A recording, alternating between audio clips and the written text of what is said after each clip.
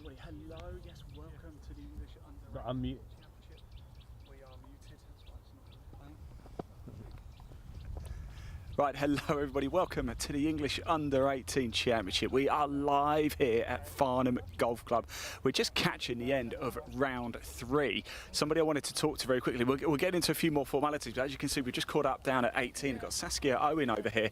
Just wanted to have a very quick chat with Saskia. I saw you yesterday, Saskia, and looks like things went quite well out there today. How was it playing? Yeah, I mean, it was pretty tough out there. I had a good few putts for birdie, but putt wasn't hot in the afternoon, so finished level, which is okay, but wish I could do better today.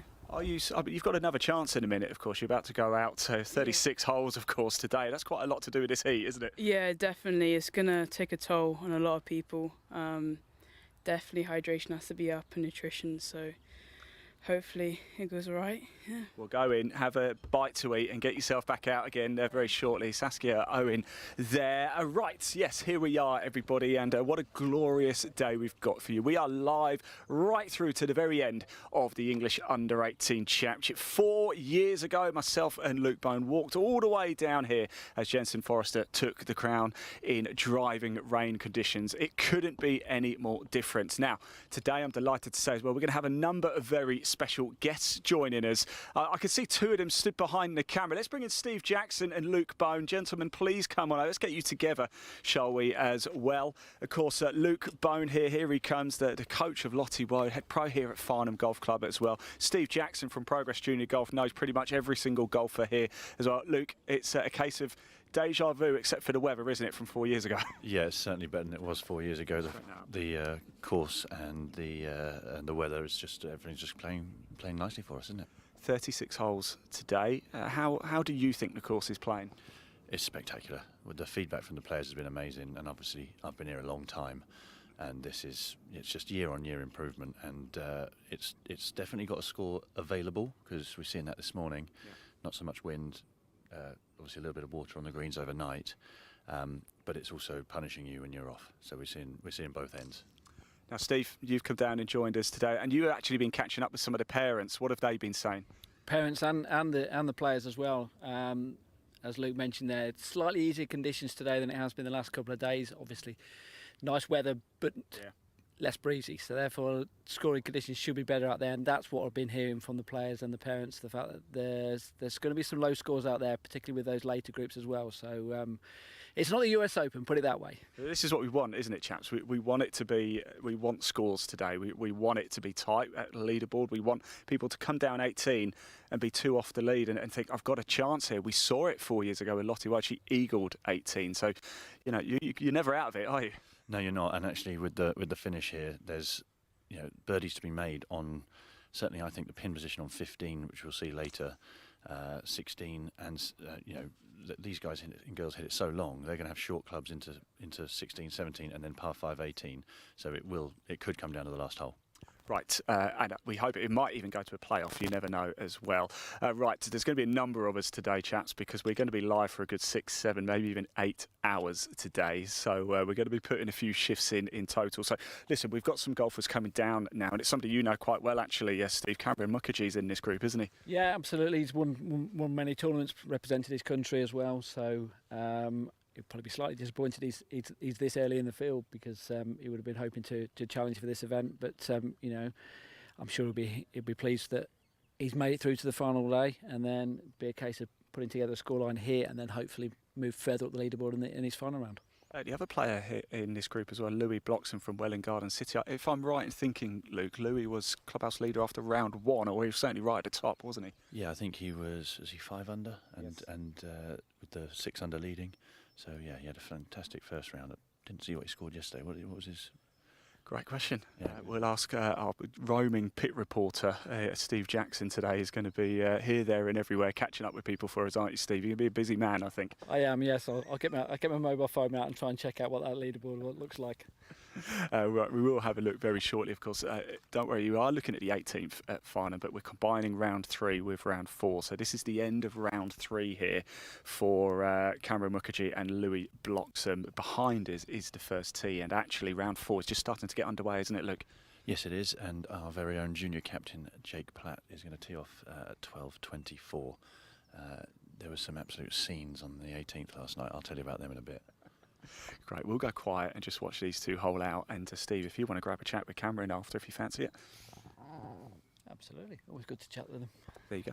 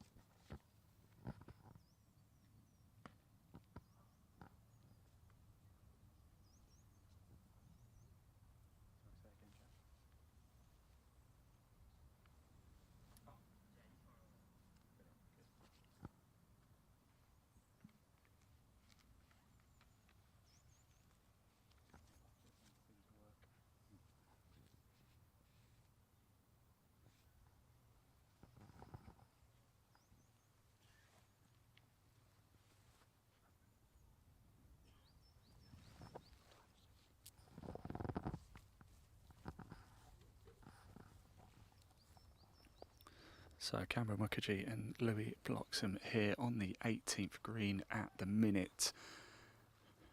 We're looking at this almost down the barrel here actually, Luke. What's going through his mind? Which is this going to break?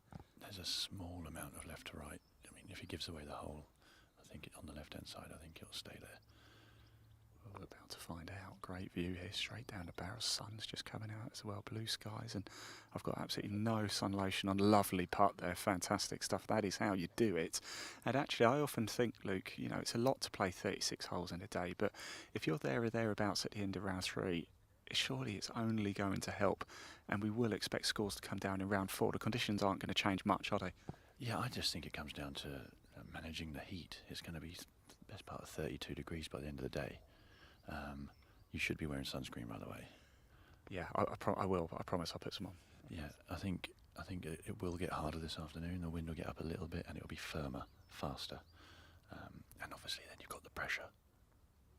Absolutely, and oh, it's just missed to the right of the hole, that one. Can he sink it? This is the end of round 3 here of 4 rounds in total. 72 holes in total, 4 rounds for the English U18 Championship, and a bit of a handshake there from Cameron Mukherjee and Louis Bloxham. And Steve Jackson, I'm going to hand you the mic, and let's find out how Cameron's got on today, shall we? Yeah, looking at his scorecard up until 15, 16 hole wasn't great, so this could be an interesting interview.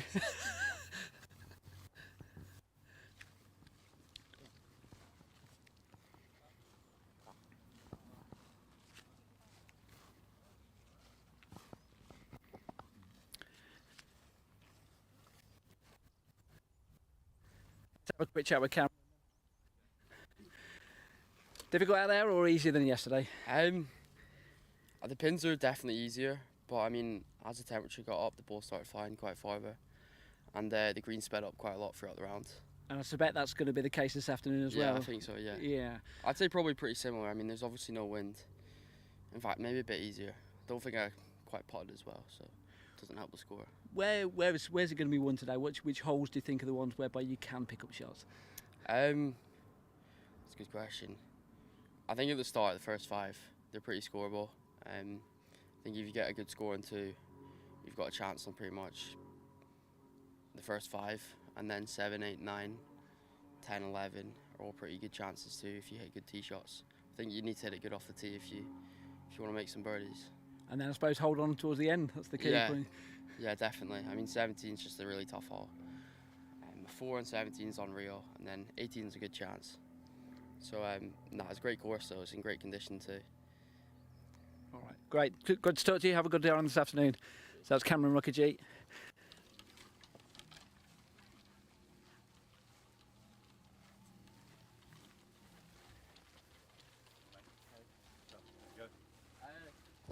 Right, so there we go, Cameron Mukherjee. Thank you for that, Steve. I really appreciate it. I couldn't hear what he said, actually, but well, I was miles away.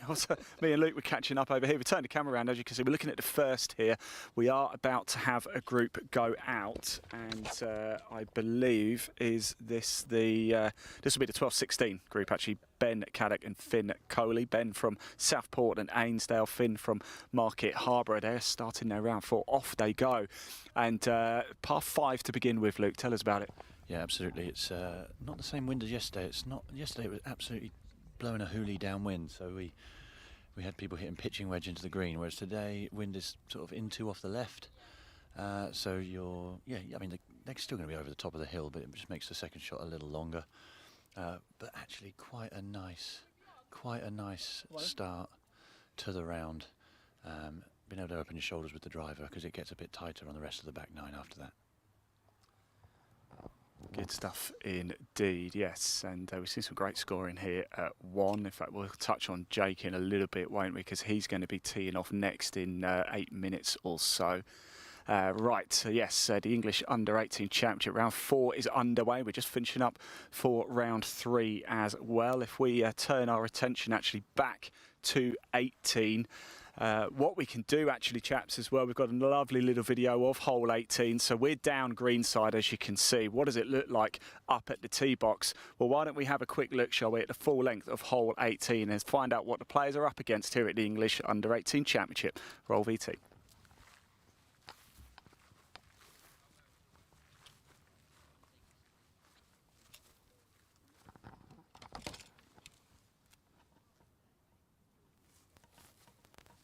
Cool, nice one. Video's on screen. Hole 18 flyover.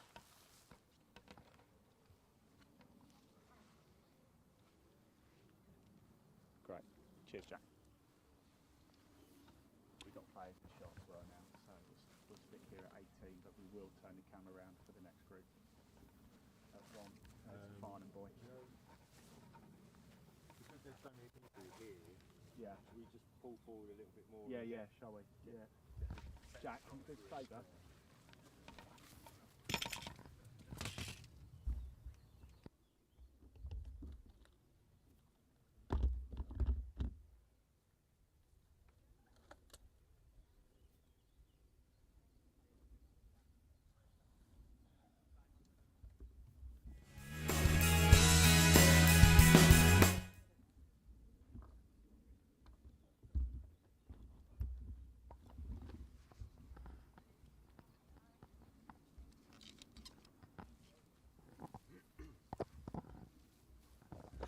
Right, everybody, we've just moved the camera, as you can see, just a couple of feet over to the left, so we've got a better view, actually, of the first tee box. So thank you to Dan for doing that so quickly.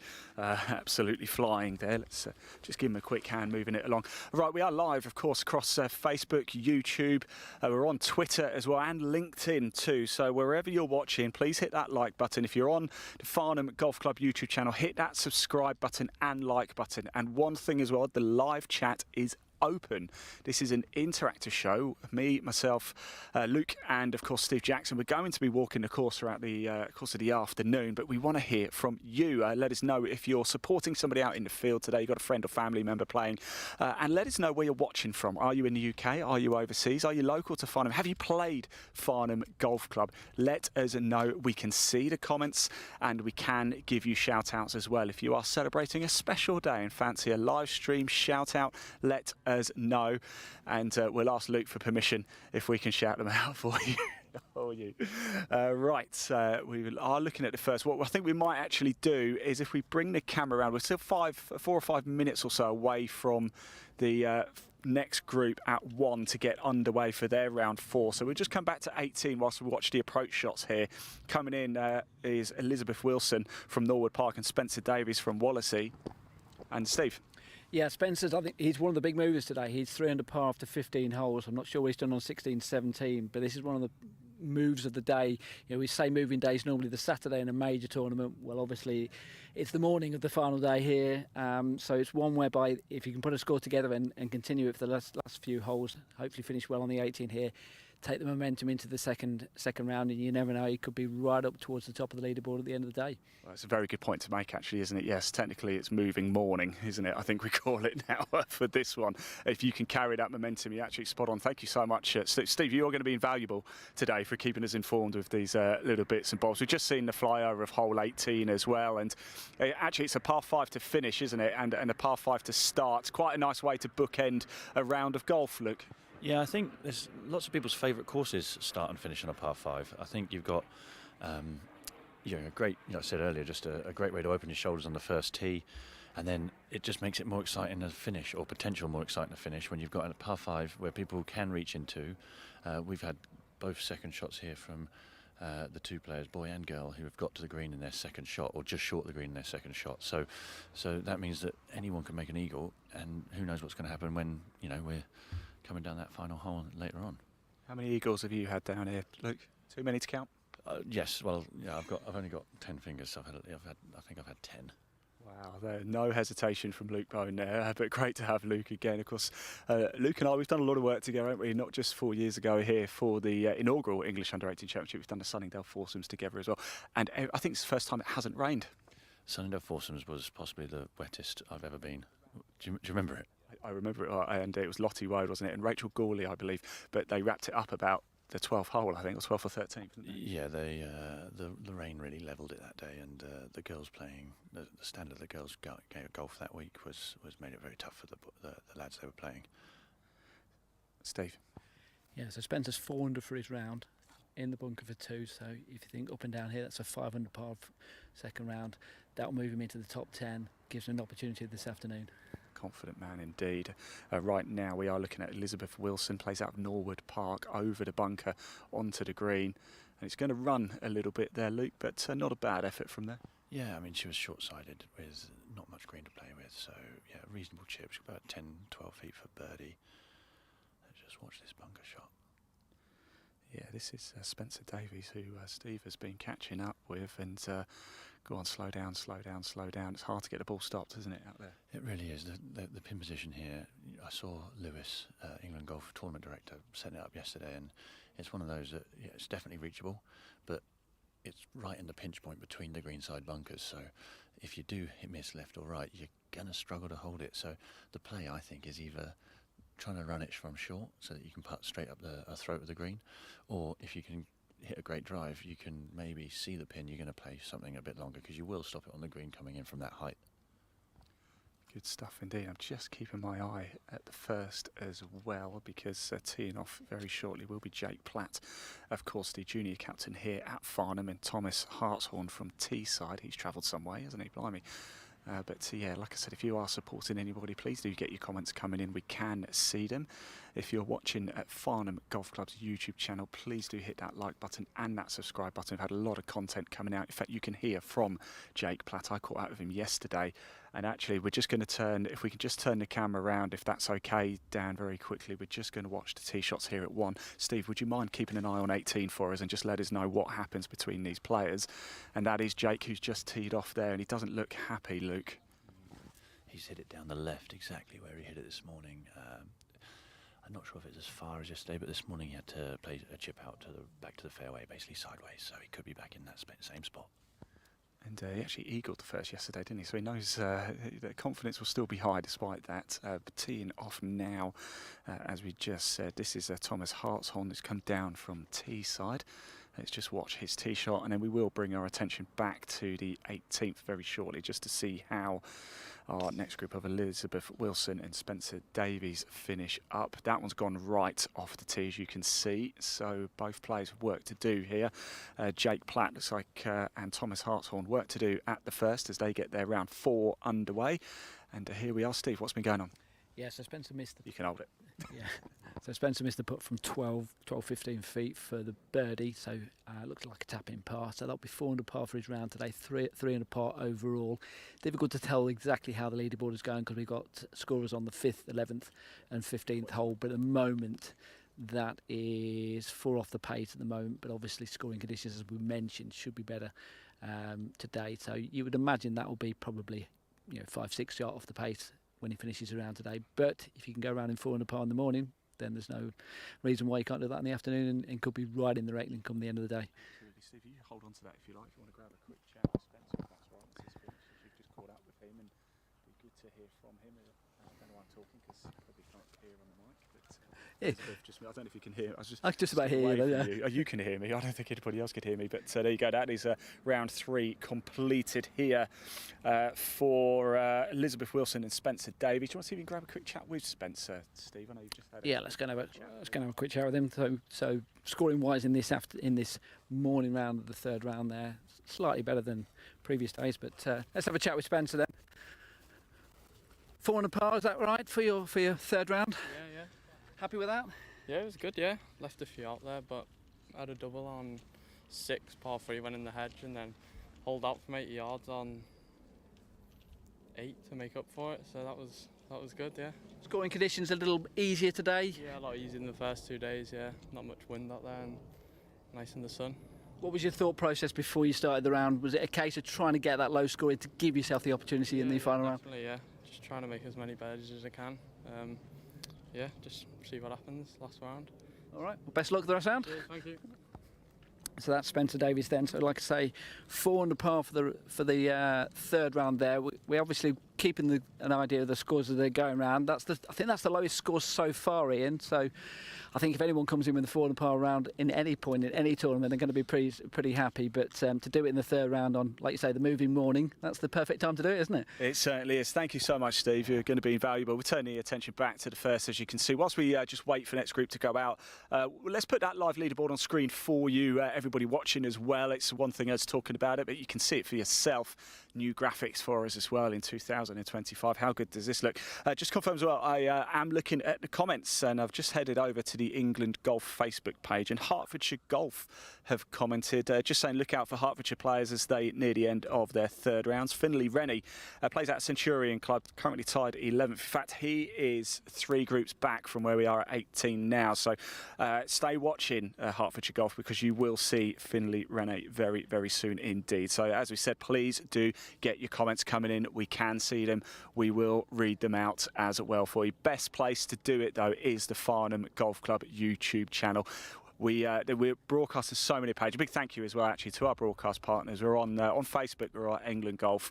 We're at Today's Golfer as well, India Golf Weekly, Golf South Magazine, Golf North Magazine, a number of places. Of course, there's Live Golf Now as well, and Farnham Golf Club too. So thank you, everybody.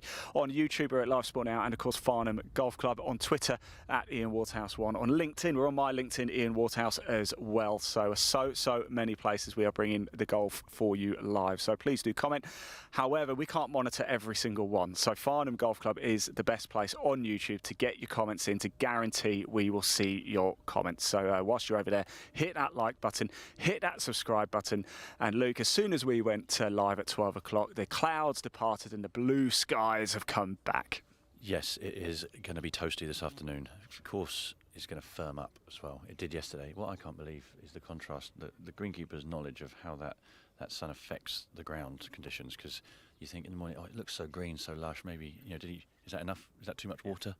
And then already you start to see it browning off and tinging on the edges, which we know makes it firmer and faster, so makes it an even better test for this afternoon's play, I think. It certainly does. So we're back at 1, as you can see, and we're just waiting for our next group to head on out and tee off. It's going to be Lottie Woodham from West Hill and Oliver Brightman. I wonder if I can just very quickly say hello to Lottie here and just find out. Lottie, just before you tee off, I'm sorry to interrupt you like this. I know you're about to get to round 4 underway, but what have you learned from round 3 that you think you can bring to round 4?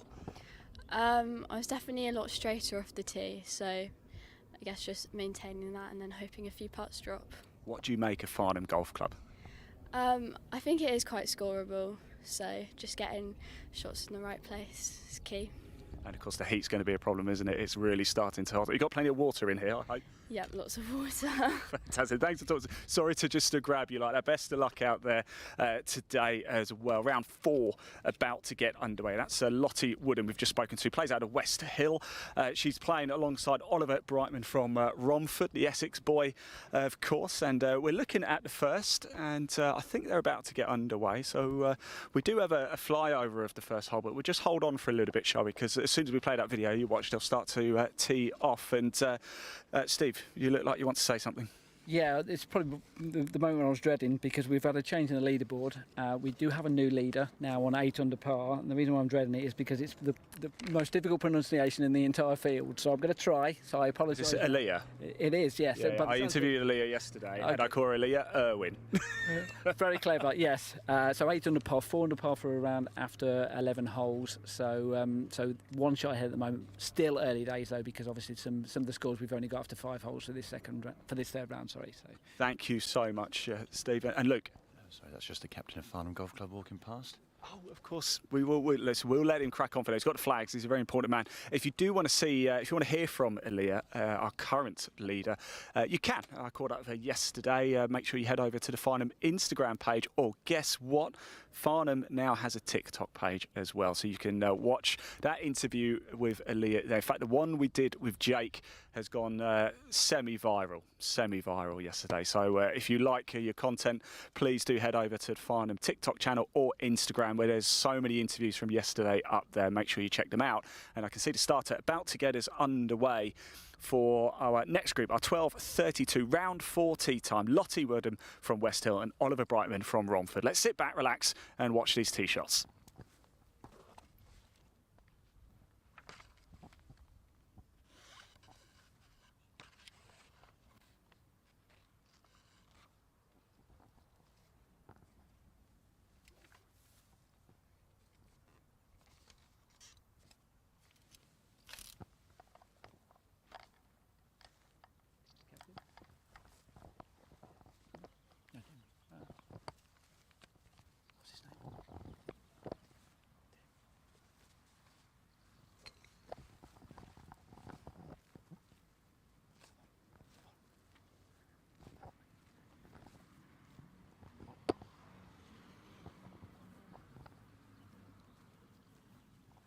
We'll have a quick chat with the club captain. We'll let them hit the tee shot first, and then we'll have a chat with the captain.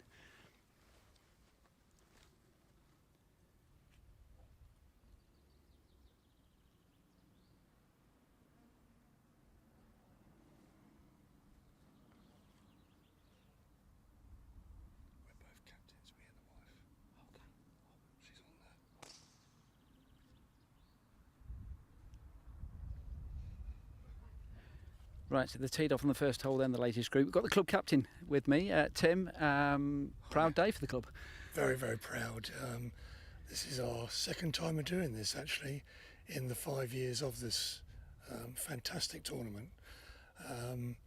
It's really good to see all these youngsters on the course, and the feedback that we're getting from parents, all the players has been, first class. They really do rate this course. And for us, we're so proud of that. But yeah, I'll probably find 1 or 2 people in the next week that I'll be playing with that will moan about 1 or 2 things. But no, we are very, very proud. And you managed to sort out the weather as well. Well done. Yes, compared to last year on the final day, this is fantastic weather. And I think the morning groups were very, very blessed that we had cloud, cover today, because it's going to be 30 plus shortly. 36 holes, and you have to feel for them a little bit, don't you? Because they're going to need to make sure they're rehydrated for this, because it could be a long day. Yeah, it will be a long day for them, but we've made sure there's plenty of water out on the course, and the parents are you can see the parents coming out with stacks of water bottles, which is great. Scoring very good as well. So, I mean, as a member here, have you ever shot 4 under par or anything like that and around here? Gross, I mean. It'd be very interesting to see what the pro would say, Luke, about my scoring, because I had to play with him the other week. But no, I play off 11.8, so reasonably happy with that. But no, I can get birdies, but not consistent birdies. I think we can all relate to that. Thanks very much. Pleasure. Thank you, Steve. Appreciate that a lot, and yeah, great to hear from there. So, right, we'll just look at, there's Emily. Emily, give us a wave, Emily. There's Emily. We'll catch up with her a little bit later as the rounds get underway. Like I said, if you are just tuning in, hello, good afternoon, and welcome to Farnham Golf Club. It is rounds 3 and 4 of the English U18 Championship, the final day. We're going to be live right until shall I get in shot? Right until the very, very finish. Luke, don't disappear. Come back over with me as well. The problem, Luke, go that side because you're a lot taller than me. I always have this habit of standing on a downslope next to somebody who's taller than me anyway. So yes, glorious weather here. We are just finishing off round 3 here at 18, and then round 4 is currently getting underway. In fact, we are 5 groups have teed off for round 4. A little bit later, we're going to head up to 6 as well, catch the action, and follow the final few groups home. We're going to follow the story. We've got Steve Jackson here from Progress Junior Golf. He's doing an amazing job, Steve. Are you enjoying your sort of Wayne Riley role here of keeping us informed and getting all the insider information for us? Yeah, toasting like the rest of us, I think. Yeah, it's getting warmer, isn't it, out there? And the golf is getting hot as well. We've got a new leader. Yep. Now at 9 under par. Luke can tell us about this. Going out in 4 under par, no bogeys in the first 11 holes from Frank Morton. So how difficult is it to do that around there? Oh. That's some good golf. That's he's navigated his way through the tricky sort of fiddlier holes. But I say the good thing about them, they're not very long. So if you do get yourself in play, you've got a lot of short irons. And I say the greens were just that little bit more receptive this morning than they're going to be this afternoon. So he has. Well, he's obviously playing very solidly, and he's got a couple of holes still that could trick him up. But let's see if if we could get to double figures, that'd be pretty impressive, wouldn't it? That's remarkable, and he's just over halfway through round 3, so he's still got quite a long way to go. I do wonder whether the weather is going to play a bit of an impact. I spoke to a number of golfers yesterday. Daisy Lee was somebody I spoke to yesterday. She went out in the morning, and she said it was definitely a benefit to go out early.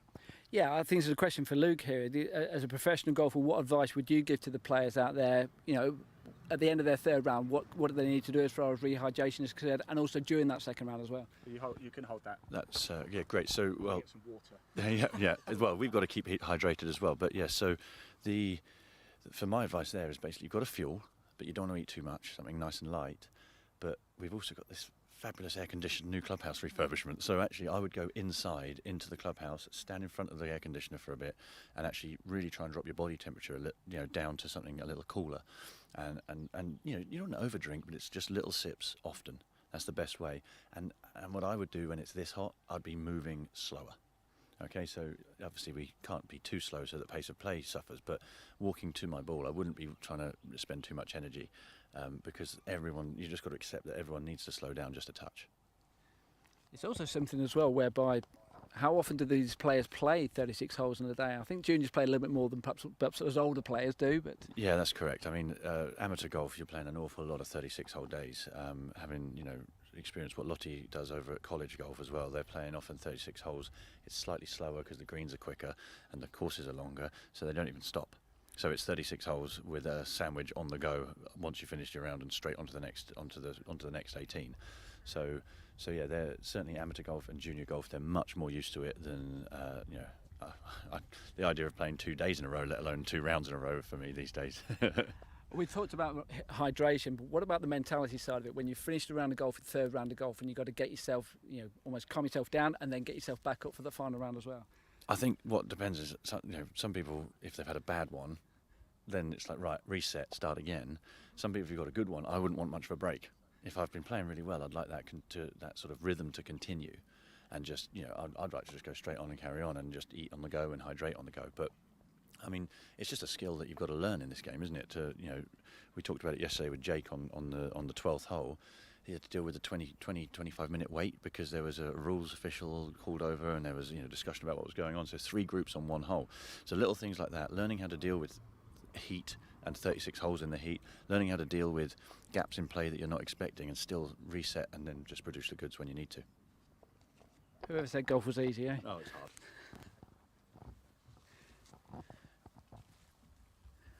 Right. We'll get Ian back in. Yes, thank you guys. Thank you for that. I just had a little break there. Right, we've got nobody coming down 18. Let's go back to the first show because we're about to get the next group underway. Sorry about this, Dan. You're going to be spinning around all afternoon, it seems. We're going to spend a little bit of time in the gap between the 1st and the 18th here at Farnham. Just to your left, actually, if that's okay as well, Dan, because we're about to get Mia Ingram from Sunningdale and Laurent Beach, who plays out of Eton, underway. 12:40 tee time, round 4 here, par 5 first to begin with at Farnham Golf Club. On the tee right now, Mia Ingram from Sunningdale.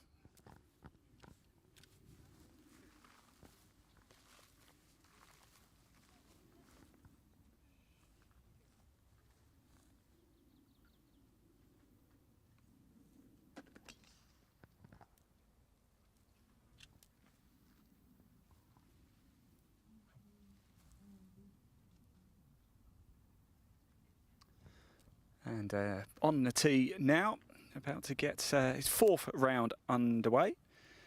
It is Laurent Beach from Eton. That's Long Eton, Nottinghamshire way, I believe, Eton, isn't it? That's correct. Luke's nodding his head.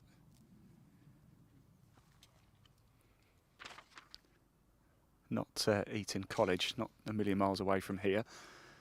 Good strike there. In fact, whilst we're looking at the first tee, we do have a little video we can play as well. We've seen what 18 looks like from above, so why don't we have a quick look, shall we, and see what the first hole here at Farnham looks like. The par 5 first to begin with. This is what the players are up against. Roll VT.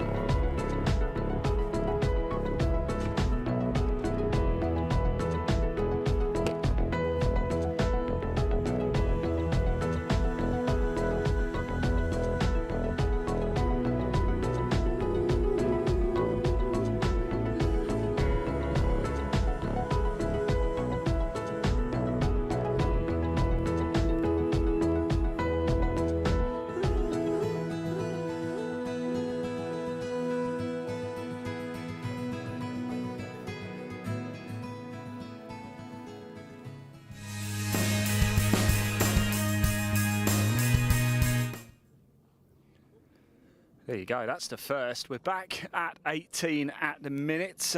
Not too much to see at the minute, although I do think we might have some players coming down very shortly. Luke Bone has gone off to get a golf ball just to see if he can give us a bit more insight into the hole here. But a couple of bunkers either side on the entry into the green. The pin is cut quite close to the front edge as well.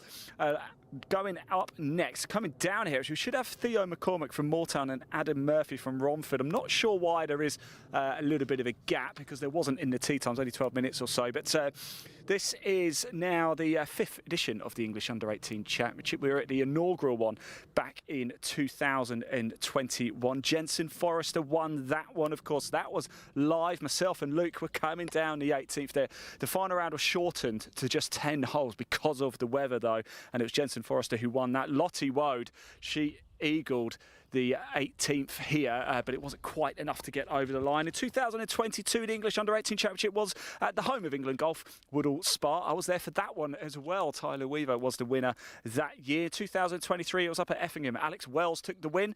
And last year, 2024, it was up at Hesketh, and it was Charlie Rushbridge was your winner. And as you can see, I'm going to get out a shot because we've got some players just coming down the 18th now to finish up their 3rd round here at the English U18 Championship. It will be Theo McCormick and Adam Murphy. Theo out of Moortown, Adam out of Romford.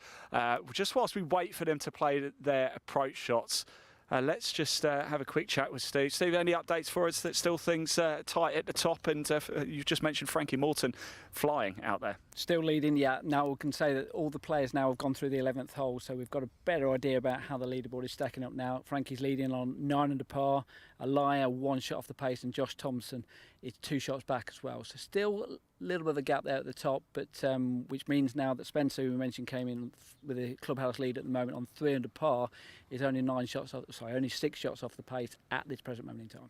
Wow, fantastic stuff. Plenty of scoring we are going to see, I think, later this afternoon. We are going to stay here in the gap between the 18th and the 1st at Farnham just to see the rest of round 3 through. Then we are going to make our way out onto the course.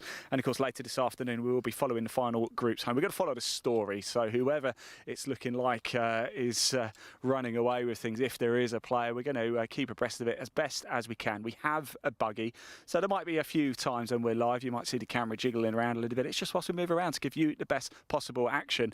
And actually, Luke, you've come back now, and I was just talking about the 2 bunkers we've got at the entrance to the green.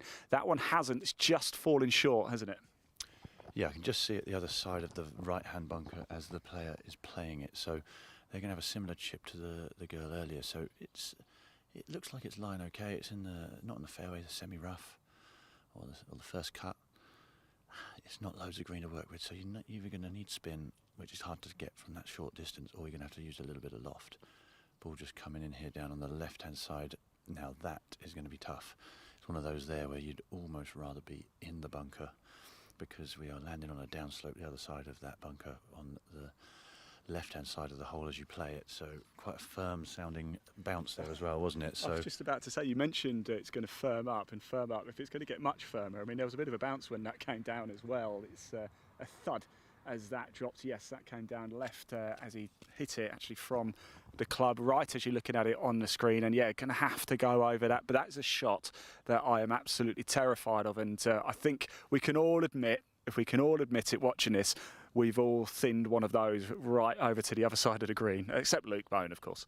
Oh no, I've done that. I've seen a few. I've seen a few where we got out of bounds over the back of this green. Now, I'm sure these youngsters aren't going to do anything quite like that, but I'm sure many members will have had times when they're thinking, right, up and down here for under my handicap, and oh dear, it goes Oscar Bravo out of bounds, and you're paying for someone's wing mirror to be fixed in the cars and the lovely houses just opposite. It's quite unique. It is quite unique here, isn't it, Luke? Because we actually literally right behind us there is a road that goes, actually splits the 1st and the 18th to the clubhouse. So you have to cross a road to actually get back to the clubhouse. So it is quite unique, and it's a very quiet road though, isn't it? To be fair, not many cars come through at all. So I don't think there's. Have we ever had an incident? Have we? I'm sure, surely not. Not with a moving car, but certainly we've had a couple when there's been a sort of a thin shot into one of the driveways there. But we got very good neighbours, on great terms with them, so it was all resolved very amicably. But yeah, it's such a lovely, lovely part of the world. So one of the beauties of Farnham Golf Club for me is that you actually feel like you're in the countryside. It's very quiet. There's no road noise, maybe from the odd car coming past on this first tee, but that's about it. Yeah, it's you're really in the middle of nowhere, and yeah, you couldn't think of a better place to be, I don't think. It is absolutely stunning, isn't it, Steve? I see you've been running around talking to people. What news have you got for us? So this group here, we've got Adam Murphy and Theo McCormack. Theo, if you can see on the camera here, Theo's the one in the blue top. We're not sure whether he's level par or whether he's 1 under par. If he is 1 under par, he's level par for the tournament. Adam's not had the best of rounds. I think he's 3 over for today, although we don't know what he's done in the last two holes. But if Theo manages to get up and down, he's there for 2, so that if he gets up and down, that'll be a birdie. But as Luke mentioned, that it's not easy getting up and down from there. Yeah, it is a great point to mention, actually. The last scoring point is up at 15, isn't it? So actually, as they come down 16, 17, they're down 18. We're not sure what score they're on. But of course, later in the day, we'll be following it a lot more closely as we follow them. So it's great that we're going to have Steve with us to be able to handle all of that for us. Over the bunker it goes, and oh, Luke, that's a nice shot. Yeah, that was. You see, he actually used the thicker part of the fringe there, so he didn't try and land it on the green with height. He actually just played a little trickler, which, maybe brings in the edge of the bunker. But with skills like these guys have got, then yeah, I'm pretty sure he just used it to kill it a little bit. We've got another one coming up here. Very little green to work with, and the same thing, playing it as a bumper run. That's going to get a chance. Oh, what a great golf shot that was! It's really interesting. A lot of people would have tried to play those balls up in the air with height to try and land it that way, softly that way, but the way they're playing them, they trust that there's going to be a bit of check, and they're precise enough to land it in their spot. And yeah, that was probably just probably a couple of inches from hitting the flag there, which might have let it drop, but both good chances for birdies there to finish up their round. Great stuff indeed. That's the voice of Luke Bone, of course, coach to Lottie Word, #1 amateur ranked golfer in the world, and of course the 2024 Speed Golf World Champion as well. And of course we've got Steve Jackson alongside us from Progress Junior Golf. You may have heard the Junior Golf podcast out there. If there's anything happening in the world of junior golf, Steve Jackson knows all about it. Steve, how do we find out more about Progress Junior Golf? ProgressJuniorGolf.com. So it's the only website in the country which has all the junior events in the UK and Ireland on there. There's over 1,600 competitions. So if you're a parent or junior and you want to find out where can I go and play in a junior competition, go on there. We'll tell you where and when you can play. And guess what? This competition was on there. I should think so too.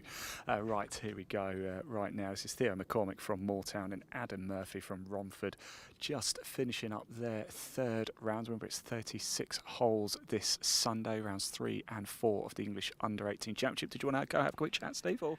I thought you were going to pick on me there. You picked the tallest player in the field to go and have a chat with him, didn't you? But I think that was a birdie then, so that's either 1 under par or level par for this tournament. So we'll have a chat with him. Yes. Excellent stuff. If you stand on the downslope and he can stand up on the upslope, then we can really have a bit of a giggle at your expense, Steve. But mind you, I'm not one to talk. It's only Luke who can get away with the tall jokes.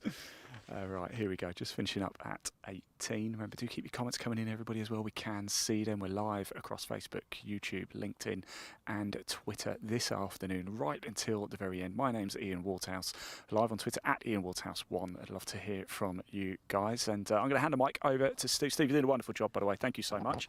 And good luck. So, Theo McCormack, let's find out.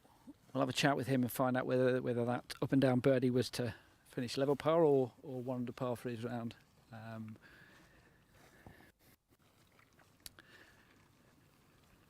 All right, guys, Theo. Have a quick chat, if that's okay. Yeah, sure. Up and down, was that for 1 under par or level par round? Level par. So. How easy, stroke difficult was it out there today?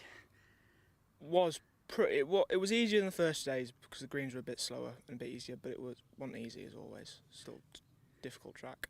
I think a level par score probably moves you up the leaderboard. Is that the target when you set out today? I'll probably get like tied 13th, 14th now, but I've still got a chance to get further up this afternoon. Just talk about that 18th hole there, where you left it this side of the bunker. Presumably when you were hitting your second shot, you didn't want to leave it there. But what was your thinking with that chip shot?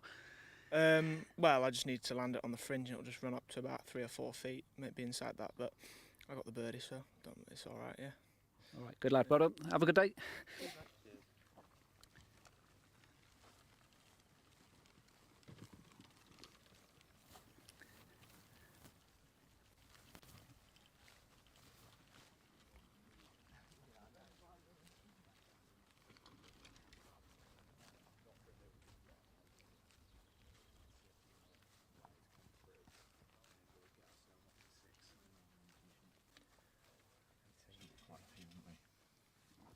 Thank you, Steve. Good stuff indeed. Next group coming down 18 already. There was a bit of a gap, so I think they're going to come flying through, and it's 2 balls at the minute all the way down. Actually, what I might do is just have a look who have we got coming up on the first now. I believe, is that Selena over there from Chelsfield? Is that Selena? I might go have a quick chat if I can. Dan, I might be asking it to spin round again in a minute, so I'm really awfully sorry about that. I'm just going to see if this is Selena. Selena, how are we doing? What have you made of your experience of the English Under-18 Championship so far? It's definitely been a good experience, and it's my first time playing in it, but I've really enjoyed it. What do you make of Farnham Golf Club? It's a really nice course, and I think it's just made my game all tested and it's really nice. That's really good to hear. Look, you're about to go out for round 4, of course, in the scorching heat as well. It's typical, isn't it? Look, what have you learned from round 3 that you think, okay, this is what I'm going to change for round 4? I think just my method of thinking, and when I'm in trouble, I need to just play it safe and just think my way around the golf course better. Excellent stuff, and of course, par 5 to begin with. What do we go for? We're going to take the. I've got the driver ready. Is that what we're going for? Yeah. Yep. Fantastic. We will certainly watch. Thank you. Best of luck, Selena. I really appreciate you talking to us. Enjoy your 4th round as well, won't you? That's Selena Bartaya there from Chelsfield Lakes. She's playing alongside Finley Lagood. We'll come back to 18. Sorry about that, Dan. I'm going to be spinning your head round all day today. I apologise, but we're going to turn back to the 18th now.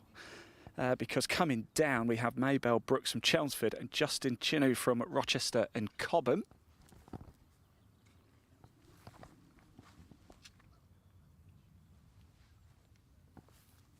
I've just been told that Maybelle might actually be just 12 years old. We'll double confirm that for you if you like. That's what Luke was just sort of whispering into my ear.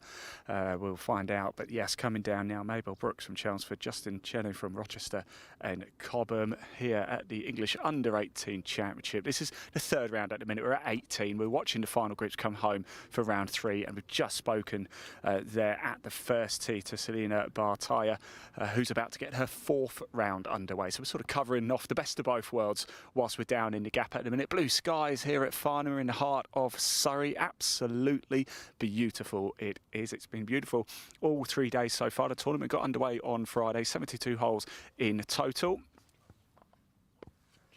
And well, yes, just confirmed. There we go. Mabel Brooks is just 12 years old, playing in the English Under-18 Championship. Remember, to take part in the English Under-18 Championship, it's a max handicap of 4 plus 4. Quite remarkable. Steve's coming back. It looks like he's got some information, but for the first time, I've got some information for Steve. Steve Jackson, I have some information for you. Did you know that Mabel was just 12 years old? No, I didn't know that. There you go. But I suspect probably the English player in the field. Yes, I would expect so. Yes, making me feel outrageously old right now. You've just been chatting to some people? Yeah, just trying to find out. Justin, looking at the scoreboard, was I think 1 or 2 under par after 15 holes. So I'm just checking to find out where he is at the moment, see whether he's. I think he's around about 11th in the field at the moment. So if he's managed to pick up a couple of shots and he's there in 2, we might have someone moving into the top 10 here. Fantastic stuff, but work to do in the bunker there on the right-hand side. Let's see what Justin can do from here.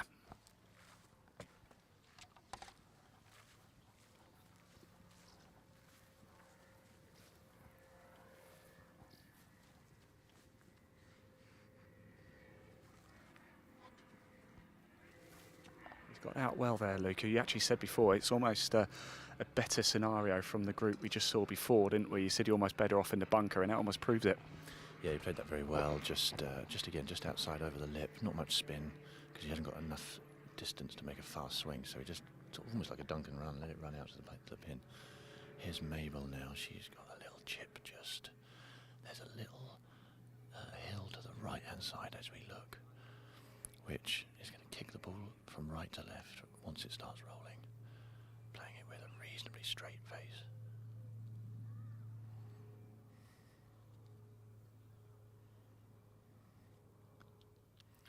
Yeah, it should just now start feeding to the left, yeah. She played it very well for pace. It's almost one of those, you couldn't hit it far enough right. It's always going to kick. The more right you hit it, the more left it's going to go. So I'd say it's a reasonable effort there from young Mabel. Not sure what her score is at the moment. Looks like Steve's got some information there. Well, not. I think Mabel's 3 over for her round. Justin, we think, is 2 under for his round. Just talking to his mum there. She's the perfect parent. Doesn't really know what the scores are out there, which is probably just as well, because it doesn't help sometimes having parents who know exactly what you've done out there on the golf course. But I think 2 under, 1 under par for the tournament, which has him at the moment 11th. That's fantastic.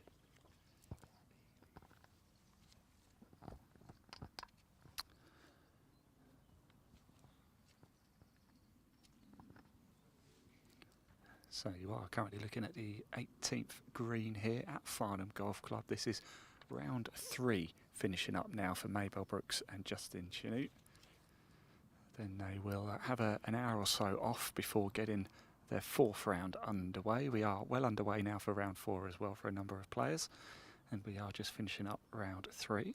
Plenty going on in the leaderboard. We'll bring that for you shortly, but let's just watch this pair hole out. 2 balls all play today on this Sunday.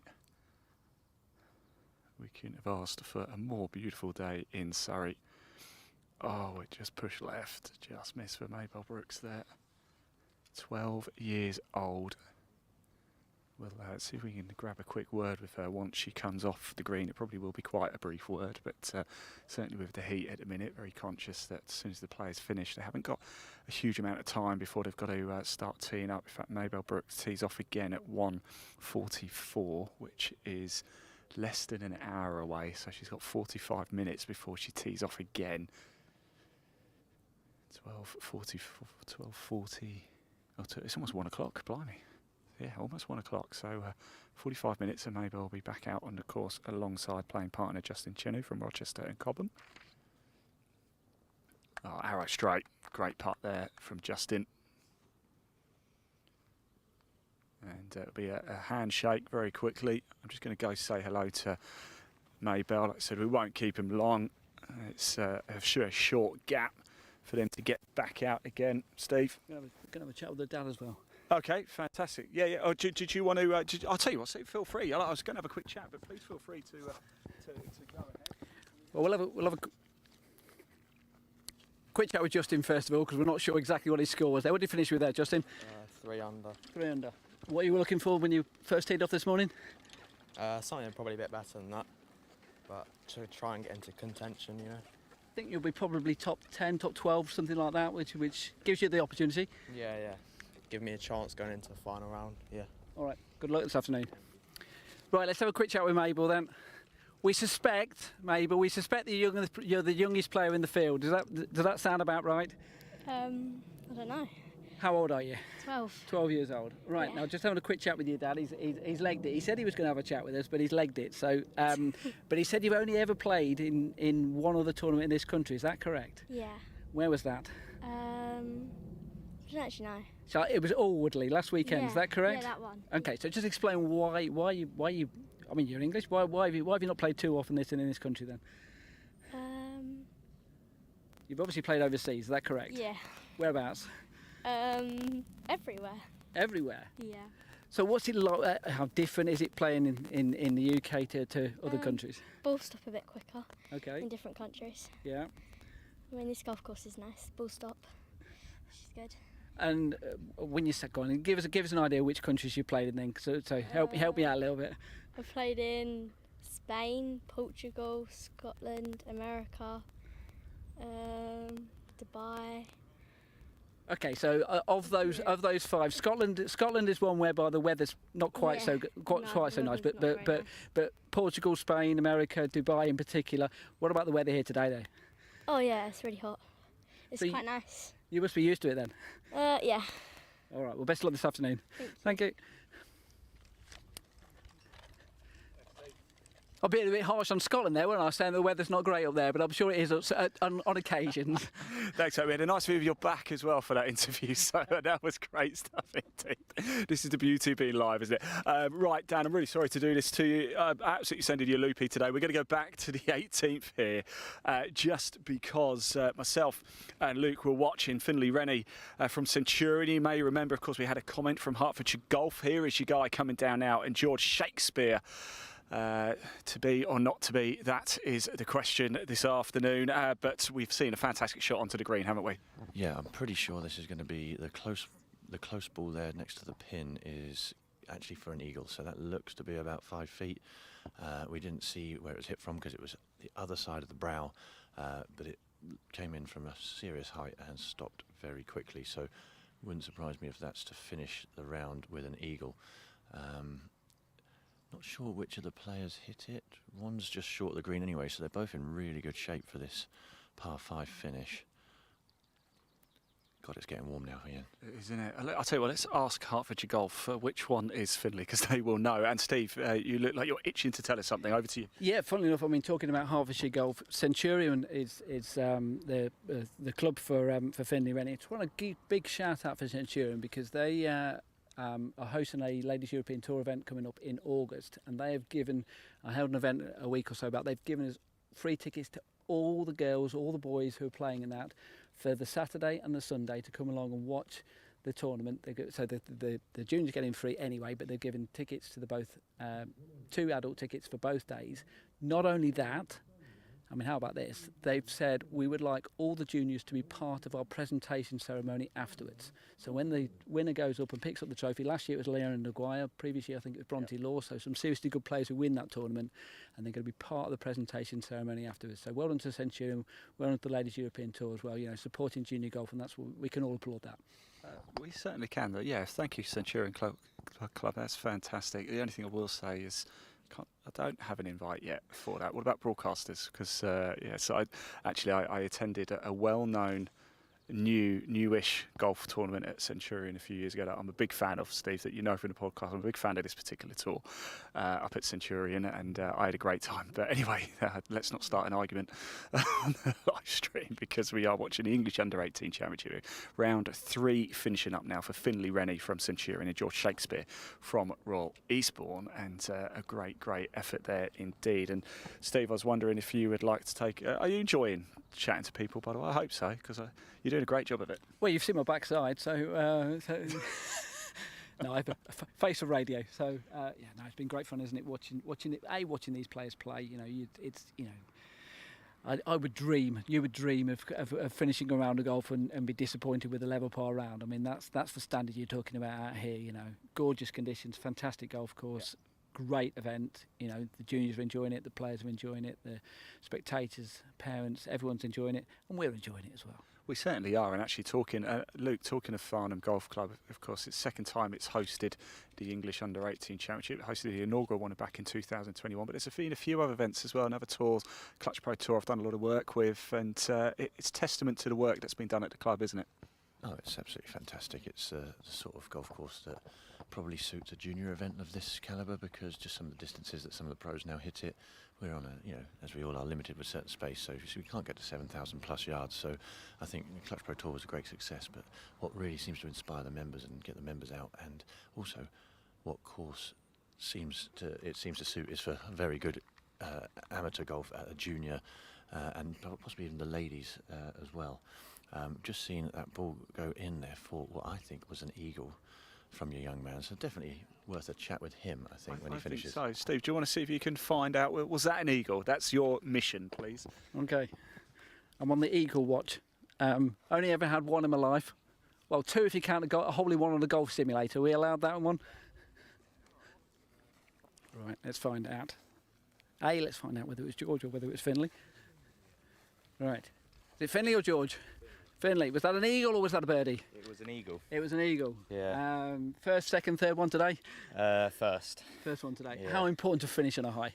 It was really important. I thought, you know, it was a bit of a scrappy day.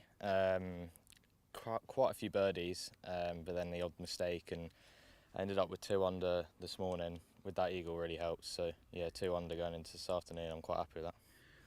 Is the momentum important? You know, when you're sitting down, you're having something to eat now and thinking to yourself, okay, now I'm ready. Yeah, definitely. I think momentum's really important, especially around here where it's quite gettable today. I think it can be. There's quite a few birdies out there, and obviously the odd eagle and stuff. So, what about the weather? The weather's it's cooler than yesterday, but the sun's coming out now. Yeah, it was quite cool this morning actually, but I think towards the back end of my round it started to get quite hot. There's a bit less wind as well, which makes it that a little bit hotter. But also makes it a little bit easier for scoring as well. All right, good luck this afternoon. Yeah, thank you. So we think you might be in the top 10 or round about then. And that obviously gives someone a chance there. No one told me there was a ball landing near me then while I was doing that interview. Trying to avoid getting hit. Oh goodness, yes, I just see it down there. Anyway, we're turning the camera back to the first. Whilst we wait for some more on-course action, let's just pop that live leaderboard back up on the screen for you so you can see how things are going for yourself. You can access the leaderboard as well through the England Golf website. So if you do want to have a look at the full leaderboard, you can do that. We'll keep the camera at the first now, Dan, just to make your life a little bit easier as well. Whilst we've got the leaderboard up on the screen, plenty of action here. You've got the clubhouse just off to the right-hand side. But that is how things are looking in the leaderboard at the minute. Stroke play, 72 holes in total. Rounds 3 and 4 being played today. We're at 18, just finishing up round 3, and we keep turning the camera back to the first to watch the round 4 tee times as well. We really got the best of both worlds here at the minute in the gap that we have found. A little bit later coming up, once we've finished down here, actually, we will go to a short break. We're going to stay live throughout the course of the day, though, so just keep this up wherever you're watching it, if it's on Facebook or YouTube. Just keep it up in your browser or on your telly or wherever you're watching it, because we're going to stay live right to the very end, but we will have a gap where we'll pop the leaderboard up for you so you can still follow the action through the leaderboard just whilst we move around the course and give Dan a bit of a well-deserved break as well. But we're going to head up to the 6th a little bit later too. We're going to have a great view of the 5th green up there as well, the 12th as well. 6th is a beautiful par 3. In fact, we had a hole in one there on Friday. Ella Cromwell with a wonderful hole-in-one there. You may have seen some of the pictures on social media for that one. If you are on social media as well, make sure you do follow Farnham on Instagram. Farnham Golf Club also now on TikTok as well. And you can see a number of interviews that we've conducted over the last couple of days. I can see Saskia Owen. We caught up with her actually at the very start of this broadcast. So she's about to get her 4th round underway. So that was the first player we saw actually finishing up here at 18 for round 3 during this coverage. And now she's about to get underway for her 4th round. Steve. Yeah, so things that you have to deal with at a golf tournament. Not usual things that you have to deal with, particularly at this level. What about a trolley breaking down? And that's what's happened to poor old Declan as he was playing around earlier, and he had to carry his clubs for a couple of holes. Unfortunately, as you can imagine, in this type of heat, affected his play a little bit. So he dropped a few shots on those holes. Back on track now. I think he's level par at the moment, but not the kind of thing you would expect as you go around, is it? What I'm also not expecting is, Dan, I'm sorry to do this too as well. Got a little bit of time before they tee off. We've got a gentleman walking over here, and he's got some sort of backpack. Let's give him a bit of a wave. What on earth is that? Oh, I'm coming over. I'm coming over. Come over. What on earth is that? This is for charity, isn't it? This is the Copperfield charity. Can you? I can't come down. Can you tell us more about it? Yeah, we're doing a charity walk for Copperfield, which is a breast cancer awareness charity for younger women. And I had breast cancer a few years ago, so I've been doing loads of fundraising for the charity because it's just such a brilliant and important cause. And I've roped all my friends in. And Steve, all women, and made him wear a massive boob, which is good because it attracts attention. And now you're talking to us. So. Well, you are live right now, by the way, everybody. Across the world, you're live at today's golf, England Golf, obviously Farnham, India Golf Weekly, so we're massive in India. The main thing is for everyone, whether you're man, woman, everyone to just check their chest. Check your chest, get to know your normal, and if anything's at all different, just go to the doctor. It's never going to be a waste. 100%. Get yourself checked. Look, guys, you did a great job. Thank you so much. Enjoy it, won't you? We are here. It's the final day of the English U18 Championship here, and we're going to turn the camera back to the action here at 18th. Sorry, guys. Sorry. Thank you.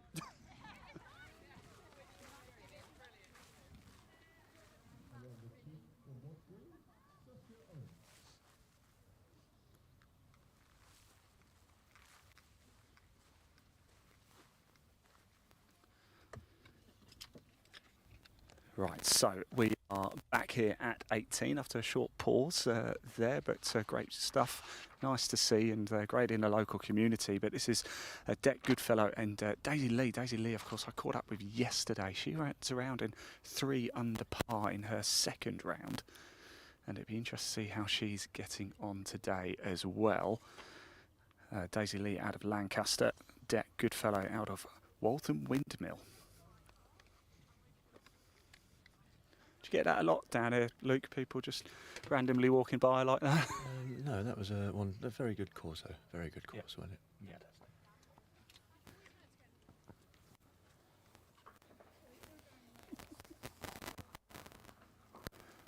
Right, we're back. Here we are, 18th. This is round 3 finishing up for these two players. The action coming thick and fast now here.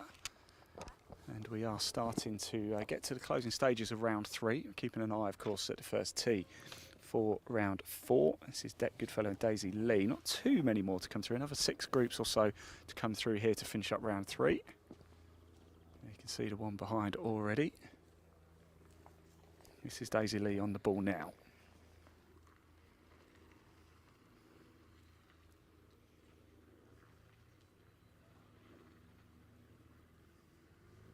Remember, do keep your comments coming in as well, everybody. We are live, of course, at Farnham Golf's YouTube channel.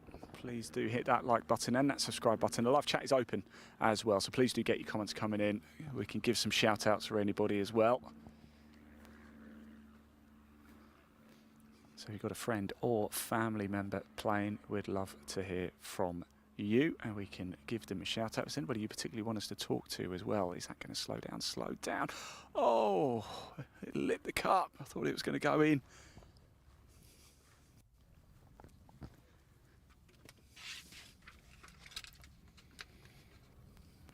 was Deck Goodfellow there, almost holing out.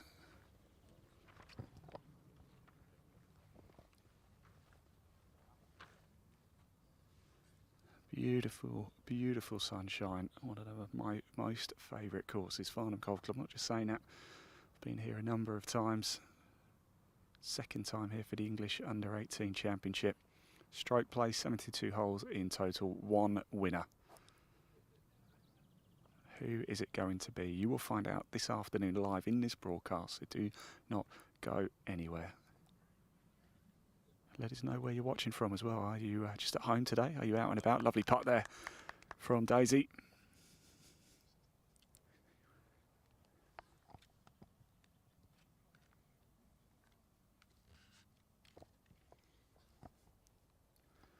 A big thank you to all the volunteers as well. A wonderful job by everybody at Farnham Golf Club and England Golf, putting together such a professional tournament. Here is Deck Goodfellow. In it drops. Round 3 complete for Deck Goodfellow and Daisy Lee. They will have a short break once again before getting themselves underway for round 4. Let's go say hello to Daisy again, shall we, and just find out how things have progressed since our chat at the end of round 2. Daisy, it's good to see you again. It's just, we obviously caught up yesterday after, I think you went round 3 under yesterday, didn't you? How was round 3 for you? Round 3 was a lot harder, I think, in my opinion. I went out later, but not my best golf, obviously. I didn't shoot 3 under, shot over, but it's okay. It's golf, to be fair. And of course, it's 36 holes today. You're going to go out very soon and do it again. It looks like the course is firming up quite a bit. It is. Greens are slower than yesterday, but I think they will warm up in the afternoon because of the heat. And yeah, they were a bit slow this morning, but I didn't really adjust to it. But I think everything's going to get a lot more fun this afternoon, so I'll just have to try to adjust. I better let you crack on. You haven't got too long to go, have you, before you back out again. That's Daisy Lee there. Best of luck, Daisy, for round 4. I appreciate you talking to us. And we're going to go straight back to the action here at 18. I'll get out a shot and let's watch our next pair come down. Thomas Prescott and Theo Morris. Thomas from West Lancashire, Theo from Links.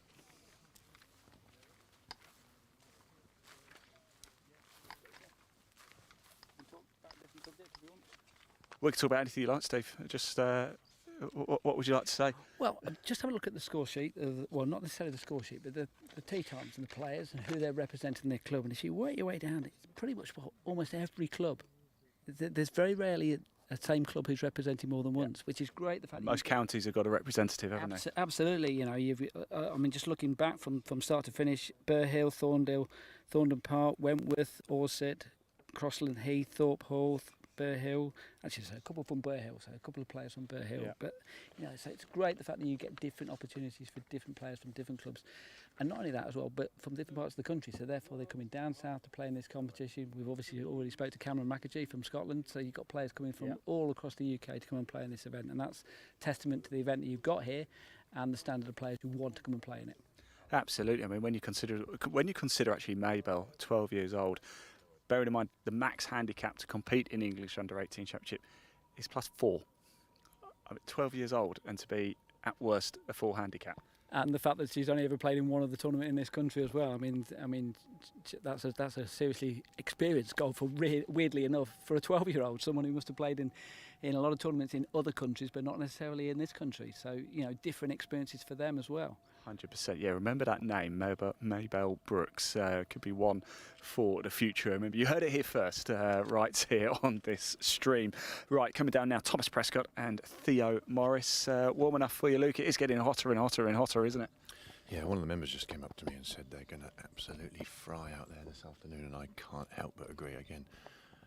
I'm looking forward to getting up to 6, actually, just so we've got some trees around us. Yeah, a little bit more shade up there, but yeah, look. We're not going to complain about it. It's the middle of summer. We've had a great summer so far, and you know, we'd much rather this than what it was like last time, Ian. And we've got the young man on the left-hand side of the hole as he plays it. This is one of those where I can't quite tell if it's got to go over the bunker, but as we just saw in the previous group, that really is narrow where that pin is. Oh, it's just been put off by the announcer on the first. This is all the sort of stuff you've got to deal with in golf. You've got to be able to reset your process. We just had quite the distraction on the road past us there, Ian, which was very pleasant. But the golfers over here were having to back off their ball a few times. But that's the nature of having golf. You got to be able to do your routine. He's played it in low. He's played it bumping. Oh, I tell you what, he won't be happy with that. But that could have been way worse. What I think is really interesting in here, and you're seeing it every time when people are missing the green, because it's so firm, they are not attempting the high floating shots because the ball still doesn't stop. It's just so bouncy. So actually, you're playing the more percentage shot. You're playing a little lower, and like, don't be wrong, he's not necessarily hit it in close there, but he hasn't done anything silly from that position with bone hard pan ground underneath the club. You could easily bounce it, and then you're starting to talk about missing the green with your approach, and then causing a bogey on a par 5, which no one wants. This is an eagle putt just hit from just short of the green, just the right side of the bunker, rolls up, looks a good pace. Oh, he's just watched it go past. Notice what he did there, which I really like, the process these guys go through. He didn't take his eyes off the putt even though it missed, so he's just got the read of the putt on the way back, so hopefully he's going to hold that in for a birdie. It's little things like that, isn't it, that you don't think about unless you're a pro or one of these very talented golfers.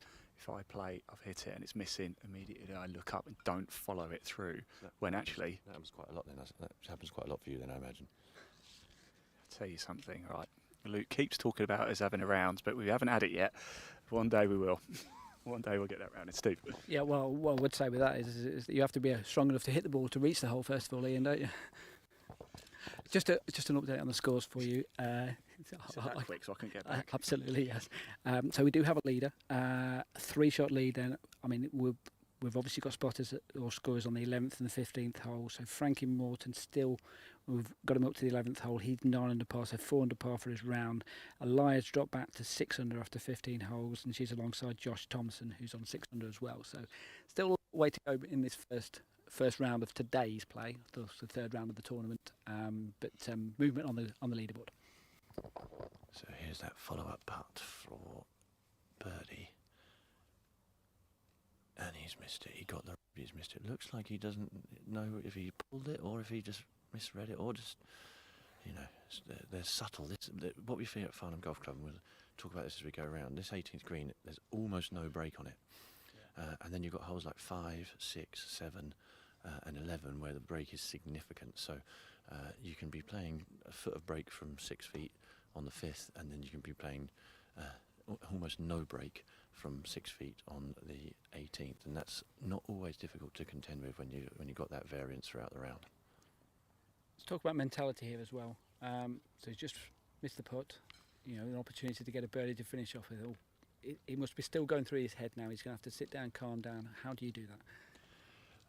If I knew that, I'd still be playing golf. No, it's all about process. Basically, these kids are playing so often that the ball is just the next time they're going to hit a golf ball. Right? They're not thinking about the consequence, or they shouldn't be thinking too much about the consequence. They're probably aware of where they are in the score, but the best players that I see, it's almost isolating every single shot on its own merit as a problem to solve. Obviously, they're frustrated if they miss, but I think they'd be frustrated regardless of whether it's for a birdie or a bogey. If they miss from 4 feet, you know that's you giving one back to the course based on things like strokes gained. They all know how clever. They're all clever now on what the stats mean, and they know that if you miss from 4 foot, you've just given one back. So that's what he'll be frustrated about. Just resetting back in the clubhouse, though, is the answer. Don't dwell on it. I mean, we all know that dwelling on any bad shot is not the way to play the next one well. But as you mentioned there, it's a lot easier to do it when it's in the middle of a round, because you can reset within a matter of minute, 2 minutes. When you've got a half an hour, 45 minute, an hour break, getting that reset, is it easier or more difficult to actually do that reset? Well, at least he has got more holes to play. If it was the last hole of the whole tournament, he would be remembering that on the drive home. So I mean, he'll come out. He'll hopefully use it as fuel. Okay, you've got to use these things. You can't be standing on that first tee later on in an hour's time, being annoyed at a putt that's in the past. So he'll have some lunch, he'll rehydrate, and just set off to try and probably go and smash one down the first and make birdie or eagle. Look, we've had a message actually come in for you. Steve Taylor says, hi Luke, this is Steve who worked in the pro shop with you for a short while. The guy who, I hope you don't mind me saying Steve, but had a car accident. He just asked, hope you're well. Steve, hello. I do remember you very well. You played a bit of golf? I think I maybe gave you a couple of lessons as well as when you were working here. Yeah, I dread to think how many years ago that was, Ian. It always feels like last year, and actually it was probably more like best part of 10. But Steve, I'm certainly don't. Thank you very much, Ian. You're being very kind to me today. For a compliment back, you look lovely. You look lovely too. Nice to see you, Steve, and nice to hear from you, Steve. And I hope you're enjoying the coverage. Good stuff indeed. Right, we've got next group coming down. We'll just quickly pop that leaderboard up on screen for you, as it looks like there's been a fair few changes. Big thank you to Steve Jackson as well, joining us today from Progress Junior Golf, keeping us informed of what is going on. In fact, he's just marching off now to go chat to more people. So great job by Steve Jackson to keep us up to speed with everything. Like I said, the scores aren't updated after every single hole. We've got to scorers after 3. 5, I believe, and certainly one after 15. There is one somewhere in the midfield as well, but unfortunately the scores are not updated after every single hole. So Steve is running around getting as much information as he possibly can. Big thank you to him. Big thank you, of course, to Luke Bone. What a pleasure it is to have Luke with us once again for round 3 and 4 of the English U18 Championship. Right now, here at the 18th green, we've got Harry Dickens from High Post and Gabriella Crowfoot from Longcliffe. They're just about to finish up their third rounds now.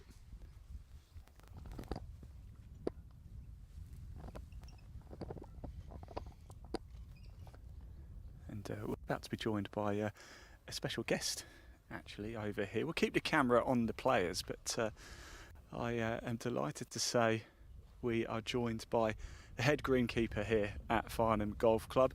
Hello, Ian. It's good to see you. First of all, thank you. What a job you've done. How much work goes into putting on an event like this? An awful lot of work, actually, which probably started months and months ago after a wet winter, trying to protect the golf course and give you a foundation to start with in the March. And then when the weather came dry, then top dressings and fertilising and mowing and attention to detail, particularly over the last fortnight. And then the guys coming in very early every morning, and then again in the evenings, just divoting and bit of hand watering and all that sort of thing. But I think it looks like we got it over the line. Well, it must be so nice for you now, because you can actually sit back, relax now, can't you? And actually just watch it now. We're all working now. Work begins for us now, but for you it begins months ago. It did. I was working first thing, and I got home, went home, and I must admit I fell asleep for a few hours actually, which was nice. And I've had a bit of breakfast, so I'm going to come and enjoy the my work and my team's work and everything that goes on at the golf club. So a bit of a walk and an ice cream involved, I think. Well, I'll meet you at the halfway hut in a bit, shall we? Absolutely. You're not back tonight, are you? I will be back in this evening. Actually, there's a couple of things. I did actually notice something not quite right with the irrigation, which I need to have a fiddle with. And then the guys are in very early tomorrow morning, because I think all the England golf guys are coming to collect all their paraphernalia ready for their next tournament. So we've got to get it ready for them. And then the members will be, I think the seniors have got a match 7:30 Monday morning, so the wheels keep turning all the time. Never ends. Well, look, thank you so much. What a job you've done and your team. So big congratulations. Steve, you wanted to have a chat, actually? Well, just one question, because we've got the latest leaderboard coming in. We've got someone in at 10 under par, so double figures under par. As the greenkeeper, is that something you like to see or not? Well, I think it's a reflection of the greens. You're not going to sink a lot of putts if the greens aren't good, so they must be rolling true, because these guys just are such good golfers, aren't they? So, maybe it doesn't bother me if people go home, they play well, everyone's happy, aren't they? Everyone's happy, so that's the important thing. Much as it's competitive, we want to play golf and enjoy ourselves, don't we? So, and people want to see some people holding putts and hitting amazing shots and all this sort of thing. So. I'm pleased. I'm pleased that someone's knocked it out the park. Still got a few holes to go, Martin, but 5 under par after 15, that's pretty good going for any round of golf, isn't it? There's some great golfers. These people might go on and become famous golfers, I think. There's no two ways about it. They're young. Actually, from a club point of view, when you do see these players and you think, perhaps, I don't know, in 5-10 years' time, and you look back and you go, wow, we had that player play our golf course. Absolutely. How pleasing that is. It is. We won't know who they are now, but as you say, in years to come, you'll think, crikey, that was so-and-so. He did that, or she did that. So, it will be quite prestigious. Remember that we were part of their journey, as it were. Fantastic. All right, appreciate your time. Right, I'll pass back to Ian, but just to mention here, Harry, I think it's just tapped him. I think he missed his putt there. That was for a par, but good round of golf from Harry Dickens there. He's gone round in 3 under par, so he's now at he's 3 under par for his 4 under par for his round. So so I think he's in the top 10. So there's some good scores out there. Yeah, there certainly is. And actually, we're getting close to the end of round 3 now. Like I said, we are going to stick around here until the end of round 3. Then we're going to go for a break just whilst we move the camera up to 6 and give you a better position as we then start to follow the action in round 4. Just finishing up then here at the 18th, Gabriella Crowfoot from Longcliffe and Harry Dickens from High Post. They are finishing up. Coming up next down 18 will be Toby Clark and Sean Jacoby. And I just wonder if we can grab a word with one of these two. We know how Harry's got on. I wonder how Gabriella's got on. And let's have a quick chat as they make their way. Another reason we've positioned ourselves here is because everybody has to walk past us as well. So we know Harry has done well. Let's find out how Gabriella has done. Harry, well done. Sounds like a good round for you. Gabriella, we don't know how you got on. How was it out there? Brutal. You're shaking your head. Yeah, well, I had a good back 9, 1 under back 9, but not a very good front 9. But okay, we've got room this afternoon. Do you know what, guys? A few people have said to me, actually, the front 9's been scoring a little bit better. I mean, you've just proved that's not actually true, but for round 4, do you think that might be the case? Yeah, now I know like where the pins are, where I can miss greens and where I can't miss greens. Yeah, excellent. Harry, let's just touch on you. Thank you so much, Gabrielle. And you seem to like this place, certainly around 3 there. It's not too bad, but I had a 6 on 13, which wasn't ideal, that perfect. But then I got 3 straight back in a row, so that was quite a nice comeback. But yeah, I like it. It's a nice course. They've done a really good job, and just hopefully one more good round. And this 18th here, this is gettable, isn't it? Yeah, and that kind of keeps you in the game, doesn't it? Yeah, it's just a different wind direction from what it was yesterday, which, like, when it was all wind into it, like the fairway was a lot tighter, whereas today I think the scoring will be a bit lower. Excellent. Look, Harry, I'll let you crack on because you haven't got a massive gap, have you? And stay hydrated this afternoon, won't you? Because it is roasty toasty indeed. Nobody else coming down 18 yet, but we'll stick down here for a little bit because nobody's teeing off at the first. Just a quick reminder, of course, we're live across social media, and best place to get in contact with us is at the Farnham Golf Club YouTube channel. The live chat is open. Hit that like button, hit that subscribe button. But we are live, of course, at Live Sport Now on YouTube. We're also live on Facebook at England Golf, at Farnham Golf Club, Live Sport Now. Big thank you to our partners, Today's Golfer, India Golf Weekly, Golf South Magazine, Golf North Magazine. So many of you. A huge thank you for enabling us to bring this wonderful championship, the English U18 Championship, live for you from Farnham Golf Club. And whilst we wait for the next group to come down, let's just pop that leaderboard back on the screen for you. I'm going to get out a shot, but we can see how things are shaping up at the top. This is the first section, really, of the afternoon. We are going to be live throughout the course of the day, but don't worry, Dan, we will have a break at some point as well, because it is roasting hot. So not only do the players have to look after themselves, we have to look after ourselves as well. There's no studio for us. We are literally right on the course with you the whole afternoon, and it's going to be one long broadcast. So stick it up wherever you're watching it. Keep it on your screen. Keep it stuck up there if you're on Facebook, YouTube, or live on Twitter as well, actually, at Ian Waterhouse 1. That is me.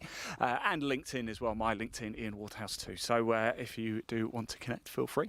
If you're watching, we're clearly got this similar sort of interest. So yes, live leaderboard on your screen whilst we wait for the next group to come down. And I'm just going to go get a little bit of water, and we'll be back very soon.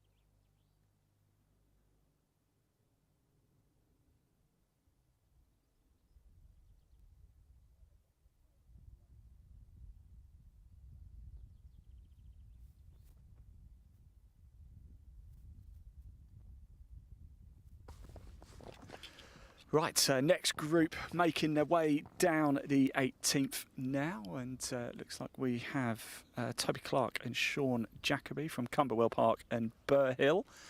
Plenty of action still going over at the first as well. Round 4's underway.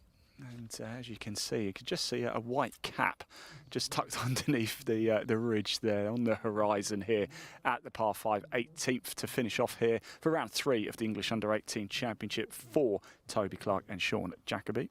And then after that, we've only got 3 groups left. So we're going to stay here at 18, the gap between the 18th and the 1st. In fact, we've got a player off to our right, actually. I didn't see them there. They're just in the trees, just off to the right there, as you can see. So difficult shot that, I assume, then. Well, I'm not too sure who that is, actually, whether it's Toby or Sean. Oh, lovely shot coming onto the green. There it is, look. That was all the way back there. Great stuff.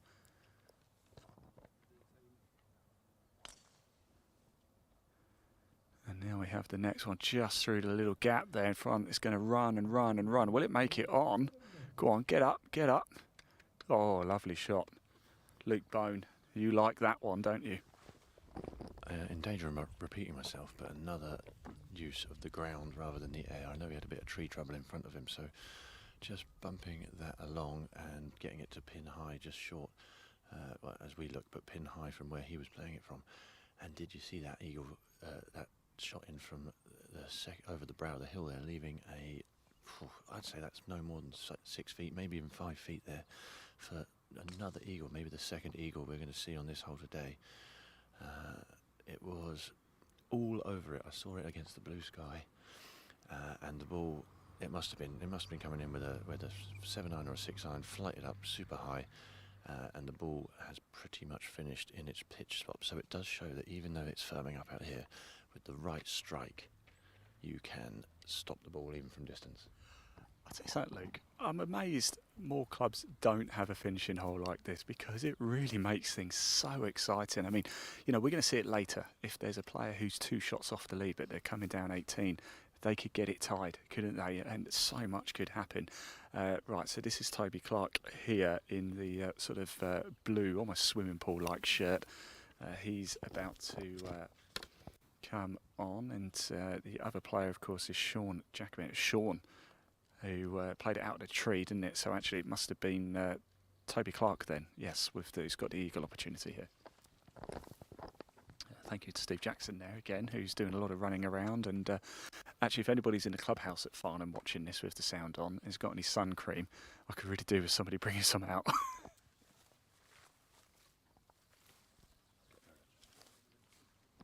So here at the 18th, group's just gone off behind to start their round 4 at the first, but we're focusing in on the end of round 3 here. And after this group come in, there's only 3 more to come through 18, only 3 more for round 3. 6 players in total left after this one. Steve? Yeah, so Toby just dropped one on the 17th hole, so he's back to level par 3 under par for the tournament, which means that this putt that he's got now, probably from about 5 or 6 feet, will be for the clubhouse lead at 5 under par. Wow, fantastic.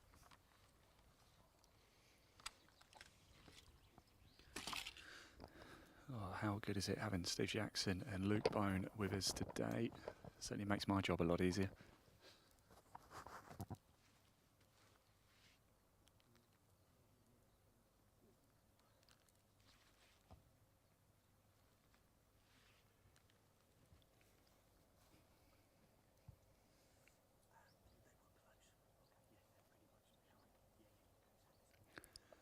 Remember, do keep your comments coming in as well, everybody. If you want to shout out, we can see the comments to guarantee that we see them.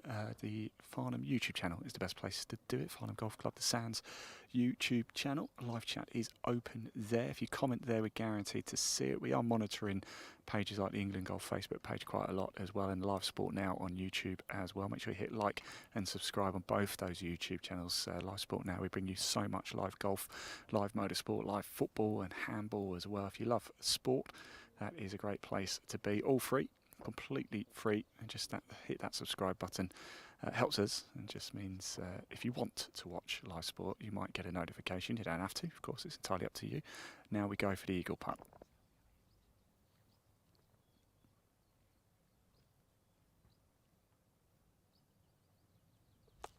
Yes. Big round of applause from Luke Bone. Appreciative there. Some fantastic golf. Eagle here at 18.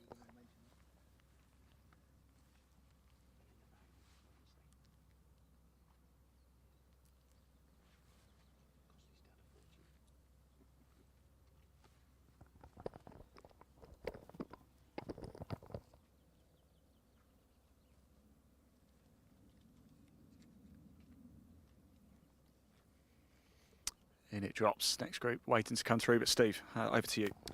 Yeah, let's go and have a chat with Toby then. So Eagle there takes the clubhouse lead, so 5 under par. We do have a player out on the course with 3 holes to play who's 10 under par, so that might not well stay as the clubhouse lead for too long. But let's try and grab a word with Toby then. Toby, nice way to finish it. Eagle on the Ast. Yeah, it was a great eagle. Been hitting driver really good all day, to be fair. I just smoked one straight up the middle. 188 I just hit a nice little low 6 iron to about 3 foot, tapping eagle. Happy days. Nice way to finish the round, particularly after what happened on 17 as well. Yeah, 17 was a little bit of a mistake, really. I should have hit driver down there, but I hit 4 iron instead. I went into the trap and then made a great up and down to save bogey, so that was big. You're probably not aware of this, but you're the clubhouse lead at the moment. So how does that feel in the fact that you're in and around it? Yeah, it feels really good, to be fair. Obviously, it's great to lead, but we've still got another round, so I'm not going to let that get to me. And we've still got 18 holes to go even lower. We're live. A mention for your dad as well, because Yes. new putter this week. You've got to say thank you to that one. Yeah, thank you to my dad, Nathan Clark. That was big. We decided to get a new putter because my previous tournament I putted pretty poorly. And big shout out to my coach as well, Ben Lloyd. My uncle as well here, Uncle Rick. They've all helped with my game, and the flat stick played a big part in today. All right, good luck this afternoon. Thank you very much.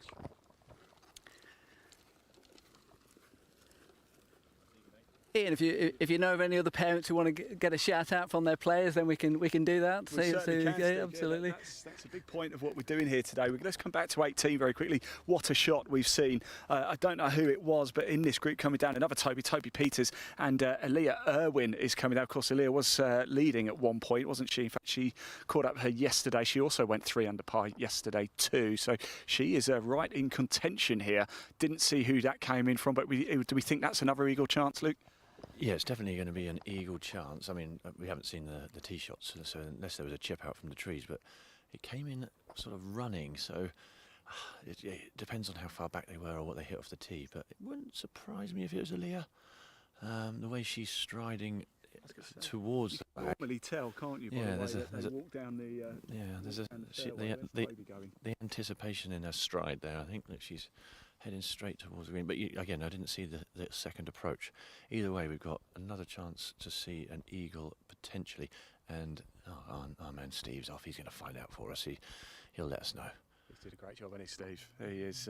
He is saving my feet today. I tell you, I'm very grateful for him. But it's also just helping us, give more information to the people watching as well, because it's not just us who are watching it now. They're all, the whole clubhouse has got it on.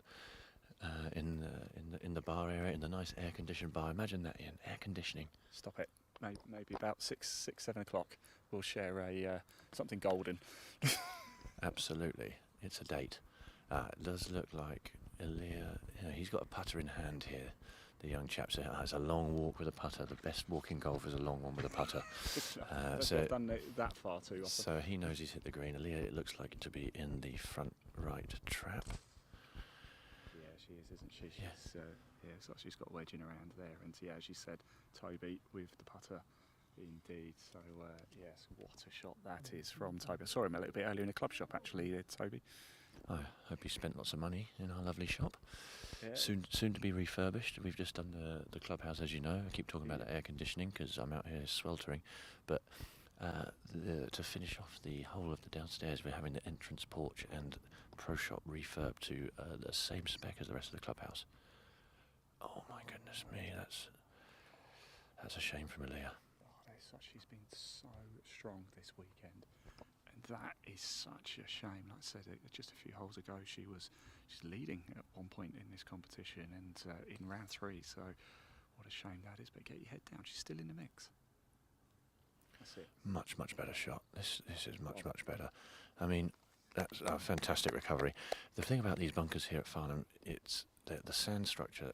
All of the competitors are saying how they like playing out of the bunkers, but it's the lips are so severe and so sheer. If you're up against them, you've got to get it up quick, and that isn't always easy. Aaliyah did a great recovery there, and let's hope that was in the bunker in 2, so it's just a little tap in for par. Steve. Yeah, so you're correct. That will be a par, and she's at 7 under par. So that'll be clubhouse leader if it stays like that.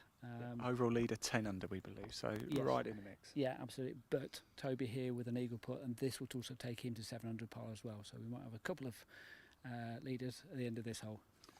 Great stuff, Steve. Thank you very much. And I think Aaliyah's Toby. It's going to be Toby who's going to go for his eagle putt first. So Toby Peters out of Thorpe Hall.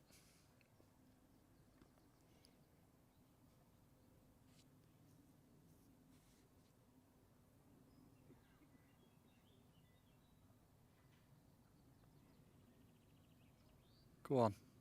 Oh. Wow. Wow. Aaliyah up next. Heine Checker Irwin. Well done. Potentially. Irwin. Aaliyah Irwin. Of course, I caught up with Aaliyah yesterday. If you want to catch that interview with her here at 18, you can. It's across the Farnham Golf Club social media. And that is round 3 completed there for Aaliyah Irwin and Toby Peters, and both in the mix, Steve. Absolutely. So both at 7 under par. Clubhouse leader up until that point was 5 under par, so 2 ahead at the moment. But we do have someone out on the golf course, we think, at 10 under par. Let's go and have a word with Toby and Aaliyah, though. Find out how they got on out there. By the sounds of it, pretty good.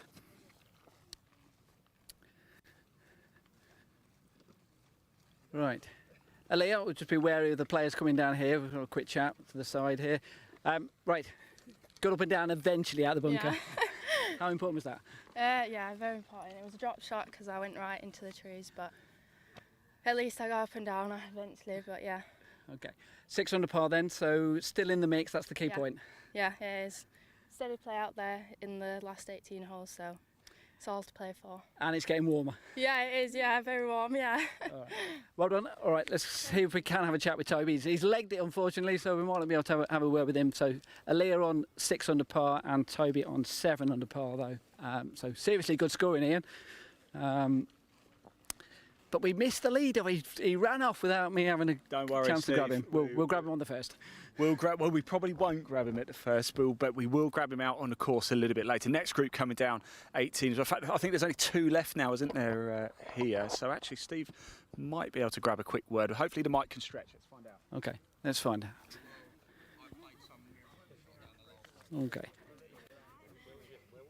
Toby, you okay to have a quick word? Yeah. Move a little bit in mic zone, so. Right.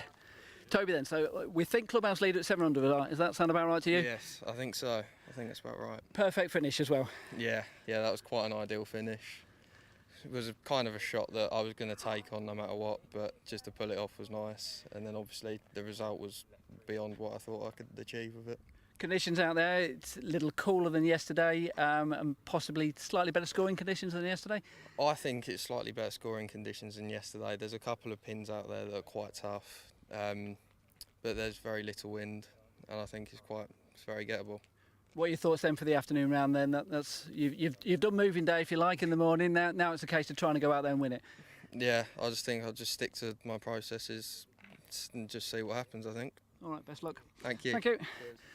All right, that's our clubhouse leader there at the moment. And 7 under par is seriously good scoring there, and I mean that's the perfect way to finish a round of golf, isn't it, Ian? Certainly. Not that you would know. And that's. I'm coming in for some stick today. I'll tell you what, Steve, we've just missed a wonderful approach. Look at that onto the green there for our penultimate group here for round 3. And leader. Yeah, well, Frankie Morton, of course, we've been following him quite closely. He's absolutely flying. Josh Thompson as well in this group. So Frankie Morton out of Orsett, Josh Thompson out of Wentworth, not too far from here.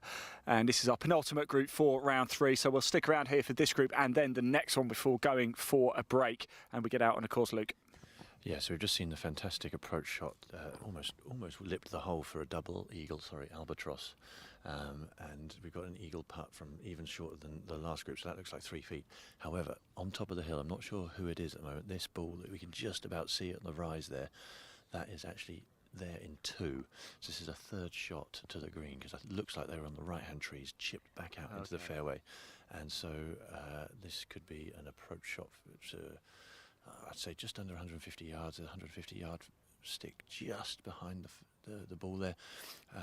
So yeah, maybe 130 to the pin with that pin at the front. Just a little bit of wind down off the right is what I'm feeling here. So again, probably going to have to think about missing those 2 bunkers. Just lasering his yardage there. Doesn't look all that happy with himself, but then sometimes they've just got that relaxed attitude and look that it's almost like water off a duck's back. So They're teenagers, aren't they? They're cool, calm, collected, and I wish I was still that cool. I have never been that cool. I didn't want to say.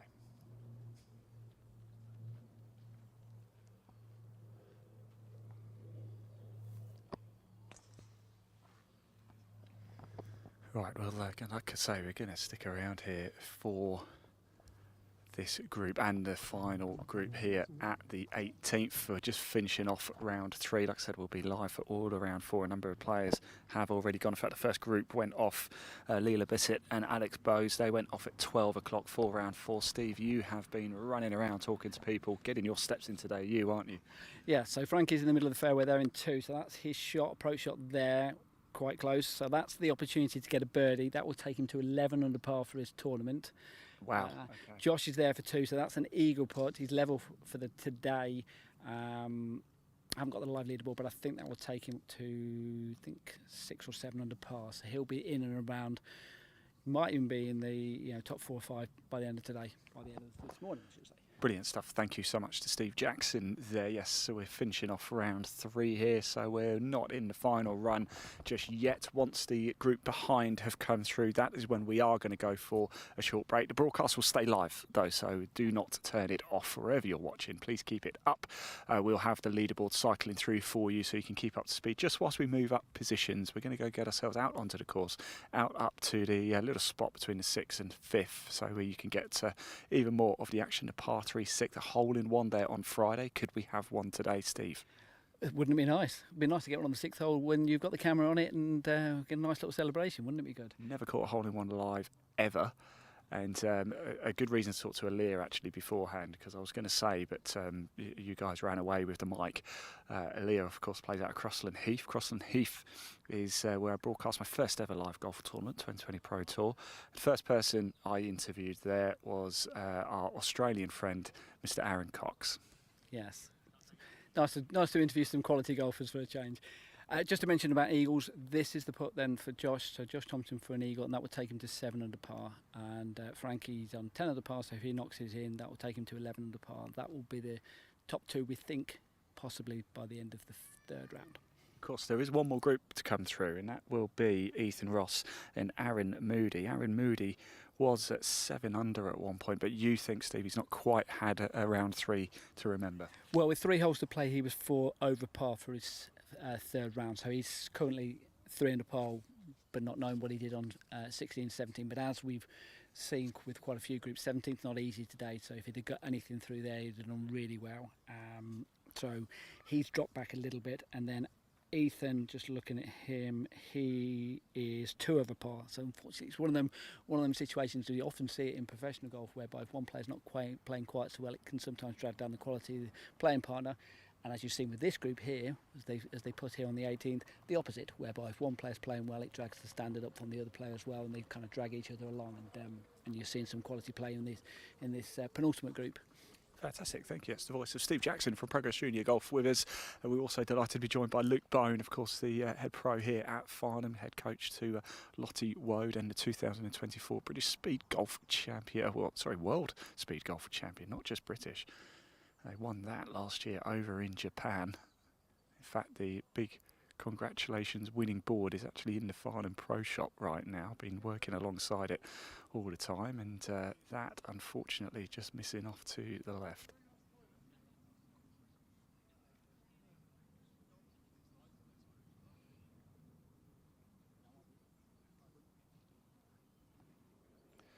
Well, as ever, do keep your comments coming in, everybody. We love hearing from you. And can this drop?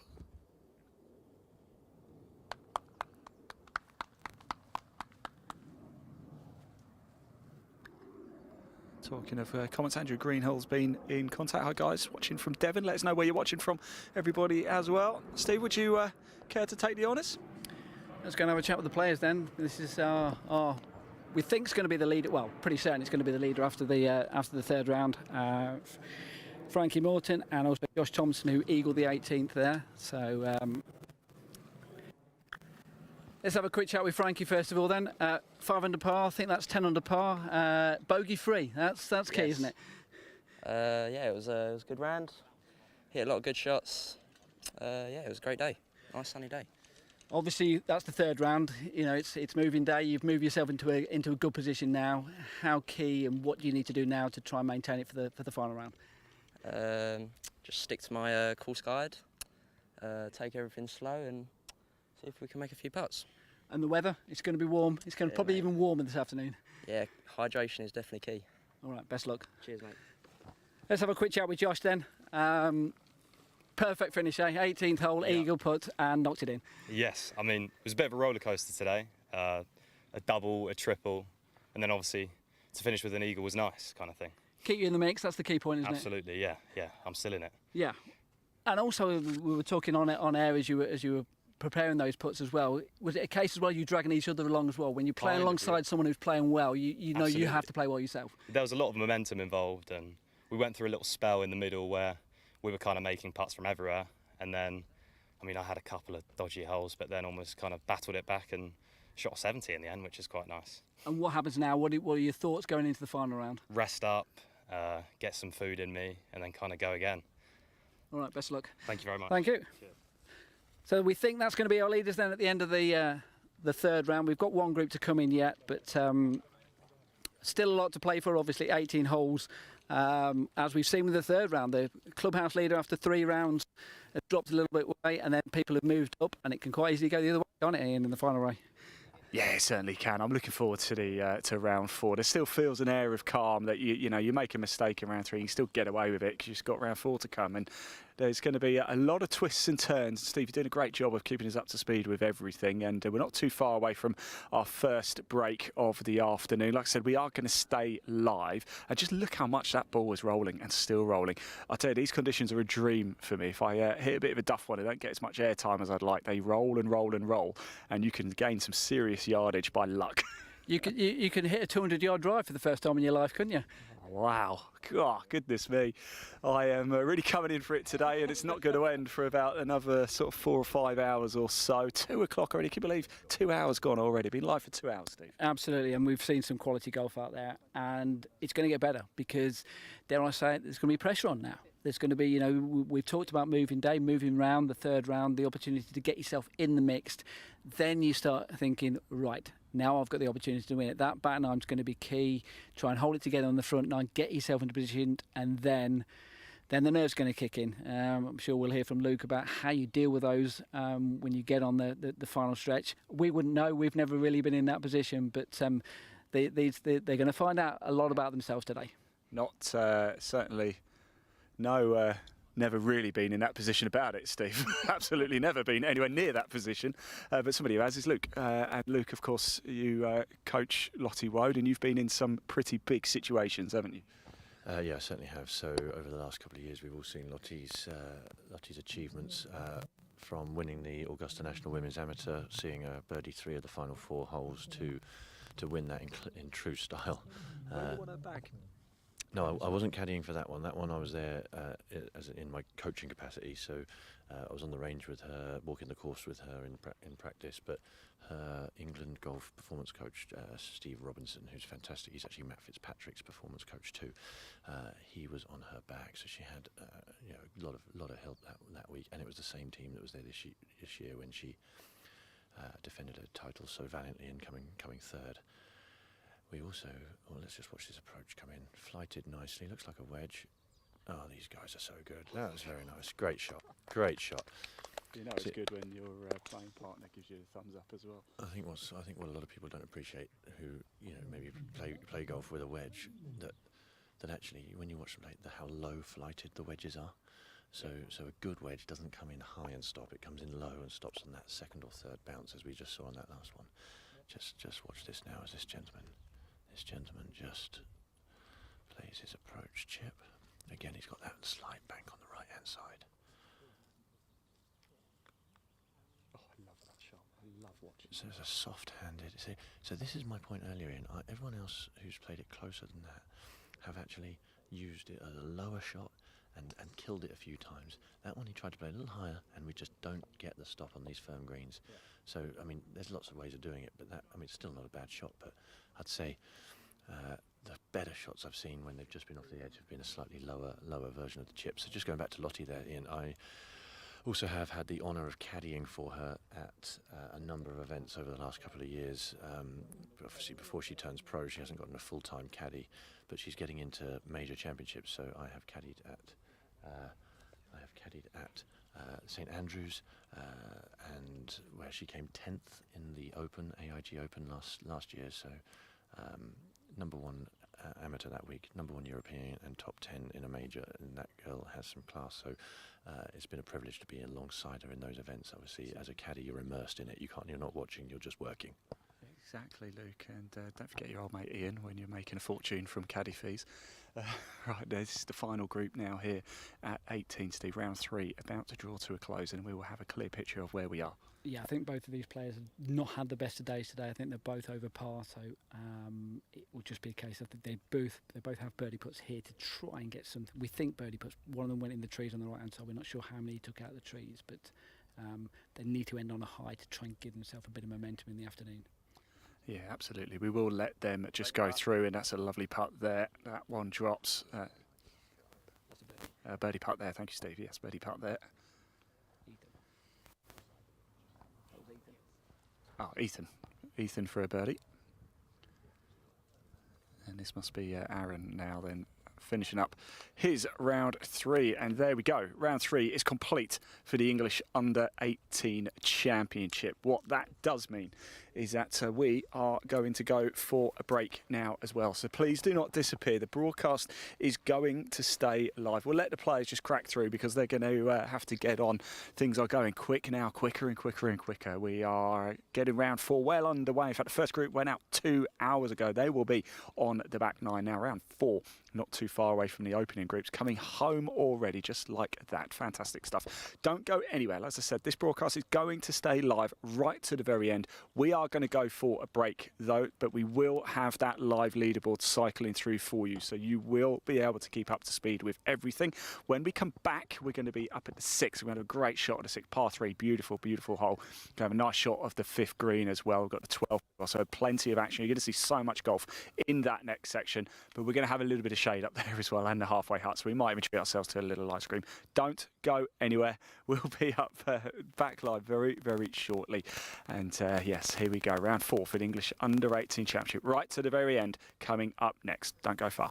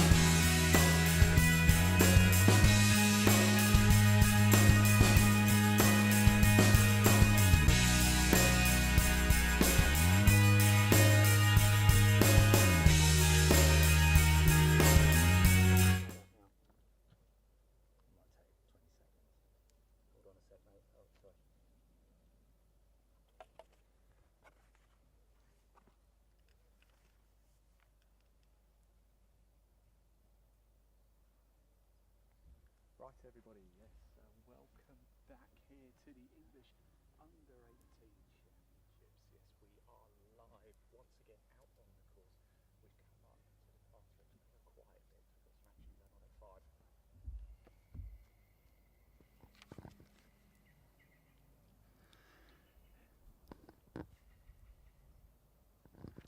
Yes, hello everybody. I think you can hear me now. Yes, welcome back. Had the mic muted. And we're back in action here at the English Under-18 Championship. We are well into round 4 now. You're currently looking at the 5th green. I'm stood on the 6th tee box here, and plenty of action going on right now. I believe this is Maybelle Brooks and Justin Cheney. We spoke to them a little bit earlier. Of course, Maybelle just 12 years old. Things really heating up at the top of the leaderboard. What a shot by Justin that was. So plenty of action here. Yes, welcome back everybody. The English Under-18 Championship. We are live at the 6th, currently looking at the 5th green.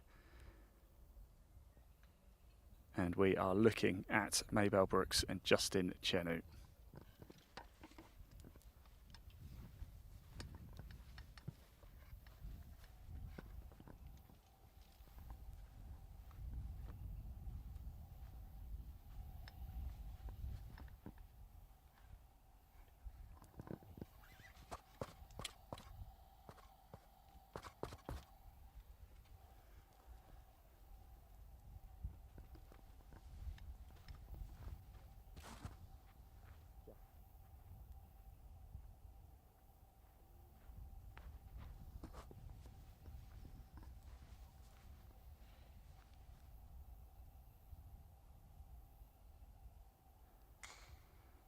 Oh, what a putt by Maybelle there. Yes, you come back and join us at, we were just trying to jiggle about. We've come back just as we had to go quiet on the green down there at the 5th. But here we are on the 6th tee box. Yes, we are back for this session now here at the 6th, the par 3 6th, the hole-in-one here by Ella on Friday. Fantastic stuff. These two players making their way up now. I'm joined once again by Luke Bone and, of course, Steve Jackson. We're at the par 3. We're going to watch a lot of the action. And, Luke, we've come up here for a very good reason. One of the most picturesque spots you can find anywhere on a golf course. Yeah, this is the 5th green, 6th tee transition here into the heathland part of the golf course. The camera's just panned around there. So what we were just looking at on the 5th green there was Mabel hold that par putt from slick down the hill above the hole. So she was in there for a par, and then as we look back across to the 6th green here, par 3, playing 181 yards off the very back tees, more like 150 from the fronts for the girls. So it's through the pines, over heather, with the main visual there, the bunker in the front right. Now, pins at the back today, so with these youngsters here today, I don't think the bunker's really in play. But I think we're getting people misjudge the wind. Yesterday it was howling into. We've now definitely got a breeze behind us. And I've just seen the last two lads before we set up here go long. So I think middle of the green's a great shot here. Young man just lasering his distance. I heard 7-iron from the group in front, which sounds about right. I think some of the longer guys could hit an 8-iron. The girls will be hitting something like a 7 or an 8, I imagine, as well, with it being downwind. There's Mabel. She's getting up to go first. Just 12 years of age. Fantastic.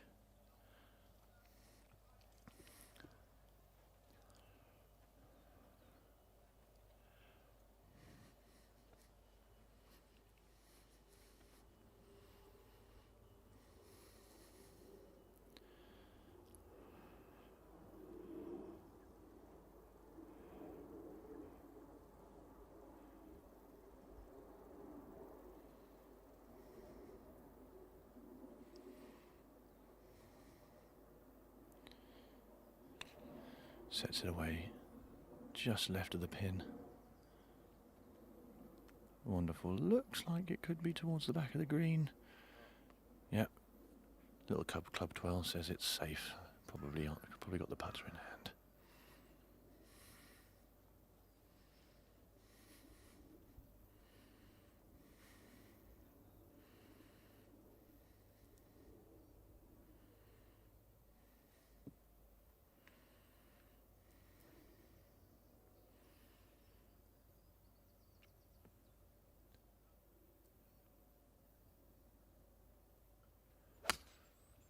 the sound off the club face was fizzing away. Just drifting right of the pin. Again, looks pretty confident with it. Should be putting. It's really difficult to see the ball land on the shiny surface with the sun beating down. It's getting close to 32 degrees now, and you said there's going to be shade up here, Ian, and I am roasting. Luke, you're Mr. Farnham, not me. But there's a tree behind us. Right, I wish we could put the camera on Dan himself. He's got an umbrella up here. He looks fantastic, doesn't he? Good stuff indeed. It is sweltering up here, but it is absolutely stunning. Par 3 6th. What a hole this is. Hole-in-one on Friday. Plenty of action going on at the leaderboard as well. We're into round 4, chaps. This is getting exciting now. Steve, why don't you come over and have a little chat with us as well, because you've been keeping us up to speed with everything in that leaderboard. Of course, back on the course now. We're going to watch these groups come through. Then we've got a great view here, because not only do we have 6 and 5, we've just spoken about that there. We've got the 11th green behind us and the 12th tee box. And the 9th here as well, so there's plenty of holes whereby we can see the action as it's taking place. Yeah, it's going to get twitchy, isn't it? The final round. It is. Let's move over here as well. I just don't want to walk in the tee box, but we're on Instagram live as well. Everybody at Farnham Golf Club on Instagram. There you go. There you go. Good. It's the only time Steve Jackson is ever going to be taller than anybody else. And Steve, actually, we're going to have to. You are going to chat to a few people soon, aren't you? We're going to let the players just crack on at the minute. But if we turn our attention back to the 5th, we've got a couple of players coming up there now, Luke. Yeah, this is the first green that you get on this golf course where it gets super slick. As I mentioned earlier, the 18th green is pretty flat across the board.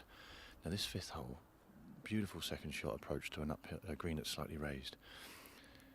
Just trying to work out where both balls are. Okay, we've got one there that's just past pin high, and this young lad looks like he's putting from the back right towards the front left. So this is slick. Anything on this hole, you're trying to keep below the hole, but the problem with where they put the pin here today, about 8 feet before that pin is a false front. You can't quite get that perspective from here at the moment, but I just saw in the previous group someone who'd come up short of the green in 2, chip up, and then come back, then it rolled back down to their feet. So that's what you're faced with the approach and with the chip. If both of these balls, yeah, this is going to be a quick putt. This is really worth getting on camera. I think the 2 bags might be just in the way of the pin. So the guy in the hat marking his ball now left of as the screen as we look. If you can get this from here, you'll see just how little he hits it and how much break from right to left and how quick it's going to be.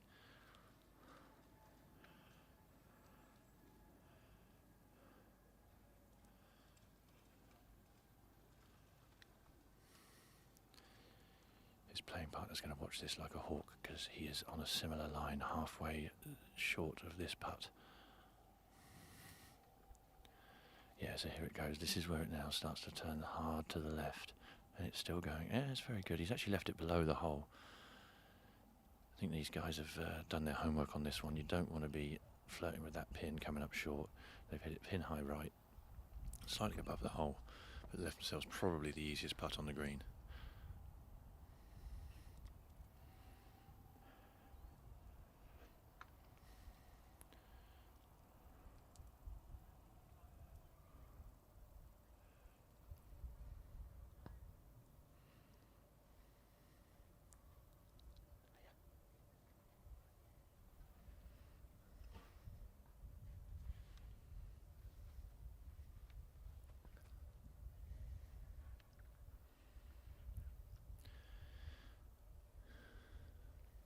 This looks just inside 20 feet, I'd say, maybe 16 to 18 feet.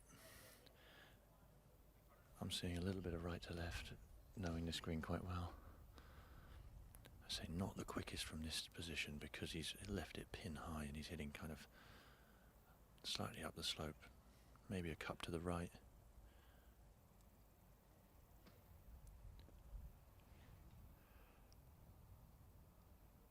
Oh, just died on the low side. So yeah, there's probably a little bit more than I first thought there, but he's then tapping in for his safe par.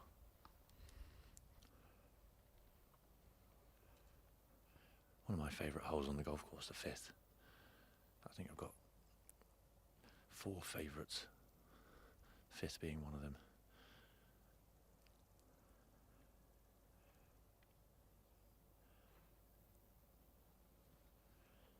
Almost no wind out here today, Ian. It's very different.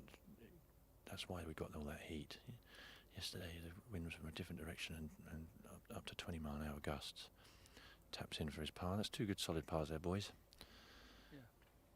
We might be slightly elevated here, but I feel like we've almost walked into almost a protected sauna somewhat. I mean, you can't see Luke Bones' face too well, but it is dripping right now. It is absolutely dripping up there. Right, these 2 players making their way up now. Just a reminder, we're live on Instagram as well right now as well. If you'd like a slightly lower look at that, do head over to the Farnham Instagram page. Thank you to everybody for tuning in as well. A lot of you getting involved. I really do appreciate it. I've seen some of the comments as well, actually, watching from all over the world. So do keep your comments coming in. Let us know where you are watching from. If you're in the UK, tell us whereabouts in the UK you're from. And if you're overseas right now, we would love to hear from you as well. This is an extra good place to be as well, Steve, isn't it? Because at the end of the 5th, it's where one of the scorers are. So we actually get an accurate update being right here. Yeah, we're going to have a chat with the scorers just to see what they do, why they do it. You know, we're as excited as we are when the scores are put up. You know, you've seen the US Masters when they changed the scoreboard, and you see, you know, Rory's eagled the 15th hole or whatever, and you hear the big cheers, things like that. So it'd be interesting to have a chat with them and find out how they feel when they're doing that as well. Well, you're going to catch up with him after here. We have made a collective decision, because it is round 4 now, the final round of the English U18 Championship. It's just to let the players go through and crack on and not disturb them as much as I'm a big believer of talking to people all the time. We do. There is a lot on the line, and we don't want to be the cause of any lack of concentration, do we? So we thought we'd just let the players crack on. Right now, though, Findlay Rennie here and George Shakespeare making their way to the 6th tee box, par 3 here. Certainly one of the signature holes at Farnham. Absolutely beautiful. Let's sit back, relax, and enjoy these tee shots.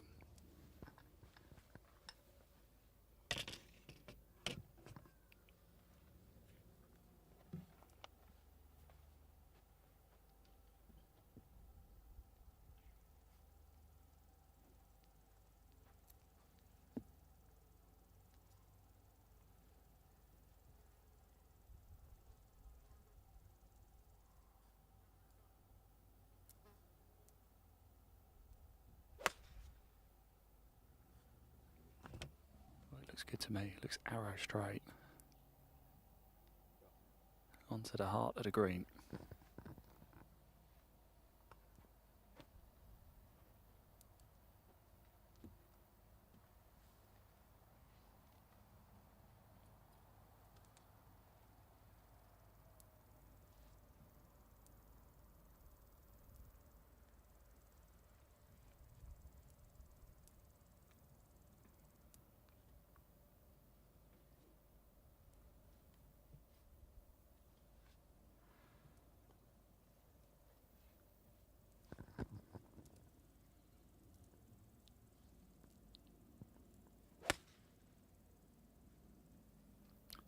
Well, that looks good.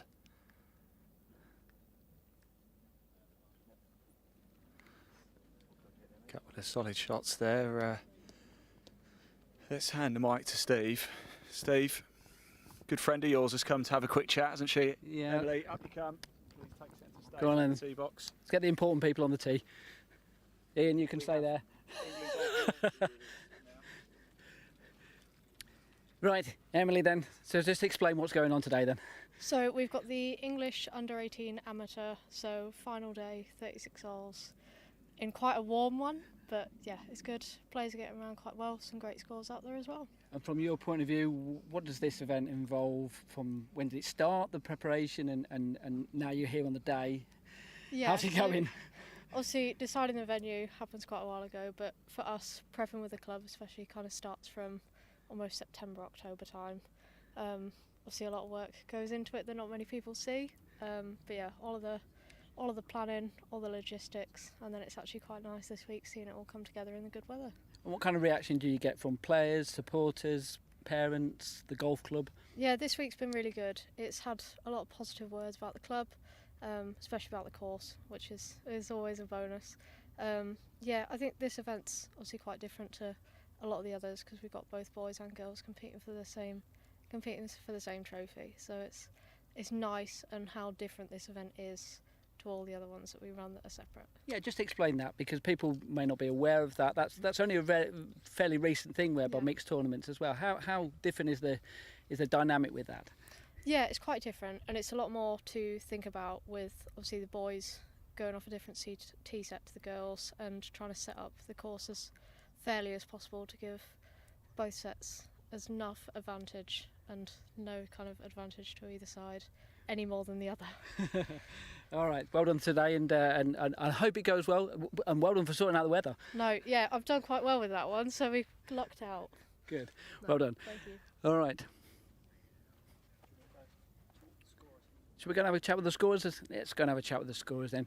Another important role. We've got the scoreboard down there. We've got the scorers here. We obviously have to keep a check on how the players are getting on as we're going around. We've mentioned earlier that they have them on different holes on the golf course. Let's see if we can grab a word with one of the scorers here. If we can, yes. So, are you one of the scorers? I am indeed. You are indeed. So just explain what you have to do. Well, the job is to make sure that the groups are keeping up within the time limits that are set, and to take scores for intermediate holes, and then transcribe them and put them on the machine and send them back to headquarters. You get as excited as everyone else when you see someone, 500 par off to 6 holes or things like that? Absolutely, but it's sometimes difficult when you're rushing around trying to do the next group to fully appreciate how well people have done. You mentioned speed of play there. I mean, how important is it to try and make sure that, particularly on a day like today? Well, today has been very good.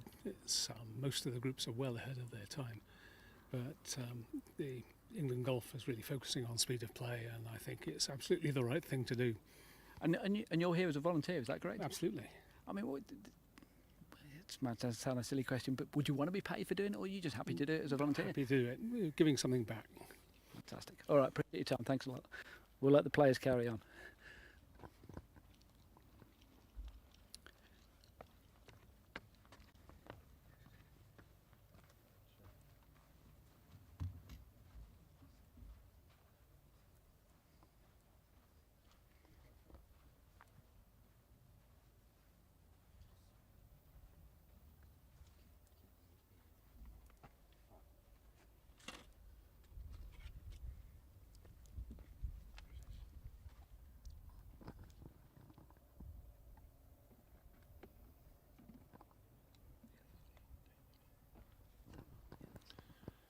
Just watching the 5th green here. We've got Goodfellow just about to take his putt. He's coming straight up the hill.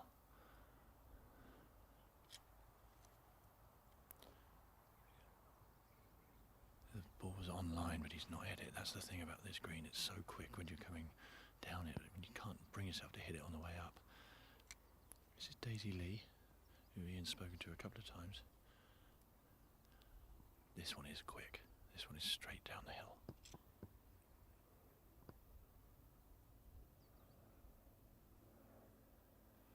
It always does it on that top deck. The rest of the green slopes severely from right to left, but if you're hitting down the hill, but that one there stayed out on the right hand side.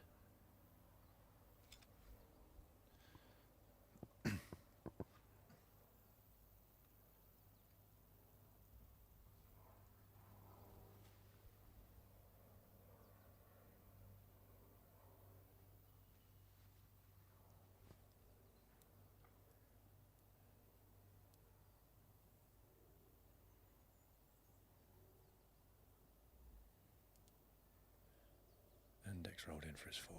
Very good.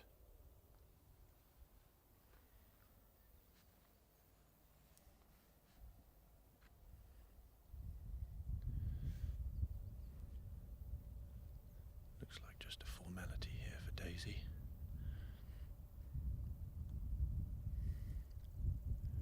Simple stuff, very good.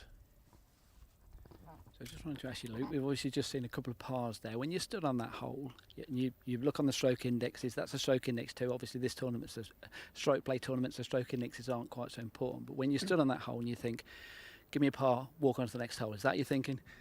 Yeah, it's basically a beautiful dogleg up the hill, but just it's reasonably generous off the tee. These guys and girls will be hitting sometimes even long irons just to put themselves in position, but you're going to leave yourself a wedge 9-iron max.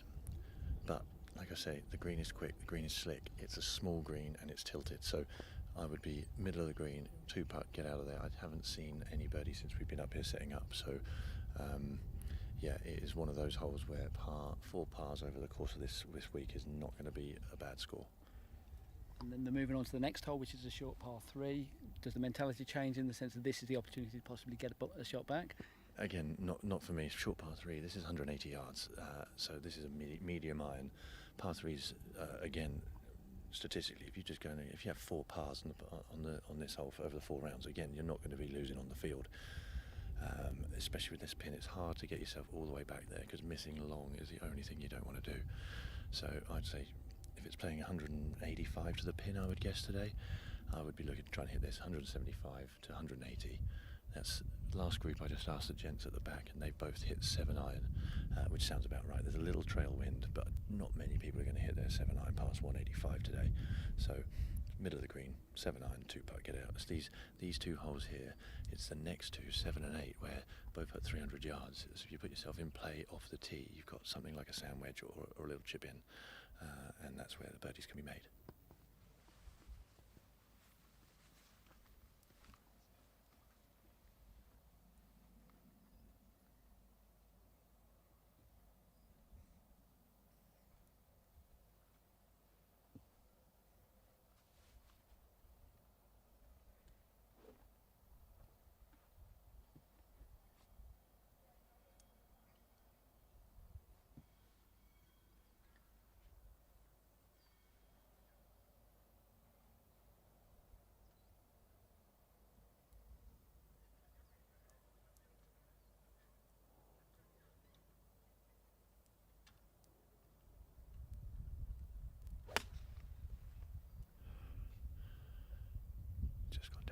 Side needs to keep an eye on this. So there's a bit of firm ground to the left of the green here where he's hit it. It didn't look like a hard bounce. I would say he's probably just about inside the hedge line there. I mentioned this yesterday, Ian, when we did our piece about the 6th hole, that this actually is a sort of hole where I've seen many people go out of bounds. That hedge cuts in on the left-hand side quite sharply.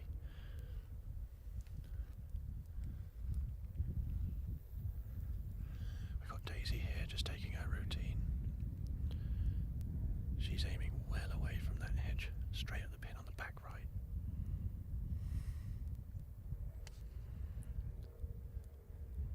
I think there's a little breeze off the right here because everyone is just drifting left of that pin. It's perfectly safe, as I said, middle of the green. She can 2-putt from there. It'd be interesting to see where Deck ends up as he is close to that hedge, and we've had a few players up there today with the wind now helping on this hole. There's a chance he's going to have some backswing issues with his little chip.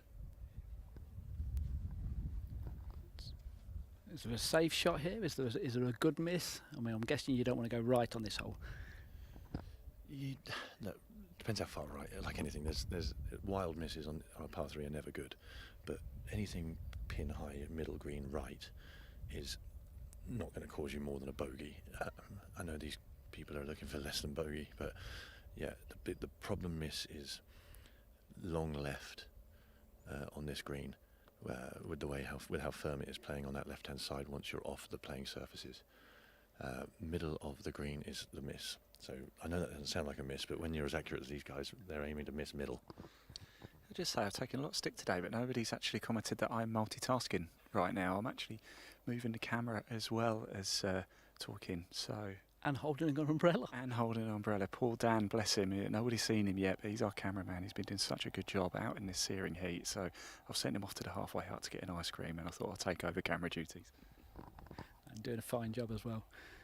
So obviously we're looking at the 5th green. We've talked a lot about this 5th green and about the slope on it, about how you really want to walk off this green with a par, get on to the next hole, move on from the par 3, and then get on from there. What about Can I just say to the viewers, I'm really sorry, but that gentleman is part of that buggy right blocking the hole, so you might going to have to talk us through it a bit more. Actually, I'm going to bring the camera back to 6. Actually, let's talk the 6. We just mentioned with Luke about it then. So What's your shape of shot on this hole then? Because we've seen players so far on camera whereby some of them hit a draw, some of them hit a fade. What would your lot? So we can see the hole now. What would your line be, and then what shape would you be hitting? Well, me personally, it's nearly always fade. Even if it doesn't fade, I'm always thinking fade, because if I think draw, it goes hook, but which is no good on this hole. So for me personally, the pin on the back right, you see Daisy there in the middle of the green. I would be looking to start it at her with a little drift left to right. If it holds against that wind and finishes in the middle, that's fine. If it overcuts, at least you're below the hole. If you pull it, you've still got a little bit of leeway left with that. So for me, I see fade on this hole, especially to this pin. And we can't see from here. Obviously, we can see the fifth hole. We know the slopes on the fifth hole. What about this green? Is this a fairly flat green, or is this got subtle slopes as well? So this one's got some interesting slopes. So the pin is on a flat spot at the back of the green, on the right-hand side, but the back left is severely back to front, and then the front part of the green, there's a severe left-hand bank. They had a pin there on the first day, actually. It's pretty much where Daisy is standing now. But the right-hand section, short right of the pin there, is also reasonably flat. So yeah, it's kind of an interesting one. There's some flat spots, but there's also some slopes to contend with.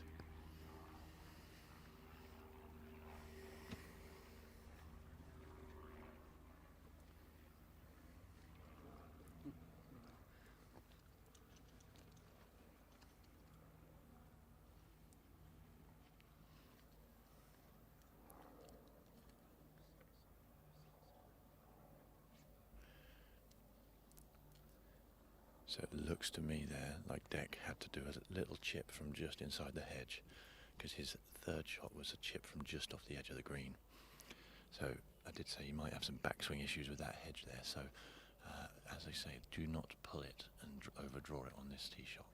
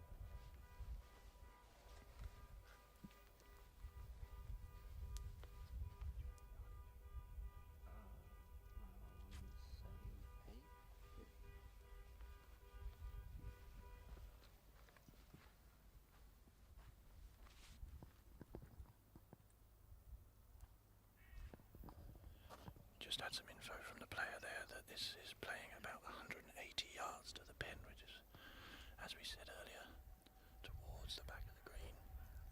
You do not want to be flying it to 180.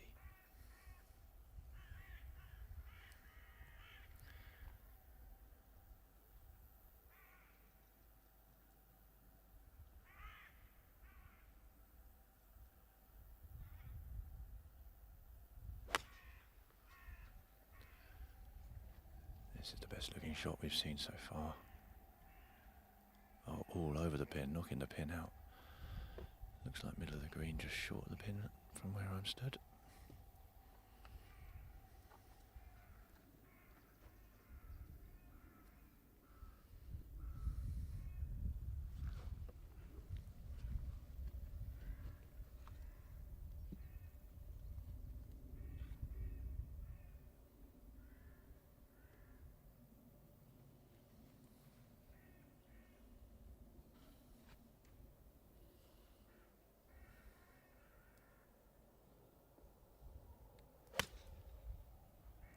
This one started a lot more right-hand side with draw. Oh, but finished back on the pin. Yeah, that's some golf shot, been acknowledged by his playing partner. Started out furthest right of anyone I've seen so far, so obviously is a draw player. just picking up that ball. That is about 8 to 10 feet just left of the pin. Very, very good. Look, that was a high ball flight, wasn't it? What I was thinking as well is that after the first shot came in, how much are you taking notice of what your playing partner does and learning from that? Because in the two ball, you only have one opportunity to see what the other ball does. You know, and on a place like this, whereby there might be some wind, whereby you've just come from a little bit more of a shelter green to a little bit higher up that you might not know about it. How much do you take notice of your playing partner? I think at this level where everyone hits it great and you're getting good feedback based on the quality of hit, when if they see that ball rise up when it's into the wind and they weren't expecting that, they can learn from that a lot. But you have to understand how your playing partner hits it, how far they hit it, which you develop over the course of a round. So obviously you're going to learn. You learn more from probably chips and putts than perhaps you do from the longer shots. But you certainly you use as much information as you can. But then there's the other side of that, I suppose, is that some players just like to just trust themselves and commit. Okay, if they'd rather commit to a shot than double guess.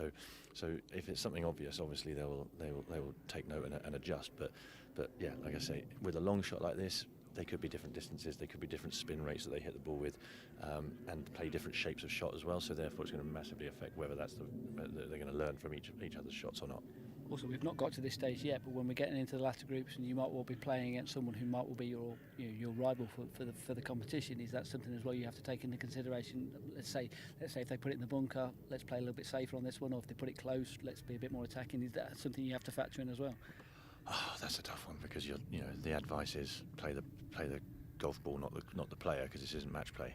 Because you've got other groups who might be able to have a charge, as we've seen here at Farnham Golf Club. We could finish easily. Someone could finish birdie, eagle, right? The holes allow that. So if you're thinking about just a man or woman that you're playing against, and losing sight of the fact that there's a bigger field around that, then I think you could easily get distracted.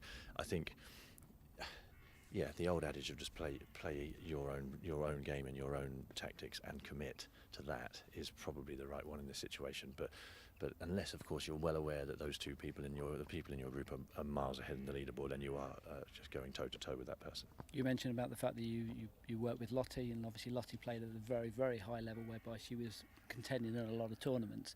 Were you scoreboard watchers, or did you keep away from the scoreboard and basically, like you say, let my own ball do the talking, and if it's not good enough at the end of the day, then so be it? No, Lottie's scoreboard watches. She knows where she is the whole time. So just because you're playing your own game doesn't mean you don't want to be aware of what the score is. So she very much. There's a really good image from Augusta when she won, where she just stared down at the leaderboard with those 5 holes to go, knowing what she needed to do, and then doing it. I think she thrives on that, and she's one of those players. She's information heavy. She loves to know her stats really well. She knows the inside outs of what her data should be saying. And so she also wants to know what where she is on the leaderboard at any one time. But presumably you work with players who flip it the other way around, whereby they're probably better off not looking at the scoreboard. Yeah, I think some people just want to go out and just let them free and play as free and loose as they can. If you maybe are more, have more sort of performance anxiety, and which is a trait that you need to learn to adapt. But there's ways in which you can deal with that best. So it does depend on the player. I would be very surprised. I'd be very surprised if any of the top players don't have a clue where they are. I think deep down even if you're not looking at a leaderboard, you know what good golf on that golf course looks like, because you know the quality of player that you're playing against. So it wouldn't surprise me if, even if they're not leaderboard watchers, they're very aware of where they sit. And what about what we're doing today? We're videoing them. They've got television cameras in their face. When it gets down to 16, 17, 18, if the TV camera's there, then generally speaking, they know I'm in contention here. Is that something they have to deal with as well? I don't think the cameras on them in general is a thing that they struggle with or have a problem with. I think that's, I think the enormity of the occasion is bigger than where there's a camera on you. But as you know, yeah, you're right. If we're following with a camera system, then it's going to be likely that they know. But again, like I say, I'm pretty sure these guys and girls know where they are on the leaderboard. I don't think they've got eyes on them anyway, and their own pressures are going to outweigh just the fact that we're standing there with a camera watching them. Well, we've spoke to a 12-year-old today. It's going to be a developing curve for them, though, isn't it? There's going to be players who are a little bit more inexperienced at this level. Some of them are medium experienced, some of them are very experienced. So it's a learning curve for them just to deal with people like us.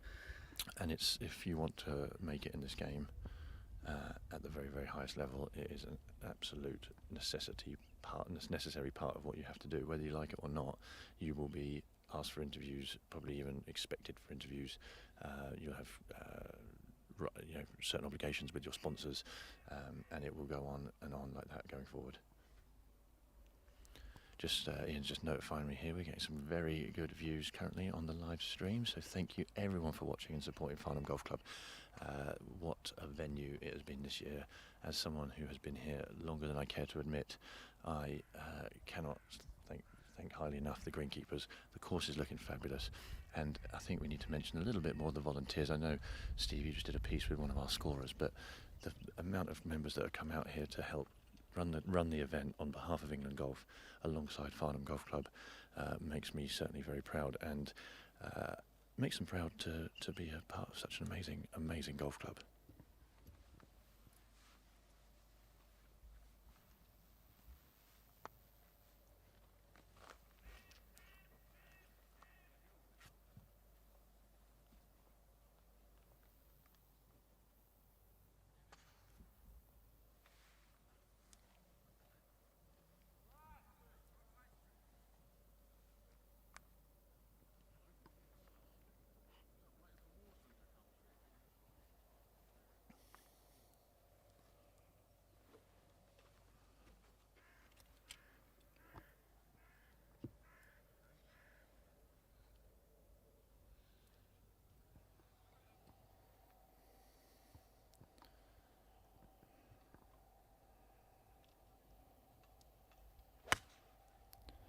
Harry Dickens from High Post Golf Club.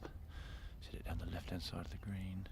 Soft bounce, just looks like it might be pin high on the left fringe. What club, Harry? He's hit 7-iron as well, much lower flighted than some of the others we've seen. I quite like that flight. That shows a good control in windier conditions, which is why he's here somewhere near the top of the leaderboard after the 2 windy days we've had before us. Also playing alongside Harry, we've got Gabriella Crowfoot here. Oh, left-handed lady, love to see that. So I think this suits, if she plays a little draw here. Surely this will suit a left-hander. Absolutely. If she's going to play a little draw here, suits a left-hander drawing it in.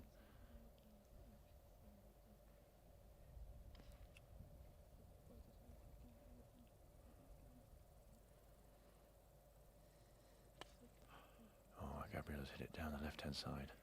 Puts her arm up, she's clawed the tree, and it has downed just to the right of that path.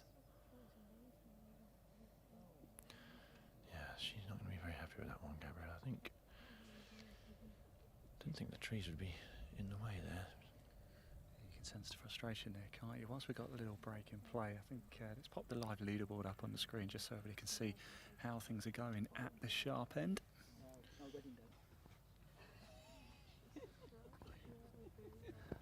Yeah, things really heating up, literally. In fact, anybody who was watching on the Instagram live, I had to take it down, unfortunately, mainly because my phone overheated, so I had to take it down. So thank you for tuning in on Instagram. Don't forget to hit that like button, hit that subscribe. If you've got a comment, we want to hear from you guys to ensure that we can definitely see it. Make sure you watch at Farnham Golf Club on YouTube. That's the best place to make sure we don't miss any action. Hit that like button, hit that subscribe button. It's completely free to do. Thank you for tuning in. We are now right in the heart of round 4 of the English U18 Championship, live here at the 6th tee box, par 3, here at Farnham Golf Club.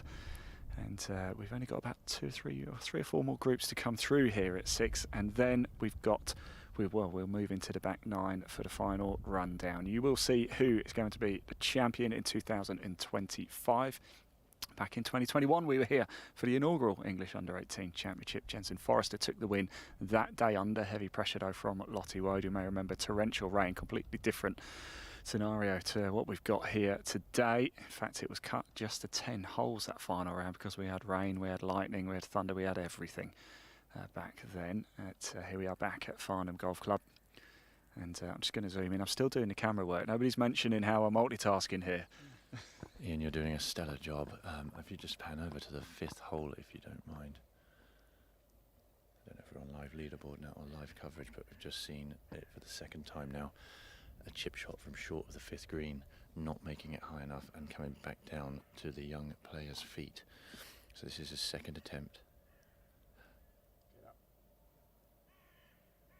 It's just about stayed up this time. You have to see how accurate you've got to be with getting it past that false front.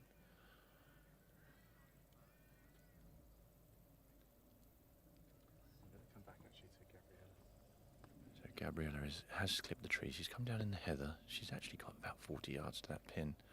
She's then hit it down the left-hand side. And it's on the green and chasing up. She should be able to get away with it. No worse than a bogey there. This is another good one on the right-hand side here. Ian on the 5th. Young lad at the back of the green. As I said earlier, if you're going to play this hole and play it easily, you want to be pin high right, so that you've got the easiest putt. He has got the fastest putt probably on the golf course right now.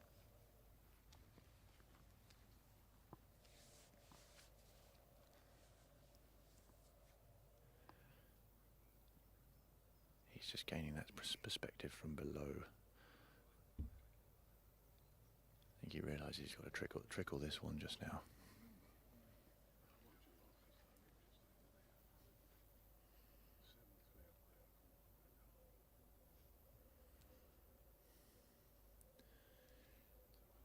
This lad using the left below right grip, so the cross-handed grip.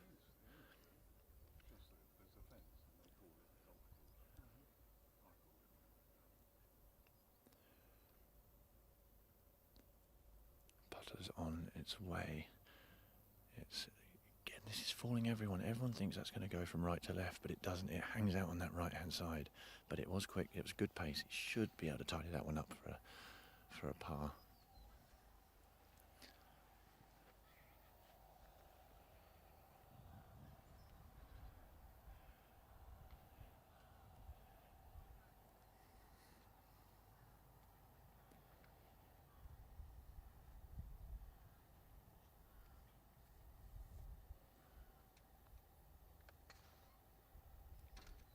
Oh, he's done it. That was a fantastic putt. So after chipping up and coming back down to his feet, he then chipped up to about 15 foot short and hold it for a bogey. So sometimes there is such thing as a good bogey. I know. Yes. Is there such thing as a triple bogey? Oh, yeah. Done a few of those.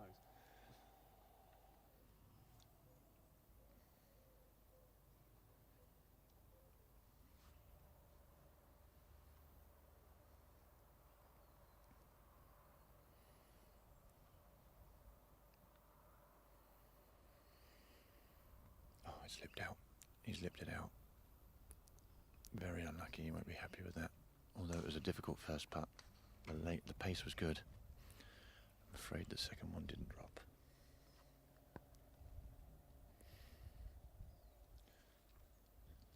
There's just golf going on all around us on this part of the course. It's so nice to be here.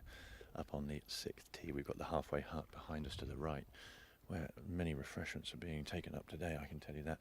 And near there is the 11th green, the 12th tee, probably the most picturesque tee shot we have at Farnham Golf Club, elevated high above the fairway. We can see action over on the 8th green. And we can even see some players walking across us on the 9th fairway. It's just a great place to watch some golf.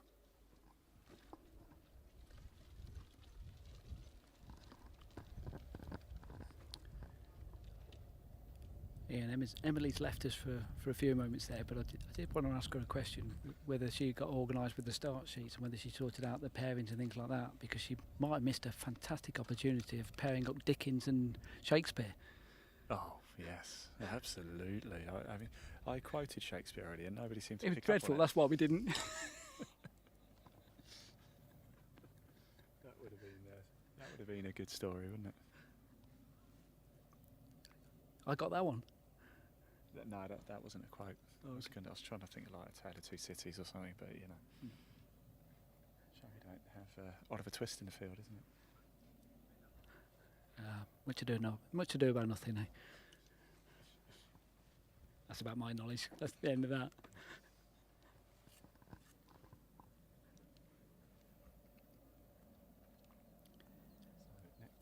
Just a reminder of 4 groups to go then we've got here. So.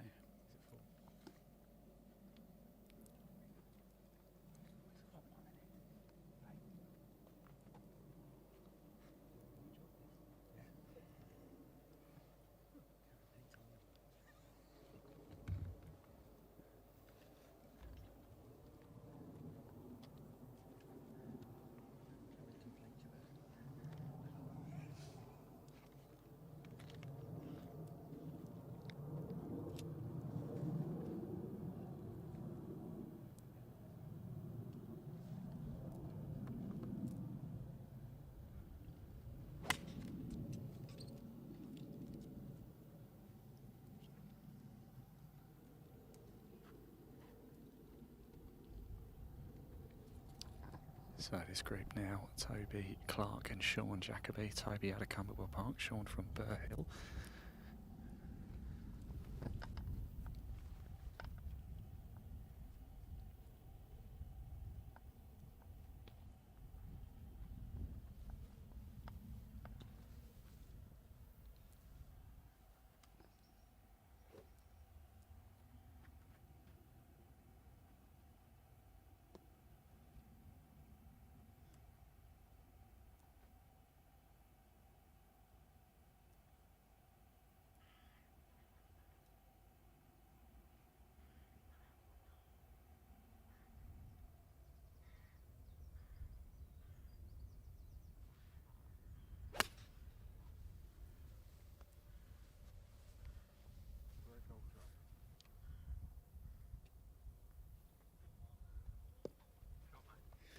Yeah, good shot indeed. So, yes, Toby Clark there and Sean Jacoby make their way down 6. I'm pleased to say to everybody as well, we've got Dan is back. So you'll be able to watch the golf properly now because we've got a proper cameraman is back.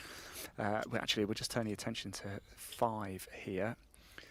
We've got Toby Peters and Leah Irwin. Leah, of course, we caught out of her yesterday. In fact, we spoke to her a little bit earlier as well. She came off 18, was in contention, actually led the tournament at one point earlier today, now comfortably into round 4. Steve? Yeah, so obviously the early starters, some of them have started coming in now. We have a clubhouse leader as well. Alex Bowes has come in with a 68, so 69-68 on the final day, and he's moved right the way up to 2 under par. So even at this stage, he's tied 9th. So, you know, I don't think he's going to get caught, or I think people will pass him. He's at 2 under par. Clubhouse lead after the first round was at 10 under par. After the third round. Okay, so Frankie Moulton still the leader by 3. However, that hasn't updated for a while, has it? So, in fact, we won't know until they come up here at 5. So we'll really get a good look. Well, Harry Dickens, who we just mentioned there, he's come through the 5th hole. He's still at 6 under par. So, so he's not lost any ground on where he was to start of play. How's Shakespeare doing? Who's winning out, Dickens and Shakespeare? Let me have a look. We're going to settle this today. Who is the better author, Dickens or Shakespeare? Well, bearing in mind he's 6 under par, I think Dickens might win it today. A lot of golf to go yet, Steve. A lot of golf. Right, up they come now. I'm going to get out of the camera. Actually, I'm walking. So I'm going to get out of it. Walk straight in towards it. We can probably bring the camera back to the 6th green here for Toby Clark and Sean Jacoby and Steve. Shakespeare's 1 under par. Shakespeare's 1 under par. Okay. Dickens is 6 under par. Shakespeare's 1 under par.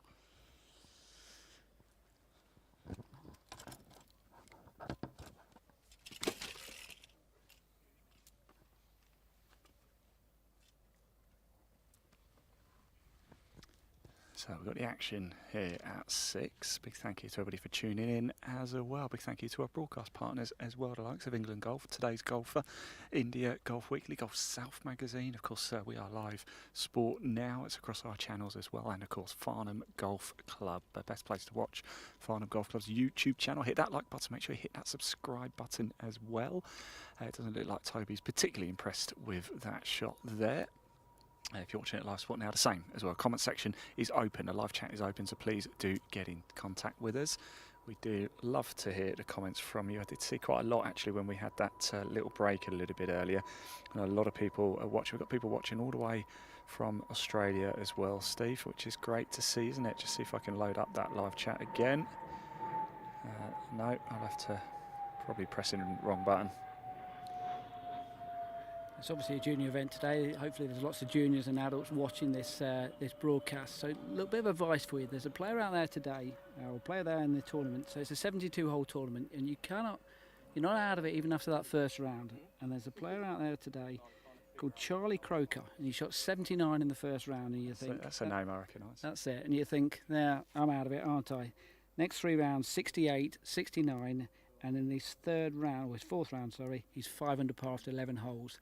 So he's currently in 6th position. So 79 in the first round, that's how to hold it together. Yeah, he's incredible, isn't it? And don't forget, there was a cut after round 2 as well, so even more impressive. So, yes, top 40 and ties made it through to today. A lot of you commenting as well, just whilst we're watching the action down at the 6th green. We've got people tuning in from the Northern Territory in Australia. Thank you to That's Baller. We've got Sam Coulter, fantastic to watch our course being played so well by the elite of junior golf. Great coverage and commentary from the south of France, where it is even more scorchy out. Yeah, I bet it is. Andrew's been in contact, 25 degrees here in Devon. Sam Coulter's watching. He says fantastic commentary. He didn't say which out of the 3 of us was the fantastic commentary bit. We can all guess. Yeah. Hello, Sam. Nice We may as well just go. nice to hear you're watching. This is the dulcet tones of Luke Bone here. I hope you're well. Are you watching in England or France? I know you. He's in the south of France. Fantastic. Well, I hope you're enjoying yourself, getting yourself some nice sun. Is it as hot here as it is there? Hopefully. Just a little wait on this 6th tee box, which can happen on a par 3. Flags back in.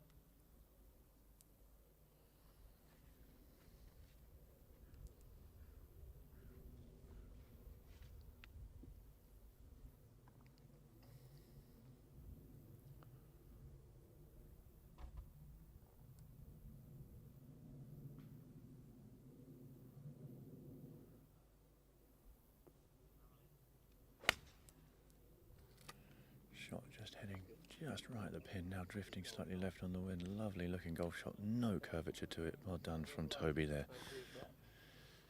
I must say the conduct of these players around this last 4 days has been absolutely sublime. They are. I keep forgetting it's the English under 18s. Yeah. I keep thinking it's just a normal pro tour. Their behaviour, their conduct, their attitude, the way they speak when the microphone's put in front of them is absolutely fantastic.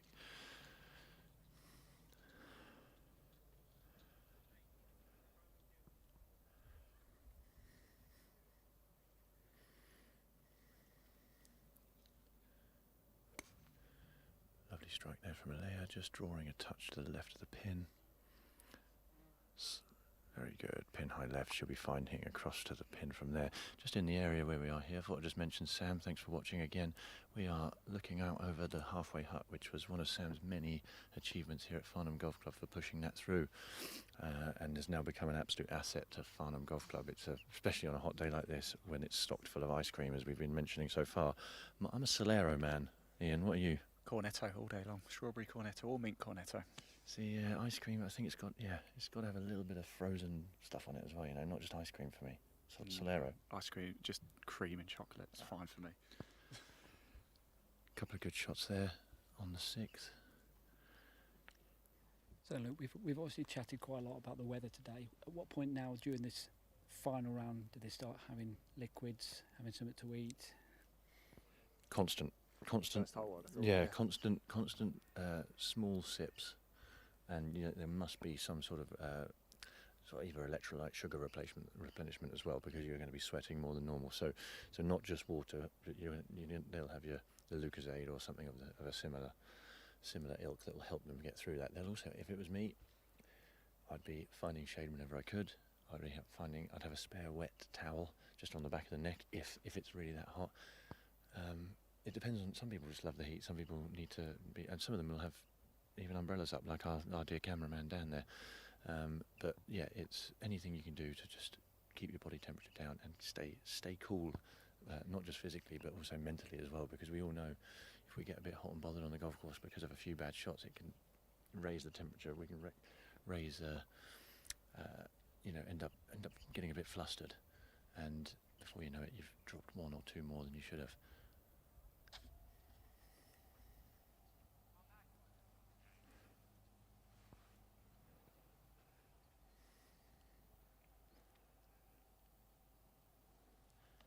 you've got to be comfortable, haven't you? And actually, the same goes for all of us up here as well.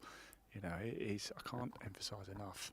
I thought we'd come up here and it would be a little bit better elevated. I thought there might be a bit of a breeze.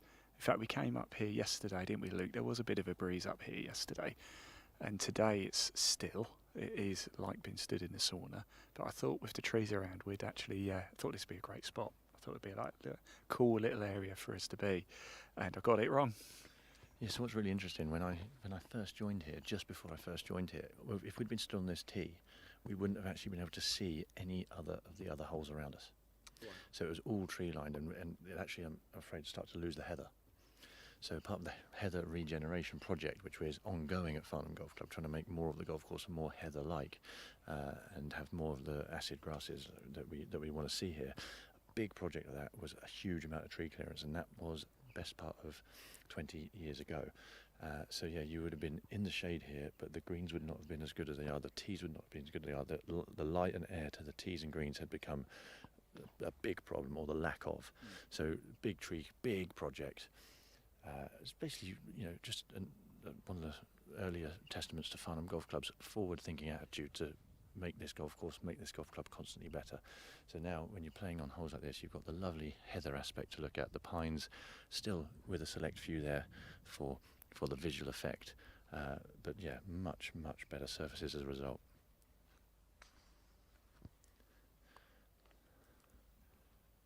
Got a lot of the England golf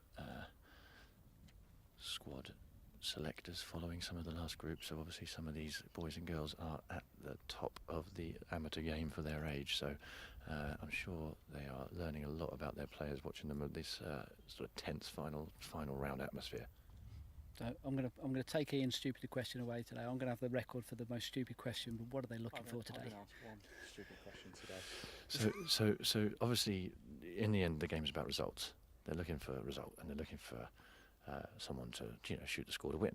But what you're also learning about your players when you're watching them in this environment, not on the range, not in a group environment when you're coaching, but in the action, is how they manage adversity, the way in which they deal with the difficult things that golf throws at you, and then also just the shots that they've got under pressure.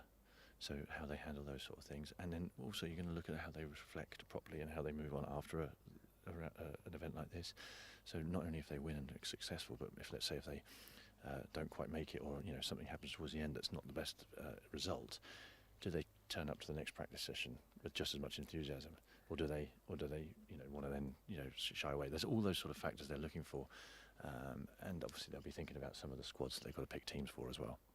So I raised the point with earlier, Ian, a player in this tournament shot 79 in the first round and has shot 69, 68 and is 5 under par after 11 holes today. Is that the kind of attitude where they say, okay, it's not someone who gave up? That gets noticed. That hugely gets noticed.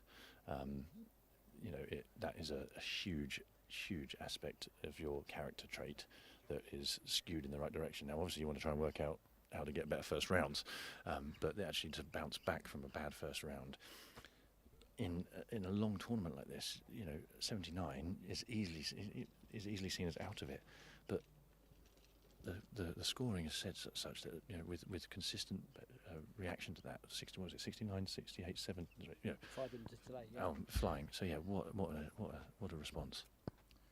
Exciting now, actually, chaps, because we are about to have what we believe is our leader, Frankie Morton, come up. So, Steve, we're going to have to put you back to work, actually, because he's just come out to the 6th now, and that means he's just put his score in for the first 5 holes. So now we will have an up-to-date leaderboard as to where we are right at the sharp end. There is a group still behind. That's Ethan Roos and Aaron Moody.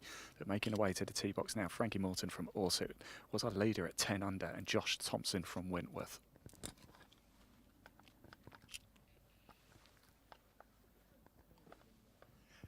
Oh, I'm hearing that Frankie might be 12 under. We'll get that checked by Steve Jackson. We sent him off with the calculator, and he'll come back very shortly and find out. But we believe Frankie Morton might well be 12 under par here, and going very well indeed.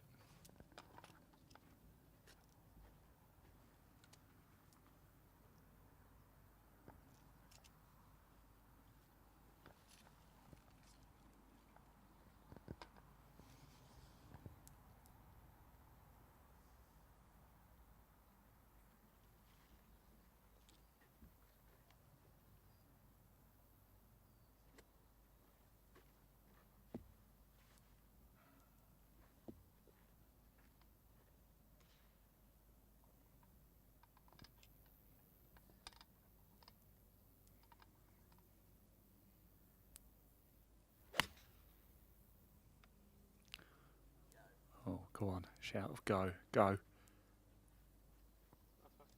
Yeah, it's on the green.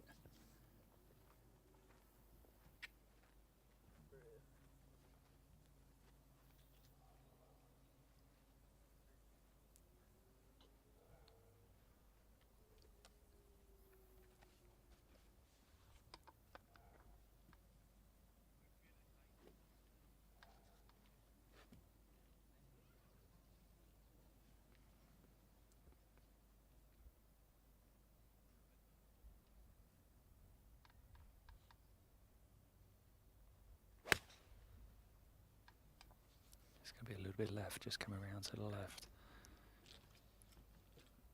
Okay. Yep, it's okay. Short of the green, left side. So there we go. That's Frankie Morton and Josh Thompson. Frankie Morton, our current leader overall. I think the leading clubhouse score last time we looked was about 2 under, so still a long way to go here. This is the 6th par 3 here at Farnham Golf Club. We are right in the middle of round 4 now, though. We will be with you right to the very end as well. After this final group, we are going to move the camera again, but we might move it to think about moving the camera just behind us to 12, the gap between 11 and 12, and then we can pick the leading group up and follow them home from the buggy from there, Luke. Yeah, that sounds absolutely perfect, because I think we can see some nice shots into the green on 11. Pins in a nice position to see some putts roll and some nice spinning wedge shots in. And 12 is an elevated tee, which is possibly the most spectacular one on the golf course. Just got some info here from Steve in terms of the leaders. Yeah, so Frankie Morton, who was 10 under par, leading our tournament going into the final round, eagled the first hole, then had a double bogey, but then got another birdie, so he's 1 under for his final round, 11 under for the tournament, so we think that's probably still going to be the leader for the time being. We have got someone who's moved up to 9 under par there. That's one of the Tobys. I think it was Toby Peters who's been and gone through, and Josh Thompson, I think he was level par, playing alongside Frank as well, so still in and around. Nothing really changed too much, but our leader is holding it together early on. Do we have any clue on the last group here, if there's been any shift so far, or is we just going to wait to find out once they put their... Don't have long to wait. Nice.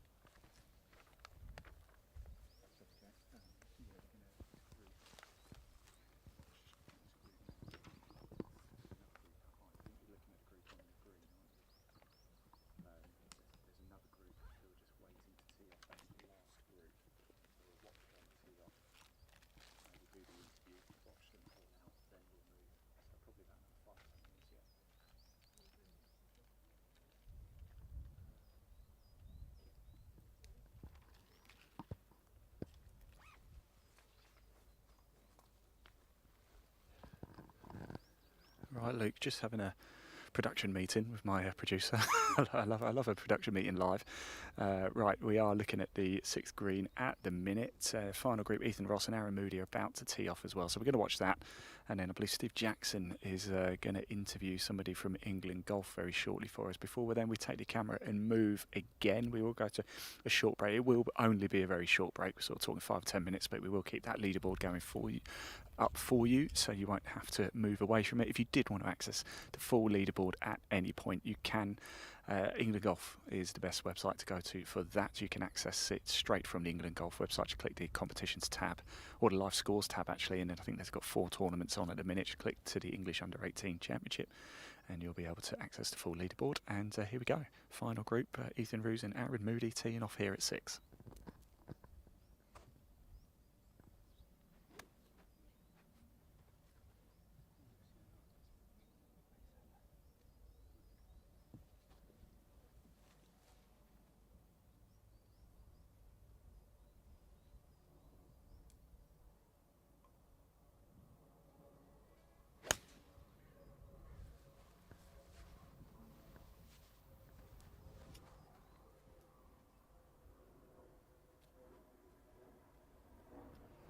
So it's gone left.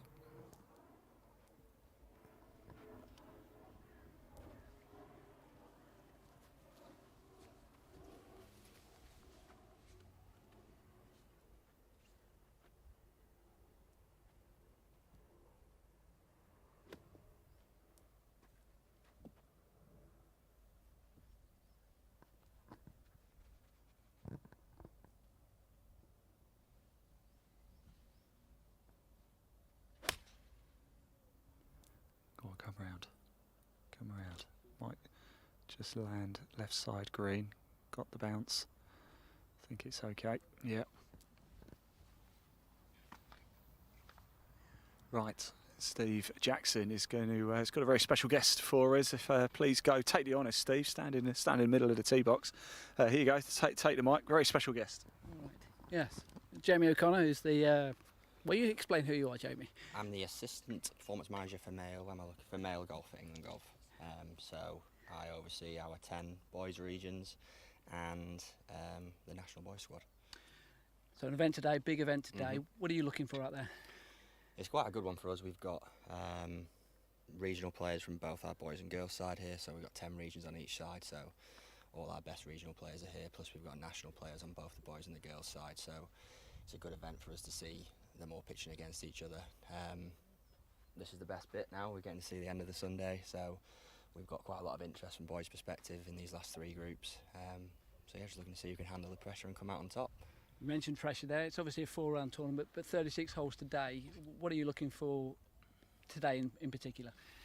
I think this morning it was quite good. We saw a lot of good course management out there this morning, making sure that, you know, it's moving day and tradition, isn't it, in inverted commas, but no one really shot themselves out of it this morning, put themselves in good positions, and then who's going to take the risks on this afternoon and go out there and win it, because you've got to go and risk that. Risks is a good word, because it's also blending it in with game management as well, and is that something whereby, I don't know, do they already know that? Is it something you're working on consistently with them? What, in terms of when to take the risk and when not to? I think it's something we spend a lot of time in the squads with regards to course management, yes. I think we want them to back themselves, we want them to be happy to take that risk to try and win, as opposed to just consolidate all the time. But, you know, they do a lot of prep before they get here, a lot of prep in that practice round on best how to navigate golf courses and how to utilise those skills and make sure that when there is a chance to go and take on a flag, they do it. You take more notice perhaps of the back nine of the final day, is that the way you look at it? I think naturally, looking at who can handle that pressure, I think the short answer, yes. I think this is the crunch time now, and you'll see the cream comes to the top with regards to the players. And dealing with conditions like they've got today, I mean, it's hot, it's getting hotter as the day has gone on as well. Is that something whereby, you know, obviously you can't say something as they're going round, but is that something they should know what they're doing in those conditions? Yeah, I mean, we do a lot of, obviously, technical coaching and golf coaching, but we also do a lot of support with regards to how they manage their sort of performance facilitators on the golf course, taking on water, making sure their nutrition's right, making sure their rest is good. yeah, like all these guys, you know, they've been in these situations quite a few times now at this age in events like this. They've all been to this sort of stage in this late Sunday afternoon in hot weather before, so hopefully they all know what they're doing and they can manage it well. Just give us an idea what's coming up, because there's some big events coming up over the next few weeks and months. Yeah, so for all the boys and girls, there's the 6 boy and 6 girl qualifiers for the counties coming up next week. So for the 4 England areas, and then there's the Caris, which is our under-18s event, national event, the McGregor under-16s and the Reed, the under-14s. The national boys and girls and men's and women are off to the European Team Championships this Saturday, home internationals, and then that sort of brings the year to a close really, and we reset and go again.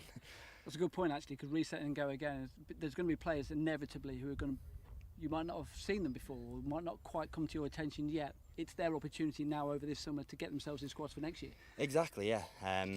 So the way it works, obviously, you know, we pick our regions and we pick our national squads, and inevitably it's a game where, you know, people are going to develop over a period of time. We see that in golf in general. So throughout the year, you know, surprise packages come along, and you know, we fit those into teams when they deserve it, and yeah, it's ever changing landscape really. Fantastic. All right, I'll let you go and enjoy the golf. Super, thank you. Great stuff, Steve. Thank you so much for doing that. We're just going to watch our final group hole out here at 6. And then we are going to go just a very short break. It won't be as long as the last one, just whilst we move the camera again. We're going to move actually to the gap between 11 and 12, and then we'll pick up the leading group and follow them home in the buggy all the way, so you can catch all the action for the final sort of 6 holes also live. Don't go anywhere. We're going to stay live, as I said, live from 12 o'clock. Today is when we first hit the live button all the way through to the very end of the English Under-18 Championship. It's from midday to about 2 o'clock. We caught the end of round 3 and the start of round 4 for a number of players. Here we are at 6 in the heart of round 4 right now. We're going to make our way up to the gap between 11 and 12, catch with the leading groups and then follow them home.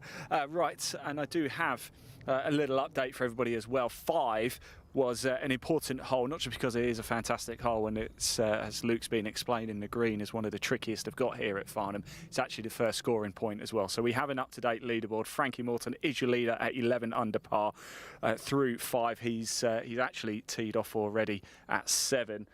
Toby Peters is at 9 under, so it's Frankie Morton has a 2-shot lead at the minute. So we have a new clubhouse leader. Lottie Woodham from West Hill is in the clubhouse at 4 under par. We are going to pop that live leaderboard up on screen for you whilst we move the camera. But like I said, do not go far. It's not going to be a long one. Maybe time to grab a sandwich and a cup of coffee, or maybe an iced tea today. It's that cold. Well, you need something absolutely ice cold, don't you? It's so hot today. We are having such a good day. We are going to go get ourselves about 50 metres that way. Don't go far. We'll be back very, very soon for the final run of the English Under-18 Championship here live at Farnham Golf Club.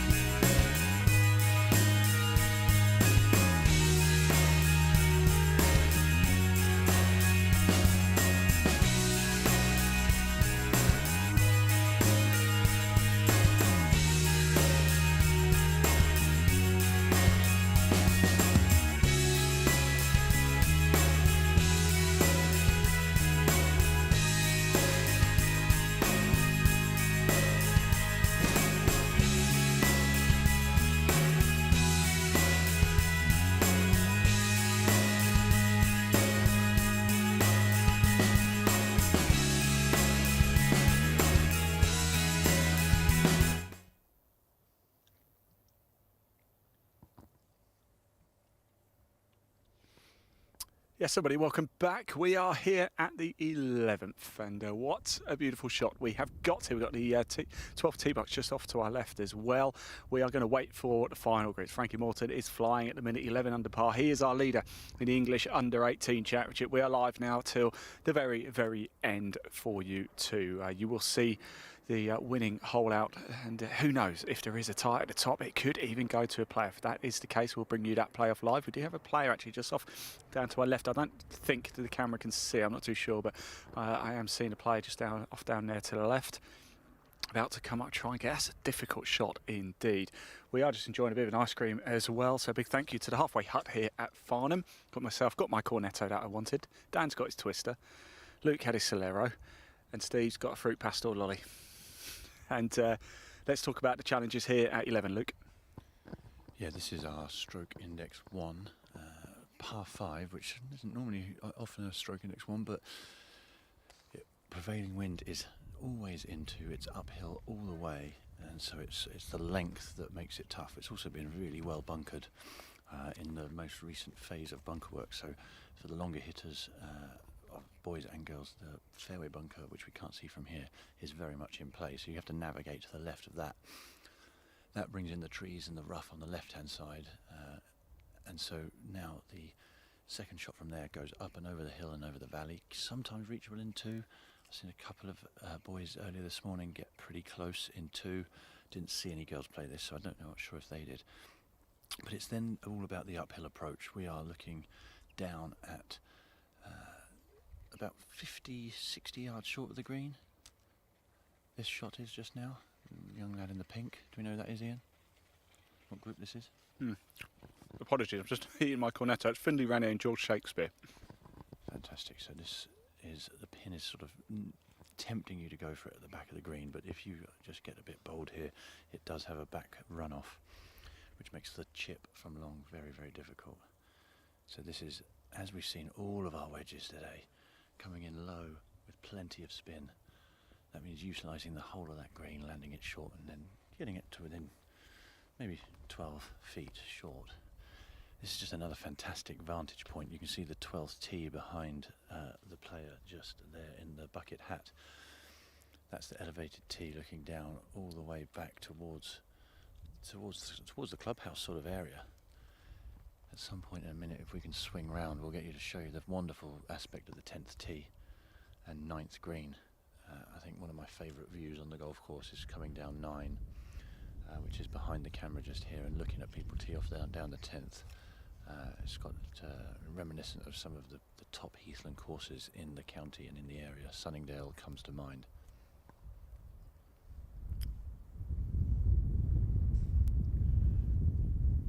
That breeze that we were so wanting on the 6th tee has just shown up as well, so it's a little cooler here. We are in the shade. Just got to be wary of players behind us playing the 9th. Don't want to disrupt their golf.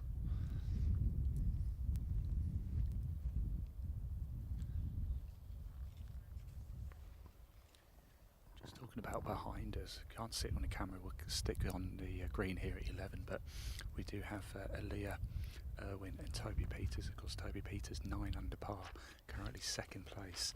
Quite a way back though from Aaliyah there, and they're just waiting to get their approach shot onto the green. But here we are back at the 11th now.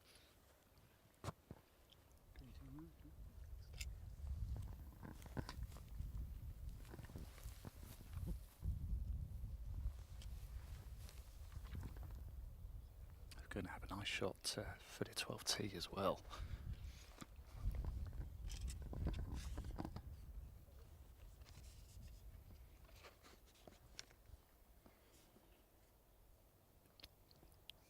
Is a beautiful, beautiful hole.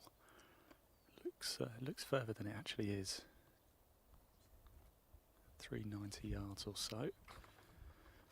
Here at 11, the putt is short.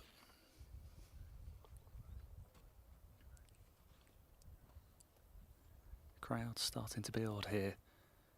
Almost just over the halfway stage at Farnham Golf Club. Club that's personally is very close to me as well. My old man Jeff Waterhouse, known at the club, spent a long time here. Good putt, and it goes. So Finley, Rennie and George Shakespeare, they head away. And we're going to stay, actually. Let's stay on them, shall we? And watch their tee shots at 12. Couldn't have asked for much of a better view, almost looking at this down the barrel. Don't forget, if you're watching on YouTube or Facebook, we're also live on Twitter and LinkedIn as well. Twitter X, as it's now known. Do get your comments coming in. We can see them. We would love to hear from you. Live chat at Farnham Golf Club, the best place to comment, so just to ensure that we definitely see it. There's an awful lot of pages for us to try and monitor.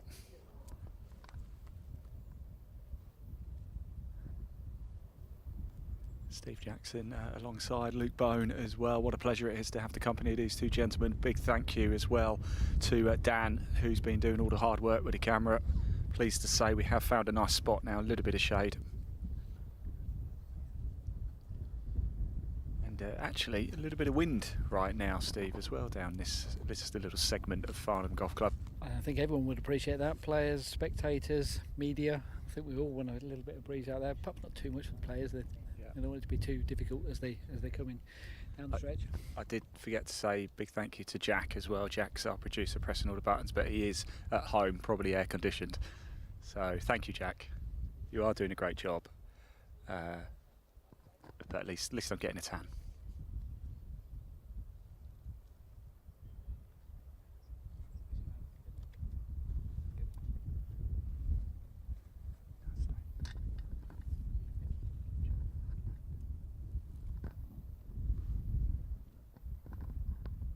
Actually, I didn't realise how good a shot actually we've got here. We're going to keep the camera on 12 because we're going to watch these tee shots very, very shortly. But behind us, Luke, we have balls just come trickling actually right behind us. It's just trickling down into the fairway at the minute. Hello, if everybody. I think we're live on Instagram as well at the same time as well. So hello, everybody watching at Instagram at Farnham. Don't forget Farnham is now on TikTok as well. So head over, just go into TikTok, type in Farnham Golf Club. A lot of content gone up there, and Jake Platt, the junior club captain here, has gone semi-viral, dare I say. 6,000 people watched that interview with him just on TikTok alone yesterday. So there you go. He's the power of social media, Steve. The power, absolutely. I mean, just going back to your point about the tee shot just behind, which is just to the left edge of the fairway, that of course is our clubhouse leader, or our leader on the golf course at the moment. So we'll be interested to see whether that's his ball or his playing partners. But the winner might well come through from that group. That's Frankie Morton and Josh Thompson. If I could just say a little word about Jake Platt, our junior captain, what an ambassador for the golf club he has been this year in his captaincy year. He has local lad, head boy at Weydon School, very good rugby player, good at all sports, and he had a bit of drama on the last few holes last night. We were standing on the 12th tee for quite a long time. I actually followed his whole round.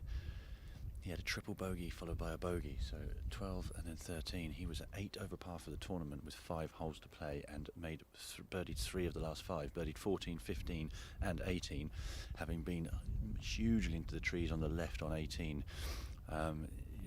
He knew he had to make one to get the cut, and my goodness, what a finish! And we had a lot of Farnham Golf Club members following, so that was really one to watch. This is the tee shot behind, which we can see here. The 12th tee is the first tee shot that I fell in love with here at Farnham Golf Club when I joined. I'd only played sort of, little pitch and putt golf courses, and pay and play golf courses, and I stood on that tee, and I just didn't realise golf courses could look like that. It looks so vast. It actually looks like a par 5 from here, doesn't it? Yeah, it's just over 400 yards from the very tips.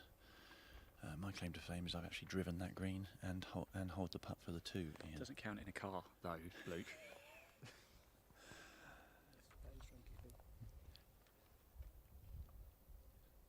So we've got both players here, just either side of the green. If we just pan to the right, just a touch here, Dan. Yeah, we are. We'll have to bring the camera. We'll bring the camera back. Actually, sorry, Dan. We'll bring the camera back to Daisy if that's okay. Just because there's a bit of a weight on that 12th tee. Yeah. I was trying to see it through, but.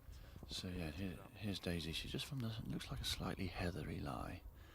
Pin is on back right on the green, so this will slope significantly from left to right once it lands. So she's played it in. It's going to come up slightly short and slightly right. But, again, hedging her bets, I'd say there. That's an uphill putt. It's probably a better leave than going long. Now, this one is a different prospect. This is from above the hole, right to left, downhill once it hits the green to the left.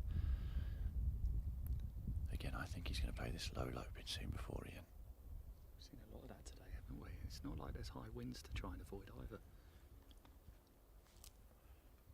As I thought, actually, he played it so well that it didn't actually take any of the bounce that he was expecting. I think they've done such a good job here with the greens. You know, you've got 32-degree heat for 4 days in a row, winds, high winds, to be able to keep them playing receptive but firm, and you know, not lose them. You know, it's amazing how much they brown up by the end of the day. Rupert and his team, as always, doing a superb job. Anytime you can look around here, when you're anywhere that's off the irrigated playing surface. Bear in mind, we've only had fair irrigation for 20 odd years. Before that, this would have been brown. Would have been almost played like an inland links.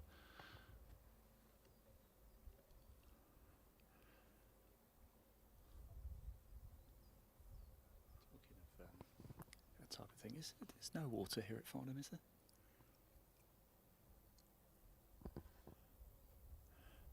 There is. That's Frankie Morton just behind us. You wouldn't have seen it on the camera, but it's just fallen short of the green, hasn't it? Yeah, that's no dramas there. Just short the green on 9 is fine. So, water. We had a little flooding issue from the sheer amount of water over the last few winters on holes later on that we'll see on live action, which is the 14th. So there are some water hazards that way. There's not water in them at the moment, but they are still considered hazards, and they will have water in if we get any more flood events.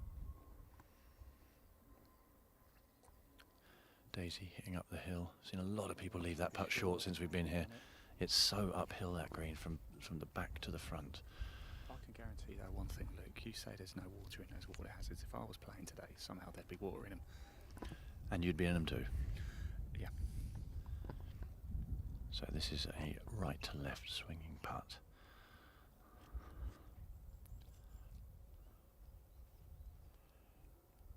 Couple of practice strokes.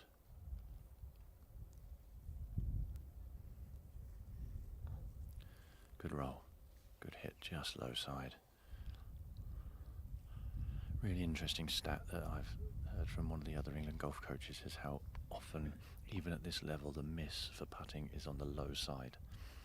So something that obviously you've got to develop as you grow through the ranks.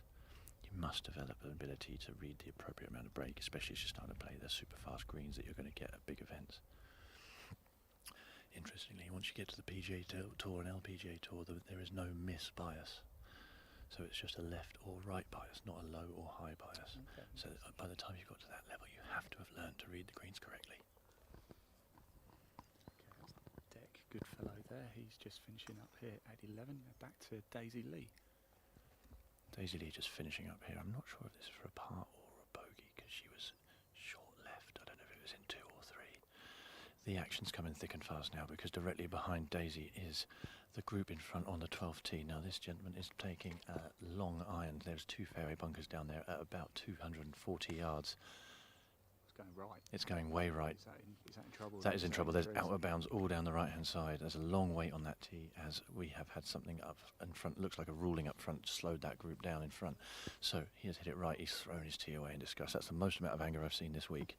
And we now here, this we've got another iron in hand, so you've got a tactical choice here. Do you hit driver and try and feather it down the right hand side of those 2 bunkers? That 15-yard gap between that and the tree is very tight, but you can leave yourself a very short iron. This young man is looking at it, don't see it from So here. I come left off the club face, but then again we're on a slight angle here. I think it's a bit left. Yeah, I think that's a signal down. There's a couple of bunkers down there on the left, isn't there? And that's the thing, the layup on this hole, if you take an iron and then you pull it and it goes a bit longer and ends up in the fairway bunker, you are going to be sick as a pig because that is a tactical error, not necessarily a shot error.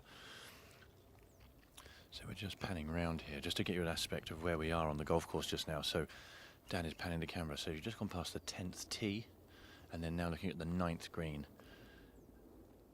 Wonderful golf hole. Blind tee shot. That's our leader. Wonderful golf hole. Blind tee shot, rolling down into the valley, then up to the top. Again, tactical choices on this one. You can try and get down to the bottom of the valley, leave yourself a small sand wedge in. A lot of people I've been seeing have been hitting a longer iron, leaving themselves on the flat part of the fairway, but a longer second shot. You do not want to miss this green left, because it all kicks left into gorse and plenty of trouble.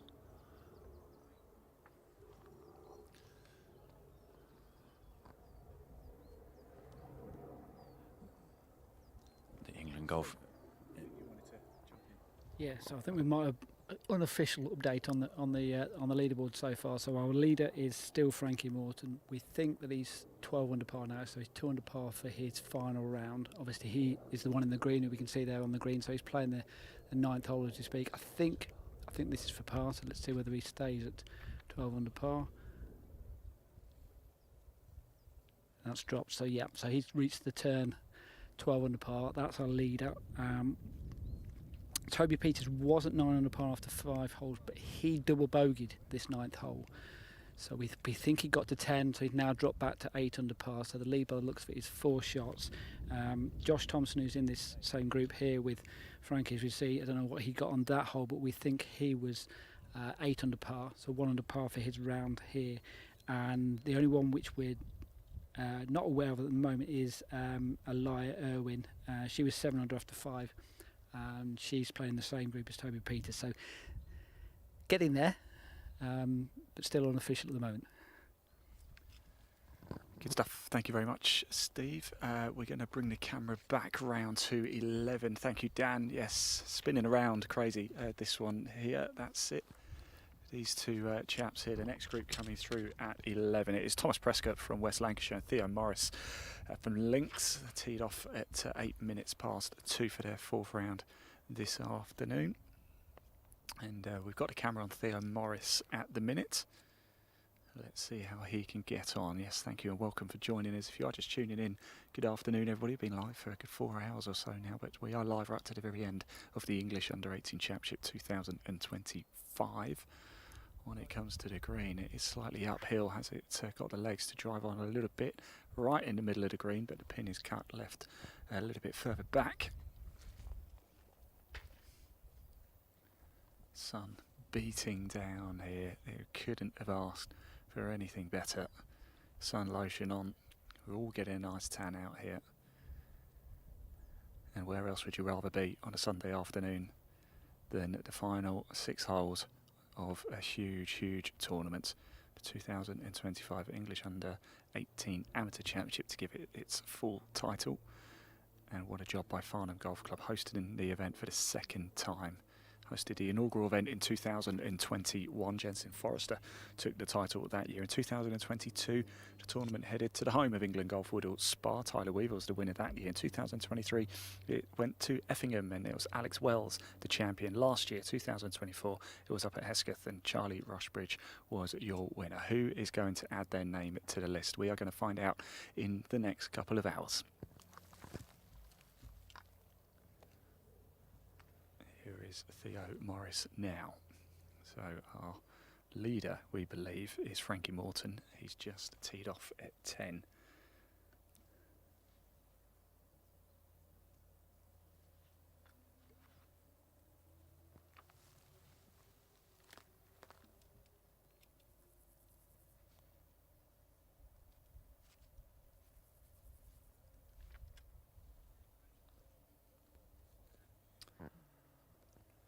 Bit of deja vu there, Luke. 2nd time we've just seen it being left short. Absolutely. As I said, this is a severely sloping green from back to front.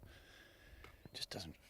You just need to be looking at knocking those in at least 18 inches past the hole, and it's a very difficult thing to do when you're trying to force a ball up the hill, especially if you might have had a couple of quicker putts in the previous couple of holes.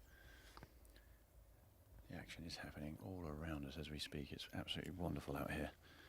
I'm going to get in the shade just a touch. This is the pure heathland part of the golf course, which, as I said earlier, was regenerated some 20 years ago by taking down a lot of the trees. I know a lot of people get worried when people take trees down. It's a bad move, but heather regeneration.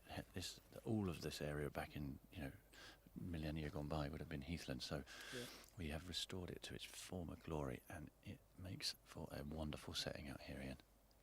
Yeah, it's absolutely stunning, isn't it? We've got a camera back actually on the 9th green at the minute. Our final group: Ethan Roos and Aaron Moody.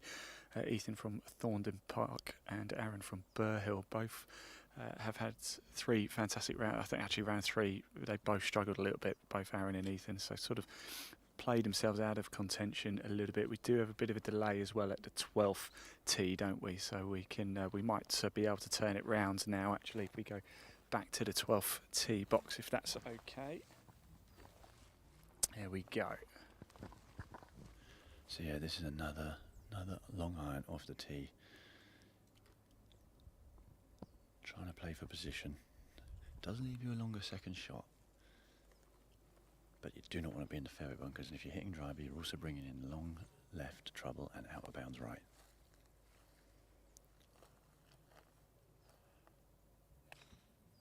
Oh, that's absolutely perfect. Fizzing down there, just a little trap cut off the furthest right bunker back to the middle of the fairway.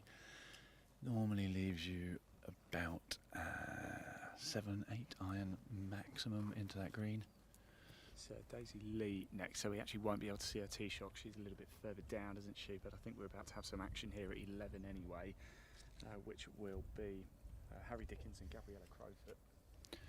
Yeah, the 12th tee is one of the projects that was taken on this winter. We have recoloured our tees, so that you basically have 4 different tees that anyone can play off, rated for both men and women on all tees except the silvers, which are slightly too long for the women to be rated at this current stage. Now what we did is we added a further forward tee on a few options, so holes like 12 we have a new green tee which gives for the shorter hitting ladies and seniors a chance to carry over the trouble. In the winter when it gets a bit wet, that's absolutely essential for them to be able to enjoy this hole. What it means is people can play golf all year round regardless of their level, and it means people can play the game for longer, Ian, which I think is important. Yeah, definitely, absolutely. Whilst we're waiting for the next group to come through, I think I can see Gabriella in the distance, but a little bit of time. Let's just pop that leaderboard up on the screen for you so you can see for yourself how things are going. And Steve, one thing to note as well, it's probably quite important to mention, we mentioned it a few times, but to do it again, is the scoring isn't updated after every hole. There's certain points here, isn't there? Where are they? Yeah, so the points of the 5th hole, the 11th hole, and then the 15th hole. Everyone's through the 5th hole now, so we know what it was from the 5th hole onwards. Some of them have now reached the 11th hole, which we're on at the moment, and we know of some of the leaders. The leaders now, the very last group, they are playing the 9th hole now, and we've got an idea just talking to the people who are walking around with them of what they're doing. So we've got a reasonable idea about where they are in terms of scoring, but not official scoring. We're fairly certain that the leader is on 12 under par, and then second place at the moment. So the leader, Frankie Morton, on 12 under, and then 8 under par is second place. Just to mention as well, Dickens against Shakespeare. Yep. Dickens is, which is Harry Dickens rather. He currently is 6 under par, but once again, that's after 5 holes. And well, Harry Dickens might be in a bit of trouble. He's over there on the left. So well, Mr. Shakespeare might be happy then, because George Shakespeare is 4 under par. So therefore, it could be a bit of a battle between the writers to see who wins that one. That mini little battle. That mini little battle that we have decided to turn into a battle, which the two players have got no idea about whatsoever. Yes, coming down now, Harry Dickens alongside Gabriella Crowfoot. Harry Dickens out of High Post, Gabriella out of Longcliffe. And yeah, Harry over there on that left-hand side, and Luke. So Harry's played. I saw him over on the left-hand side from over the brow of the hill for his tee shot. He's then hacked across the right-hand side of the 11th and gone into the hedge. Found the ball, not out of bounds, just an integral part. But he's played an unplayable. So he's actually playing his 4th shot to the green here. Little practice swing, little check on what he's doing. Doesn't mean you can't make a par, but it's going to have to be a good shot. What you don't want to do, you see people get greedy when they're trying to make a par after making a mistake. He's in a semi-rough, and that is wispy rough. That can get a flyer. Let's see how that's coming in. It's coming in very, looking good. Right-hand side, pin high. Oh, it's spun off to the right. He has got some collar trouble there. It's up against the fringe. Right to left putt, pin high. Not the worst shot. I'm pretty confident he can make it down in 2 from there, and look at his just a sort of damage limitation bogey there. And, oh, interesting. Young lady, Aaliyah is this, isn't it? This is Gabriella. This is Gabriella, excuse me. Gabriella coming up with the left-hand side. Ball spotted for her. Looks like a family member helping out. That's always good. Alongside all of the volunteers from Farnham Golf Club who've been ball spotting on the blind holes and scoring on the clubhouse, in the halfway hut, doing a fantastic job. So Gabriella is in the rough on the left. I would suggest in 2, having hit a drive somewhere past the bunker off the tee, I'd imagine. This hole playing a very different feel in yardage today as it was yesterday. Yesterday was straight into a blowing gale and navigating 9, 10, 11 and 12 with a very, very stiff wind was much more difficult than it has been and it looks today. Gabriella's chosen a club.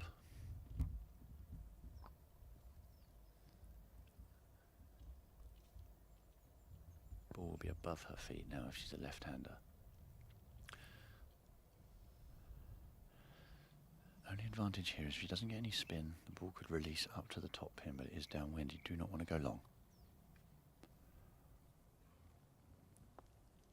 Yeah, so we see that release more than the others, but it did land at the front, so it's only gone halfway up the green, leaving a good 30 foot up the hill.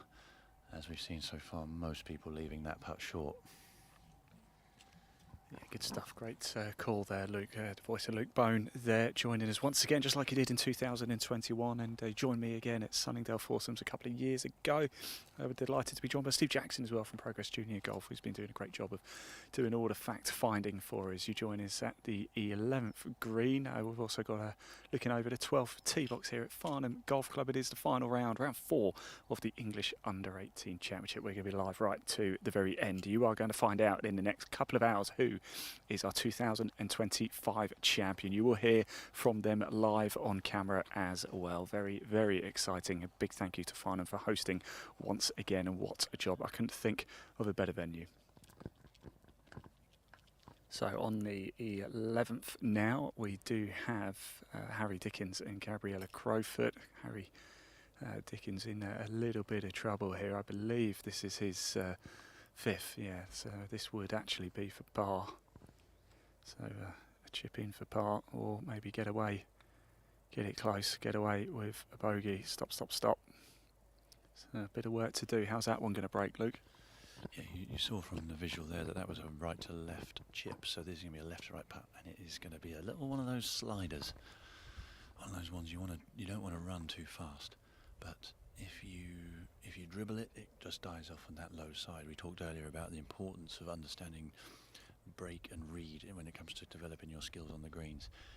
Still at this level, this elite level of golf, the bias is to miss on the low side, which would be the right side for this young player. Gabriella here, lining up putt up. This is deja vu. It's the 3rd time we've seen this type of putt, isn't it? All the 2 before both left it comfortably short. And that's just the nature of the severity of this slope. No one wants a trickly 3-foot downhill putt left, but the greens they're not so scary that you can't run this a good 18 inches past and still be able to hold the one coming back. Just a little bit of traffic. She's got to make sure she doesn't get disturbed by the guys on the 12th tee there. Looks like the timing's going to be okay. This is such an amazing spot to watch from golf. Gabriella's putt goes up the hill. That's the one that's got to the hole. Very good. There's that 2-foot past. Now she has left it 2 foot past it. As I say, we haven't seen anyone do, but it's now a tricky downhill. And now we're off the tee on the 12th. God, the action is fast, thick and fast. It's gone over to the right-hand side. See, this wind's just switching up a bit here, guys. We've got a bit of a push to the left to right wind on 12th tee with that out of bounds down the right and that tree on the right. Trees on the right, that is not going to be favourable. They've also put the tee box hard on the right-hand side, so you can't get that perspective here, but the overhanging trees on the right-hand side push you to start the ball left. Fantastic golf hole.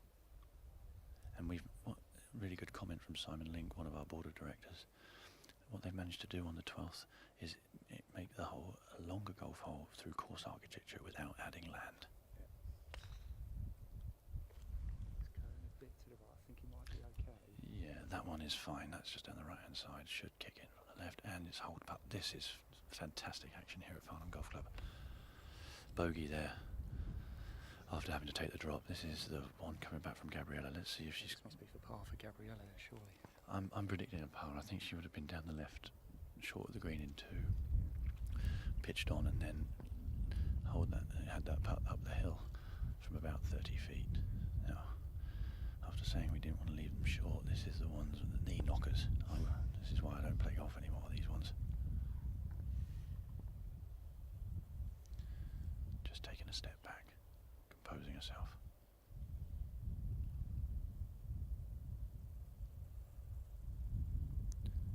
Smooth stroke, right in the middle.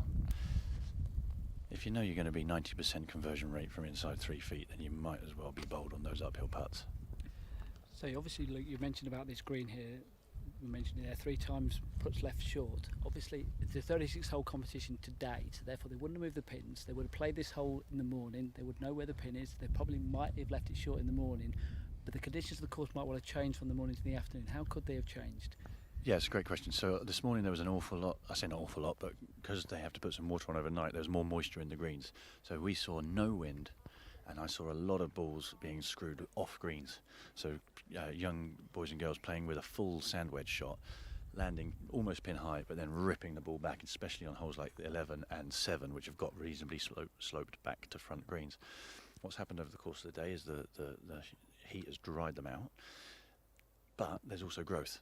So you're probably now at a point where the growth of the day is, I wouldn't say they're slowing down, but they're not going to be maybe quite as quick as they were a couple of hours ago. And it all just depends. If you add wind into that, like I was yesterday, that's when they really can get quite firm, quite fast. And then you're actually being affected by the wind on downhill, downwind putts can be very, very quick. We've only got 44 players today, so it's not too much of an effect today. But we know in the Open Championship, you see the greens where they're putting towards the back end of the day when you've got 150 odd players playing in the event, and it's very bobbly. Is that an issue today for the players? Bearing in mind it's a smaller field. Not at all. They're like carpets. So we've walked them. They're in great shape. If it was wet and soggy and the greens had got damp, and then the footprints would become more of an issue. These days, none of the I may have seen a handful of players wearing actual soft spikes. Obviously no metal spikes anymore. Almost never hear that clip clop of metal spikes on the car park at Farnham Golf Club anymore. Used to be a common occurrence. So they're probably only wearing dimpled shoes. To be honest, when the greens are as firm and as true as they are here, I don't think you're looking at making much of a difference. But especially when you've got, like I say, a relatively small field of 44. So when they're playing this hole, so you've said there that they have to adapt ever so slightly. Do you think earlier, obviously we weren't here, we didn't see the putts on this green earlier, but do you think that they might have been leaving putts short earlier? Yeah, I think even more so earlier because they'd been watered. So it's the nature of what you're trying to do. We just saw Gabrielle there. The much more difficult return putt is the 2.5 foot past when you've just been down uphill the previous one, trying to be bolder to give yourself a chance of holding it. So, but that it depends on the length of putt as well. If you've got 30 foot, your 2 putts are good. If you've got 10 foot and you leave it short, that's the one you kick yourself on because you shouldn't be knocking a 10 foot putt 2.5 foot past anyway.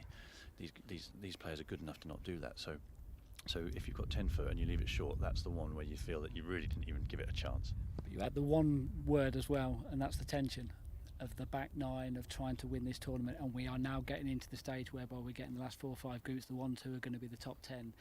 That adds to a little bit as well, whereby you'd think, okay, don't leave it short, the tension might hit and they might just underhit the putt because they're a little tentative. Absolutely, and that can be emotional tension, mental tension equals physical tension. So we all know that any excess tension in the putting in particular can lead to sort of a slightly restricted flow of the putter head. Tension in the longer game tends to lead to poor strikes or perhaps even misdirecting the shot. So that's what these England golf squad coaches are out here doing, seeing how these players react under tension situations. And we're just going to get a nice shot here. Sorry, just to interrupt, off the 12th tee again. Such an epic shot that, isn't it? Through the pines. It's the sound of the shots being struck in the pines that's so good, isn't it?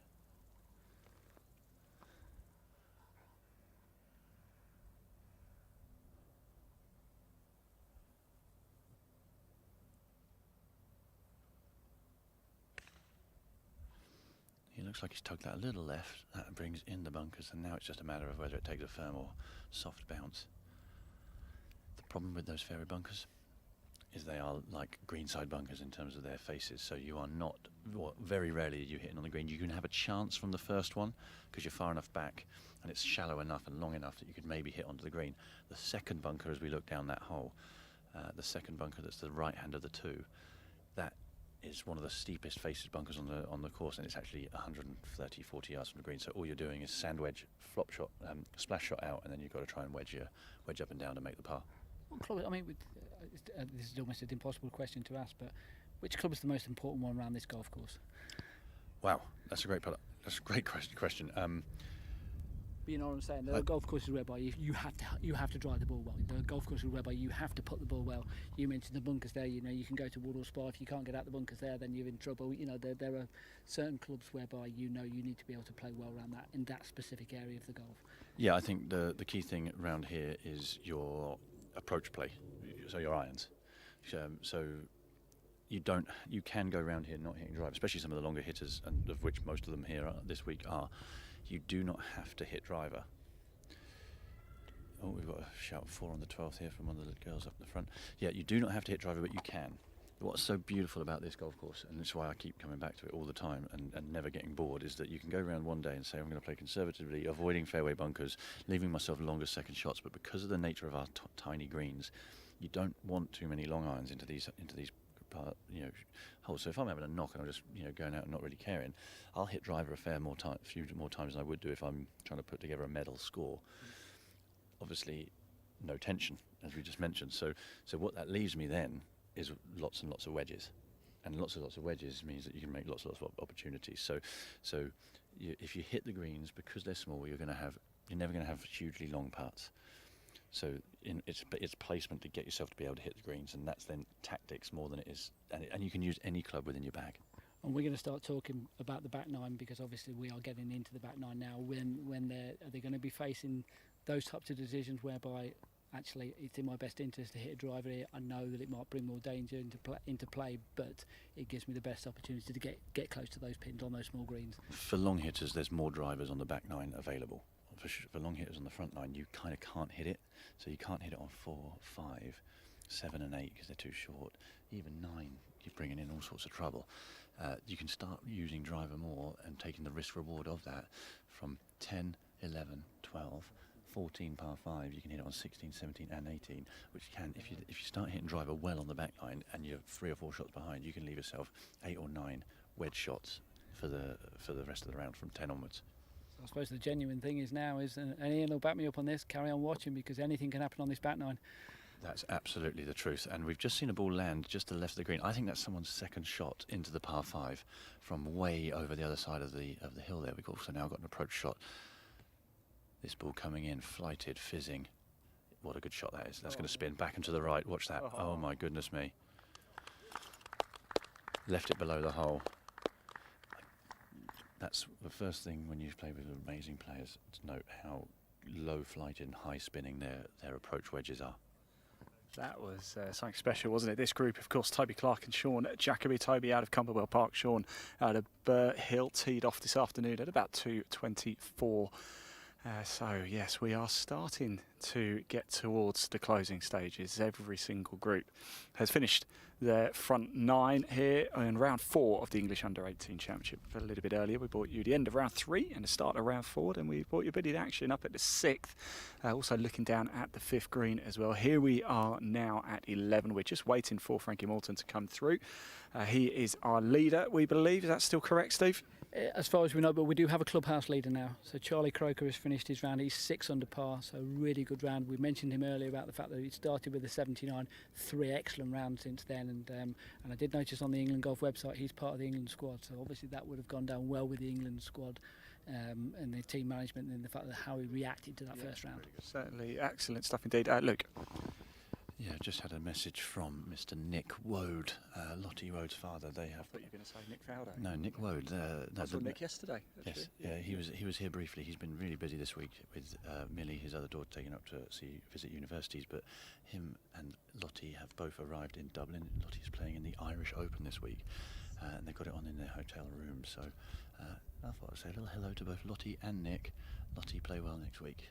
Yeah, and also I know Lottie and her dad are big Leeds United fans like myself, so go on Leeds. Ah, they're everywhere. You cannot escape it, can you? Right, so yes, here we are at 11. Completely, let's focus on the golf, shall we, and not worry about football.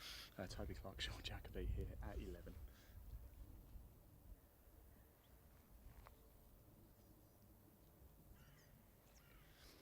Here's shot here just from the left-hand side of the 11th green. I think it's there for 2, so this is an eagle chip. Played it in low with spin. Not happy with it.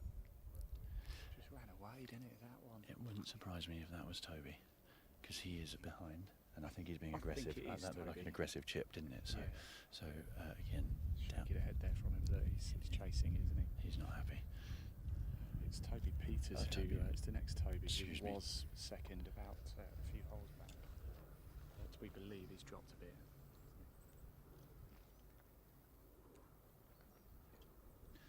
This is Sean Jacoby from Burr Hill.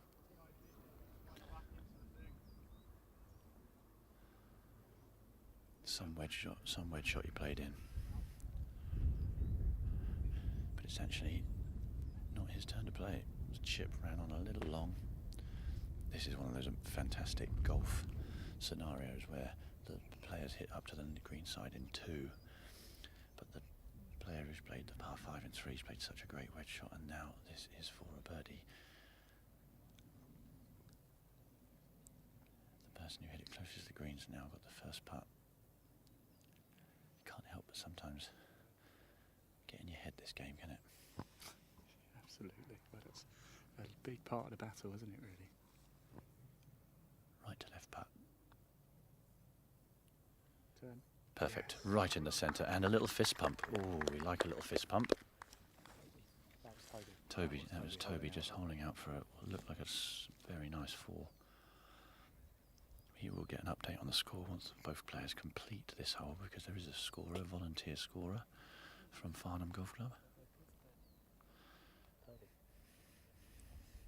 think he's both for birdie. Yeah.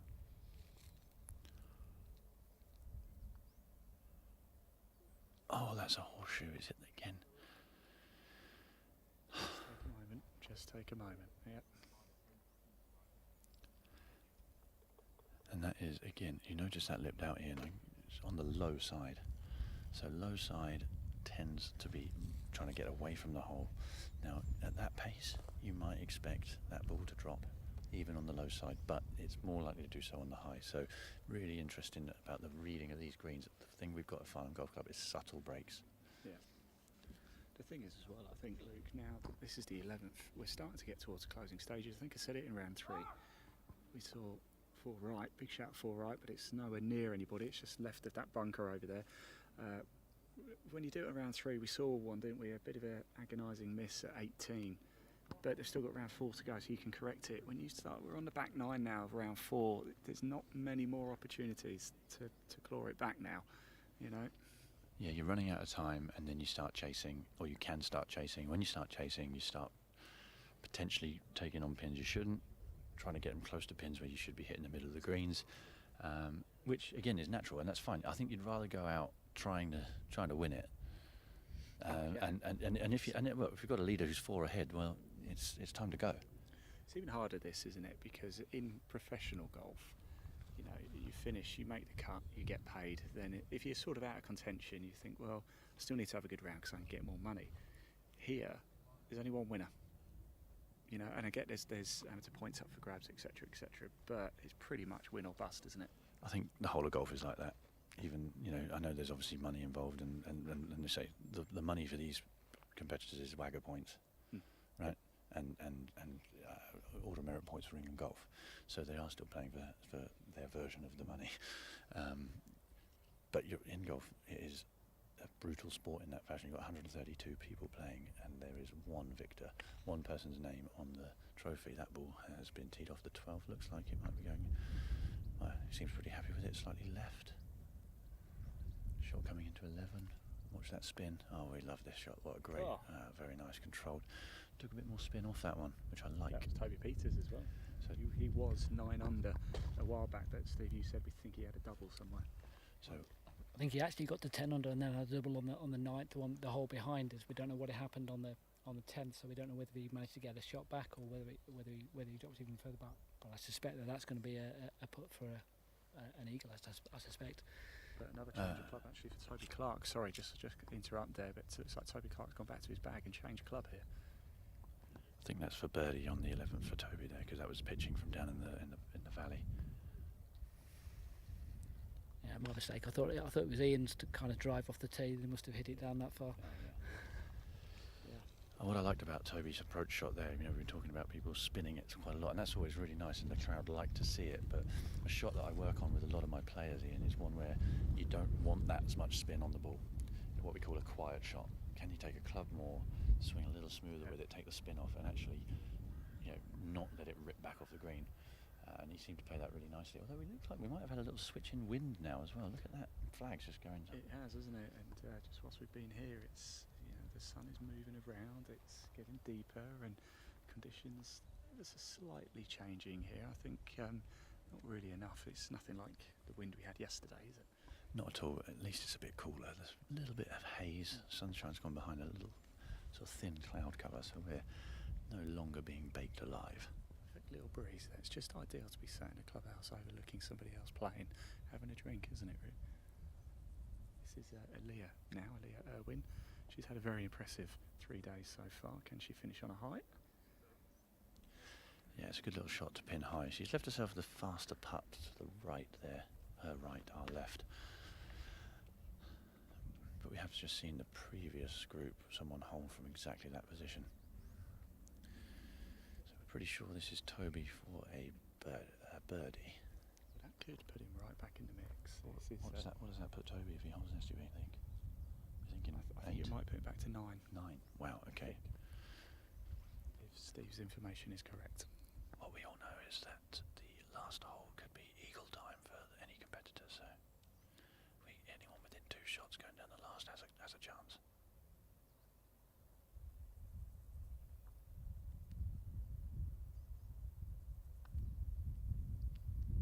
Oh, he struck it so confidently as well. I think he thought it was in. There's that low side again, Ian. Yeah. The good thing about being here at 11 is as soon as they hold out, they go straight to the scorers. So we will get an update on Toby's score in a matter of moments.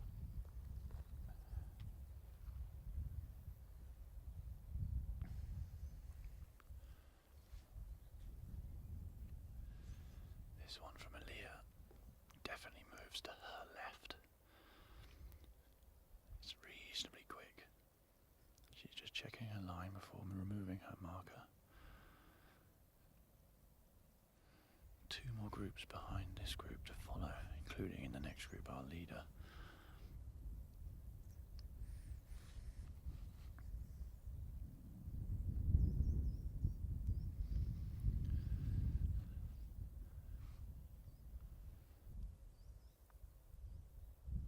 What a putt. She walked it in. She walked it in. That is a very nice little up and down there. Back in contention as well, I'm glad there's a girl up in the final few groups here, and it's great. The mixed competition being obviously a rare one, and it's such a difficult balance for the organisers to get. Obviously, you've got longer hitting gents off the very back tees, and just separating those tees. The Farnham Golf Club have managed to do. The golf course has managed to facilitate that so well. It would be really nice to know what those scores are, and I'm sure our man on the scoreboard, Steve, is going to come back to us in a few minutes. See, what we've got here is a few people who've been helping around the halfway hut. If the cameraman doesn't mind just panning slightly to the left, just to get a feel for the atmosphere we've got here. Well, I think actually I've just counted through, and I think 44 players made the cut, 10 of which are female, which is good. That's fantastic. That's really good to see. Bearing in mind to start in, there was a lot more males started anyway, so actually it's a good percentage through. Yeah, so the camera's just showing a picture of our halfway hut. As I mentioned, a great addition. A few years back now, championed by Sam Coulter, who's watching from sunny France. So there's a lot of people chilling out. They've all done their duties. They've been spotting on the 9th tee behind us here. And then what I imagine will happen is this gallery will start to increase as we go back towards the clubhouse. I've just seen a flash of a golf ball to the right-hand side of the green here, but no one seems to have spotted it, so that could be an issue. I heard something drop. I think it's over the other side of those bunkers. I see something over there, and this is the group we're going to follow down, because in this one coming up is Frankie Morton, who has been charging all day long. The ball has just landed over there as well, front edge of the bunker, well, actually about 5-6 yards in front of the bunker, so no danger there at all. Steve Jackson is just making his way back over. Thank you all for tuning in as well. We're going to be live right to the finish of the English U18 Championship here at Farnham Golf Club. We're currently in the gap between the 11th and 12th. And as soon as we get Frankie coming through, we are going to pop the camera in the buggy and follow Frankie all the way home, unless the story changes. We are here to adapt, and if needs be, we can whiz off and find somebody else. And Steve, you look like you've been on a mission. Yeah, trying to figure out what the scoring is going on. We think Toby Peters then, after doing the double on the 9th, is level par since then, so he's still. I think he's still 5 off the lead. We don't think that Frankie has dropped any shots up until now. It's a question actually here for Luke, because my understanding is this is a par 6 for the girls. It's not necessarily a par 6. It's called a balancing shot. It's just because it's stroke index 1 to make the equitable nature of the event. You couldn't separate the tees quite far enough, or the girls would be so short that it would become almost a bit silly. So England Golf had had to do what's called a balancing shot. So it just so happens that on this hole, at stroke index 1, that's where it's taken off.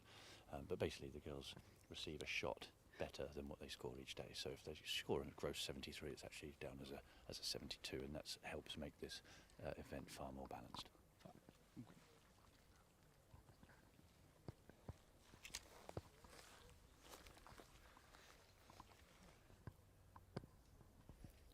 Tee shot here on 12 from Toby.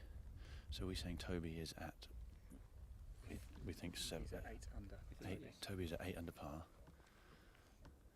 Leah is at 7. Leah at 7. So I'm currently tied 3rd with Josh Thompson, who's also at 7. So the big one here is, what are these two boys doing in terms of their score? 12, I think. 12, so we've got 4-shot lead still, and he's got an up and down here for a birdie to go to 5 shots ahead. So the shot we heard earlier was into the right-hand bunker, it looks like, Ian, and now we've got Toby teeing off 12.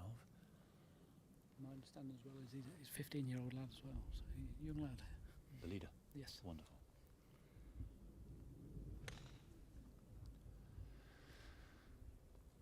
He's happy with that. Doesn't need to watch it land. He knows where it's gone.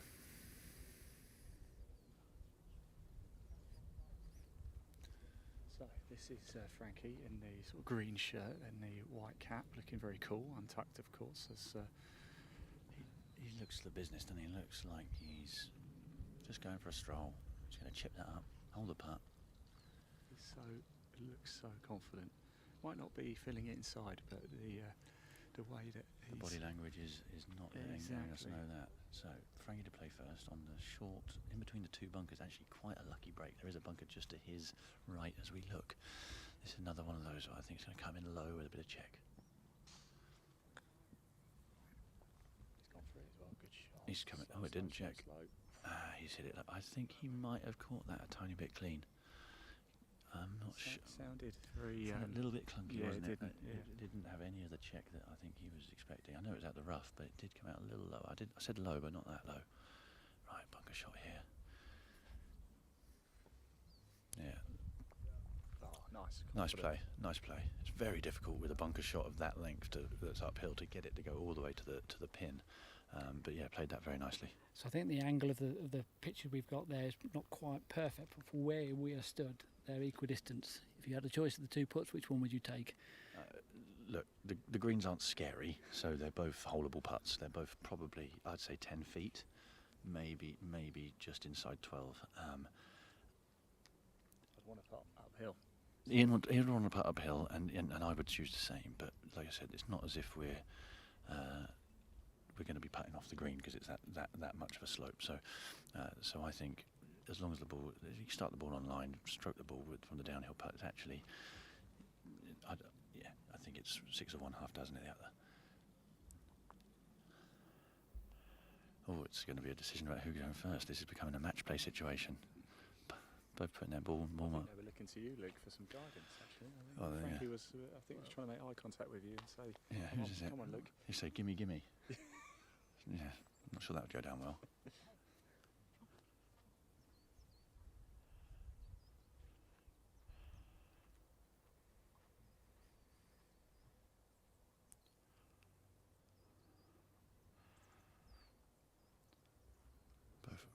Both wearing the sort of flat peaked caps. Same cap on actually. Looks like a ping. Yeah, that's it. Good. Ironically, it's in the club shop. Yeah, we stock ping. Custom fits are available. Cool. Oh, he's pushed it again. I'm going to say it one more time. I'm going to say it until someone doesn't do it. It's low side again. Low side miss. A chance because we're going to follow this group down 12. So one of the things that the coaches will be getting them to do post round is to analyse their stats, not just how many putts they had, but also their biases. So where did they miss on right to left putts, low, high, left to right putts, low, high, so that you can start building a picture of what you tend to read or underread when you're out on the golf course, and actually then go back and work on it on the putting green in your own time.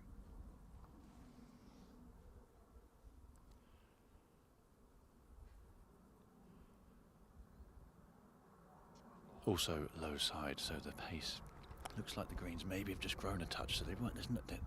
Maybe a half a foot of less break, which means you've got to be bold even on that downhill one. We are going to get into action now, Ian. Let's do it. Yes, absolutely. I think there's a bit of a gap. So what we're going to do now is we're going to take the camera, get into the buggy, and we're going to follow this group home. Unless, of course, anything changes. We will move around. We're adaptable. We can move quickly as well. So don't go anywhere. We're just going to pop that leaderboard up with our holding screen behind it just whilst we get the camera into the buggy. Let Dan sit down for a little bit, and then we will be back live all the way to the end, following who we think is going to be our champion. Don't go far.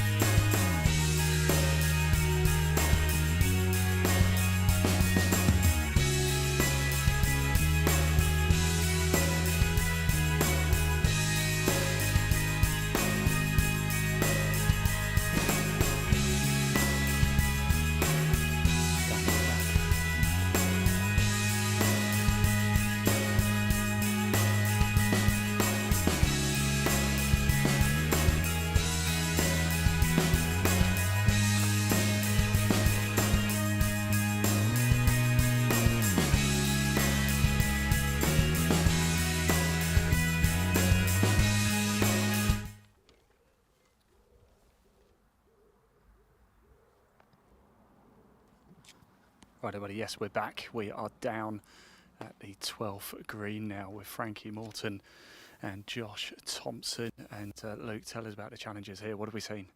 So Frankie has just hit long of the green in 2 pins at the back, and he actually used a little hybrid club, just a little run it through the fringe and then it go down the hill. Stuck it to about 2.5, 3 feet for his par. This is Josh for birdie. What might be for par? I think he might have had to pitch out of the bunker.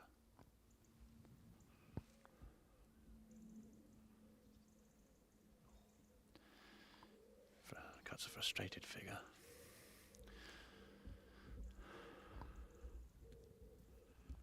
So this is for a par 4 on the par 4 12th.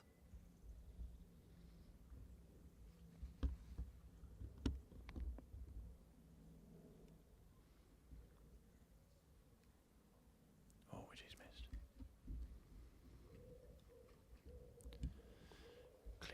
Clicked his fingers in disgust. Wasn't happy with that one. I thought he played quite a nice little chip the hybrid, but we now have a dropped shot there for our lead. Right, we're going to move the camera. Let's just pop the leaderboard up, and we are going to walk with these players. And yeah, stay with us. Of course, we're going to go live right to the very end now. So we'll just wait for Dan to come back and make our way over. So yes, big drama indeed. Frankie Morton, Josh Thompson. We are going to follow the story right to the very end. So you're going to see a lot of these players. We'll keep up to speed with everything. Steve Jackson. Yeah, so bogey there for Frankie. Toby, the group in front, who's one of the closest challenges. Couple of pars the next 2 holes. So by the looks of it, down to 3, I think, the lead.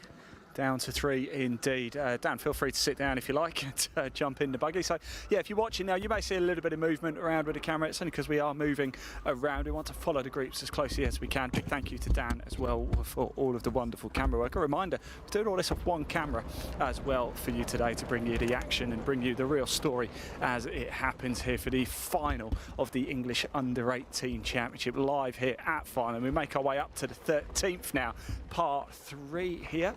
And I believe as soon as they've in fact, we're going to have a little bit of a wait here. It looks like we've got players ahead on the green. We do. So whilst we wait, I believe we can actually have a little look at... Oh, no, we're clear, sorry. No video, Jack, no video. We're going to tee off straight away.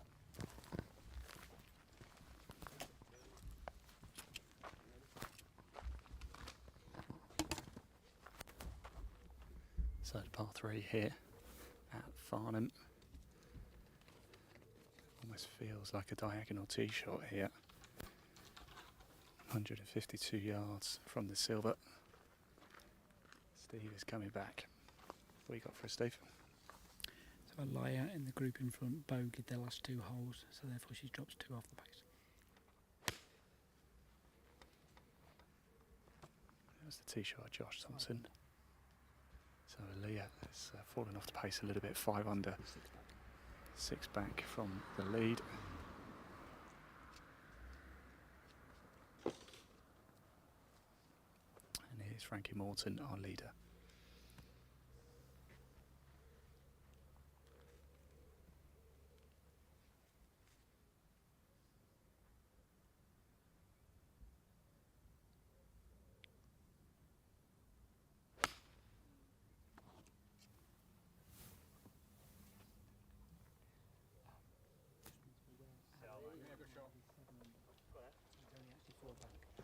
So actually Steve is giving us some good advice. Aaron in the group behind Aaron Moody's, that's 7.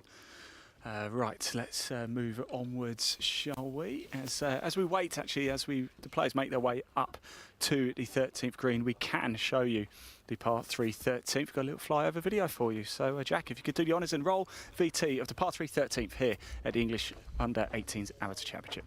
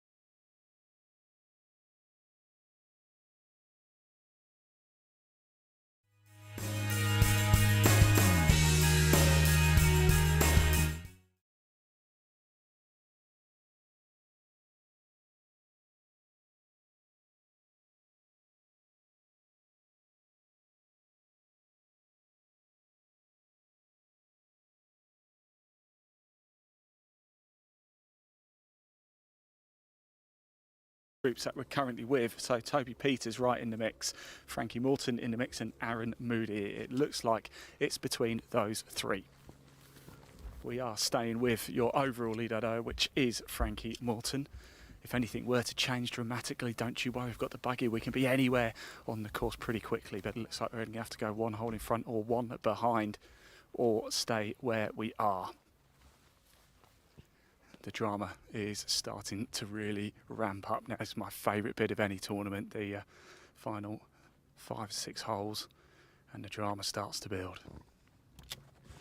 Luke, the drama's starting to build now, isn't it? It really is. We just overheard both boys saying that Frankie's shot nearly went in. So it was online, but there's a little bit of a breeze behind, so it's run on to what looks more like 15 feet. So this is now Josh.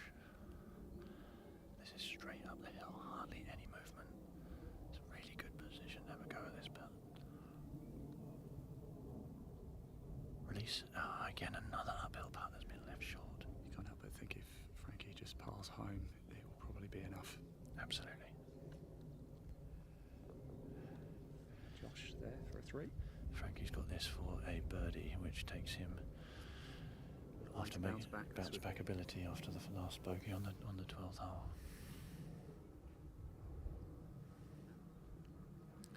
Having a little talk to himself, a bit of motivation.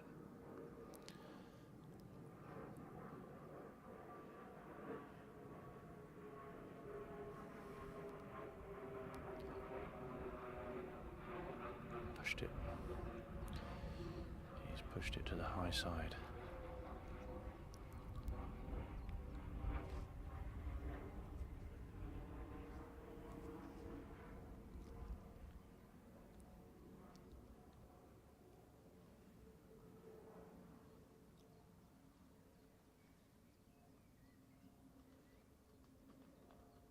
And a safe par. It is. It's a good par, actually. I think, actually, we're going to have a bit of a backlog here. So what we'll do, Dan, if it's all right with you, we'll park ourselves at the 14th, because I think we'll still be able to see the group behind. It's worth catching Ethan Roos and Aaron Moody, because Aaron Moody is in the mix a little bit. So you tell us where to park. I'll go bring the buggy. You guide Dan, if that's okay. So we want to watch. Do we want to watch the tee shots from the next hole? Or do you want to watch them into 13? I think we watch the tee shots here for Bert. If we get a good spot, maybe here, we can kind of catch it in the middle and watch all of them. Well, I say we go behind the green here for 13, and then we'll turn around for 14 after that. Move the buggy. Yeah. Dan, if you go with Luke there, if that's all right, and Fine. I'll join you. So we're in a good vantage point here for the 13th green. We can stand behind the 13th green and watch the last group come in, their approach shots into that green. We can then turn around and see down to the 14th green with the new ditch in front of the green, making the second shot when they're going for the green that little bit more difficult. We can see these balls land into the green. It's going to be something like a 9-iron into the green for the guys today. Probably more like a pitching wedge for the girls off the slightly shorter tee.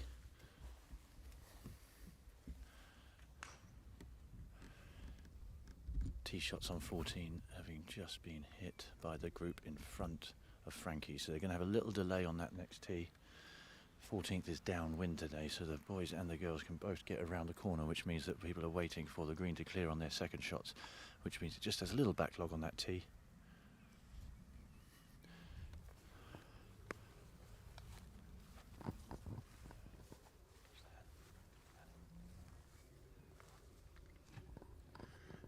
Yes, you know better than us, Luke. Best place to go. But we're going to watch Leah's tee shot here at 14. Just a good, got a little nice spot until Steve Jackson decided to drive the buggy straight through the middle of our shot. But that's Leah teeing off. And actually, we're going to have a good shot behind Dan. If you, good, nice. If we go around to the left, we can got a nice cut through the trees there. What a beautiful sight. I'll keep our eye on behind with what's going on. And Luke, what are we looking at now? Yeah, so we're into, I think, where now if you're behind, you're going to have to go for it. So 13th's a short par 3. We saw there that both players had birdie opportunities with probably something like a 9-iron. We've now got par 5 14th. Now the thing about this hole, when it's firm and fast and we're playing it slightly on the downwind today, everyone can get around that corner, so that's why we've got a slight delay. But that does mean we may see some second shots in 2 to that green. So it's up to you, Ian, whether you want to watch the last group come into 13 or we want to get ourselves in behind the second shots on 14. We'll just see how it goes with the timing, shall we? Yeah, I think ideally I quite like to see the group behind tee off at 13 because it's a nice little hole, and then because Aaron Moody, as Steve has alluded to, he is in the mix ever so slightly, isn't he? He's a bit back, but he's within 4 of the lead, and as we know, that eagle potential at 18. A birdie or 2 and suddenly you're right back in the mix, but we're still waiting for them to come through, and I believe we've still got, in fact they're coming down now actually, so thank you very much, Dan. Sorry, we're sending you in circles here, we really are, but we've got the final group about to come up here at 13. Let's watch them tee off at the par 3, see how to get on, and then we can make a move and follow the Frankie's group once again.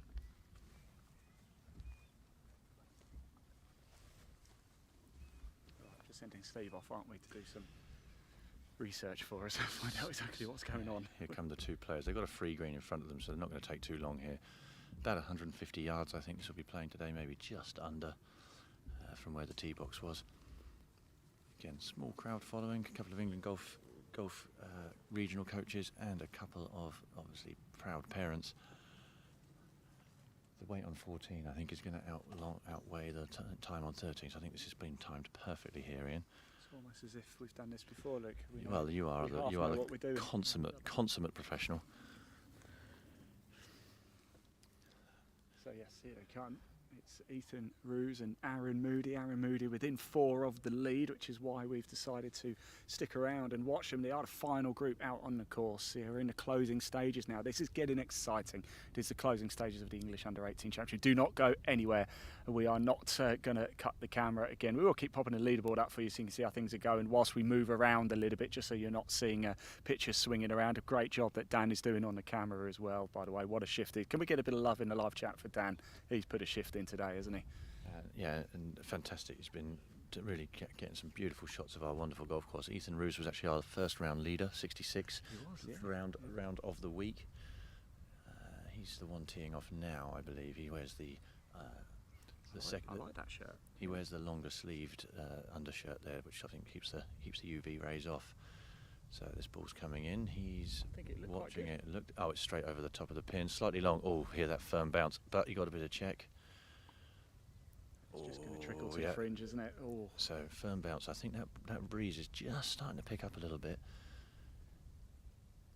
I know that the breeze changed direction halfway through the day, so this morning's round was northwest. I think it changed back to a more southwesterly this afternoon. Good thing about that, though, it's downwind on the par 4 14th next hole. That means we can see some eagles. We like eagles, don't we, Ian? I love eagles. I love a closing hole where there's good scoring opportunities. And 14 too. There could have 2 eagles in the last 5 holes. It's quite something, isn't it, to make up 4 shots in 2 holes? That could be something special. Oh, Aaron is firing at the pins. What a golf shot that is. Did you see that stop? Stop within a yard of its pitch mark.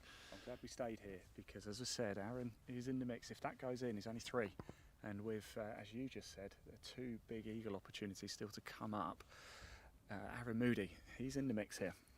Fantastic marshalling going on in 14 behind the camera at the moment. Doesn't need to turn around, but we've got obviously a dogleg par 4, which is downwind, so reachable in 2, and that means that people are in range around the corner from the tee shot. So we have still got a marshal out there with his red flag saying no to our penultimate group on the 14th tee. You cannot tee off yet, so that wait for the 2 on the 14th tee just maybe lets the nerves just trickle in a little bit more there, Ian. A little bit more thinking time, haven't you? Which is probably not necessarily a good thing when it comes to golf, because I often know sometimes if I walk up to the ball, hit it straight away, it seems to be a lot better when I think about it. Sounds like you need to play speed golf, Ian. Yeah, it does, and I am going to experience speed golf in September, Luke.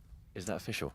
That is official, yes. I'm not officially supposed to talk about it yet, but I can unofficially say that I will be at Sunningdale Heath in September. Just leave it at that. That is great news. Well, yeah, you'll enjoy it, mate. You're competing, right?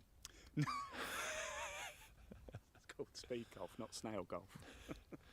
So we are behind Ethan here. We're just going to make sure we don't disturb him as he approaches his shot. Dan's getting a nice close down shot there. Look at that. Let's just step a little bit out of the way.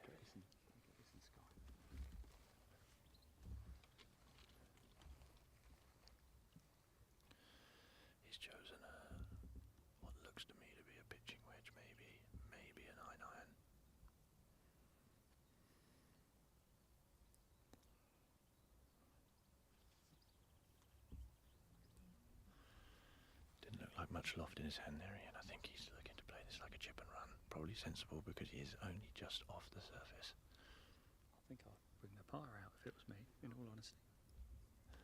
He has got a little bit of fringe behind the ball though. That can have an effect on snagging the putter to club up.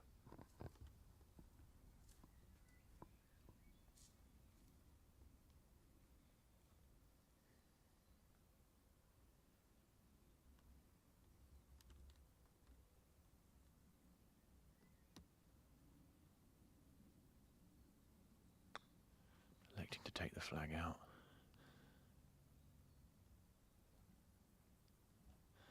Playing reasonably aggressive, just to the right of the pin there.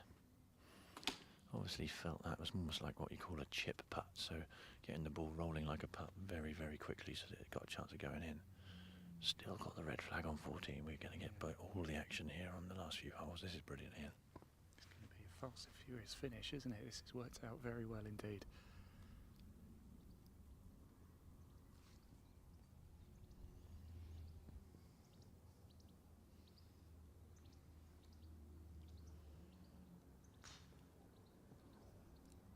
Just had a tee shot on 14. I'm going to keep an eye on it. It's right around the corner. Massive drive. I think it was Josh as well who went first.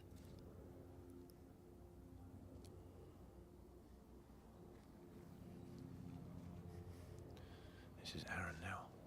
Probably 8 feet for the birdie. He's pushed it high side with a lot of pace. That is. You needed that to go in. There was 3 feet left on that one. We got another drive on 14. I'm just going to try and watch that land.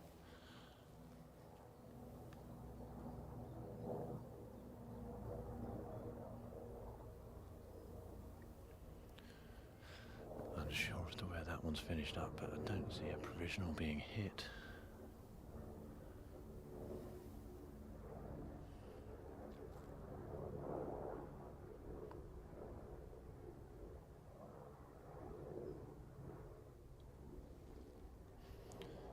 Ethan has missed his par putt. That is a bogey from just off the back of the green. It's not quite panned out the way either of them wanted here at 13.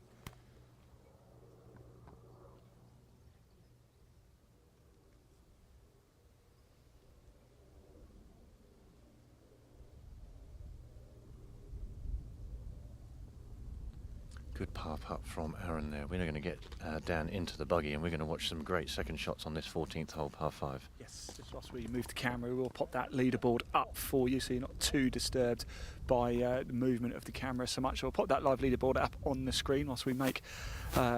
if you jump in actually, Luke, and drive, I will hop onto the back and we'll get Dan into the camera here. And Ethan is, we believe that's Ethan Roos, very, very frustrated at the minute with how that hole played out for him. Again, as always, big thank you to everybody for tuning in. Don't forget, if you're watching and want to have your say, you can over at Farnham Golf Club's YouTube channel, the best place to do it. Comments, live chat is open. We want to hear from you, so please do get in touch with us. And we can do some shout-outs. Haven't done any for a while. I haven't seen too many comments come in. We're also live on Facebook across the England Golf Network, as well as Farnham Golf Club's YouTube channel, and we're on Twitter as well at Ian Waterhouse 1, as well as LinkedIn. So a big thank you to you all and our broadcast partners, the likes of Today's Golfer, India Golf Weekly, Golf South and Golf North magazine, and a number of others as well. So thank you so much for allowing us to broadcast this wonderful tournament across the world here live. Wow, we've been live for what, good five and a half hours already, and we're live right to the finish as well, so do not go anywhere. We are now just driving down the 14th fairway here at Farnham Golf Club, the host venue in 2021 for the inaugural English U18 Championship, and it's back in 2025. Jensen Forrester, the winner, back in 2021. Of course, home hero Lottie Woad was runner-up that year. And we now make our way down this wonderful hole, the 14th, here at Farnham Golf Club.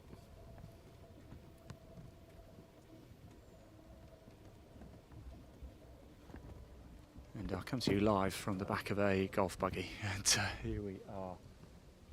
And we're following Frankie Morton, Josh Thompson. Frankie Morton, your leader. Trusting Luke Bone to drive us into the best possible place. Good stuff indeed, Luke. I haven't seen where the balls actually were, but I'm going to just hop off. Oh, there's one right in front of us. Fantastic. On the line. This scorched mark almost straight across is like right through the heart of the fairway, right into the middle. We've got Frankie just off to our right coming down. Wind is really picking up now, Luke, here, isn't it? Certainly is. You can tell that because look how far Josh has just hit that around the corner. That is huge drive. What Dan can do is probably position himself in behind Frankie here for the second shot. This is definitely going to be going for it too. We're talking about just over 200 yards for Frankie and well inside 200 yards left of the green for Josh. Brilliant. Let's move, shall we? Let's get into position over here, Dan, and we'll get a nice shot just behind Frankie here. There we go. Look at that, looking at him down the barrel. So I'm not sure if the leaderboard's up, but if it is, we can take it down because we're going to have a good view into the green. Just waiting for Aaliyah just ahead of us and her playing partner just to hole out. Of course, Aaliyah Irwin, caught up with her yesterday. If you do want to go back to any of the content we've collected over the course of the last 24 hours. I was here yesterday. I spoke to Aaliyah after her second round. You can go watch that. I also caught up with Daisy Lee and Jake Platt and Ben from Farnham Golf Club and Ian Wilson Sprocket as well. Go back and watch any of those interviews. Farnham Golf Club is now on TikTok as well, also on Instagram. I know Luke's been doing a lot of work on that, as have I, over the last 24 hours. Plenty of content.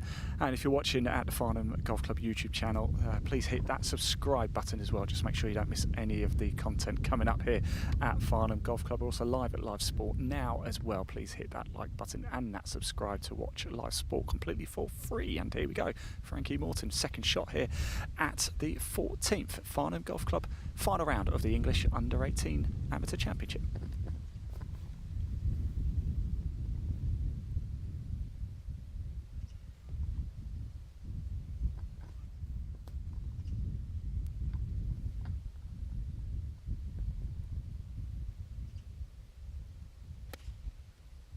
Oh, beautiful. Arrow straight. There is a bunker left.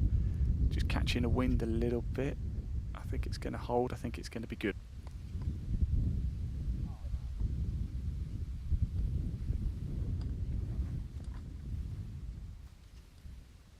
We're just debating actually whether it did run into the bunker. I don't think it did, but we'll have a good look when we get down there. Josh's second shot off that monstrous drive, and this looks good as well. Wind just pushing it left a little bit. Is it? That's bunker.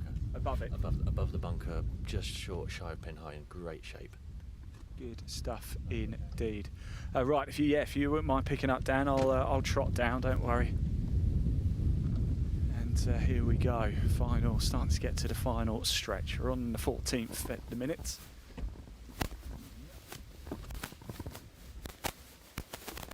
I'm going to just go on foot. We'll let the boys run off, and I will meet them down there shortly.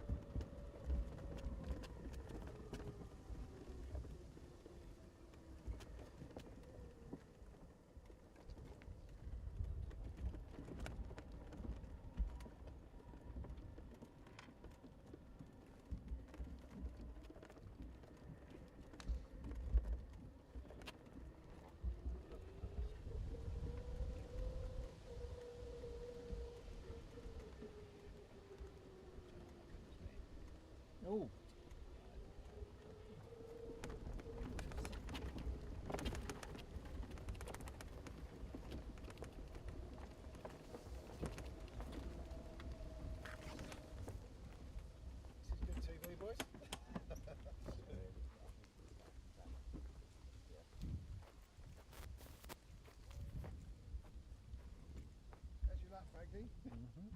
How's your luck? Oh, right, we've got two here. Not very good right now.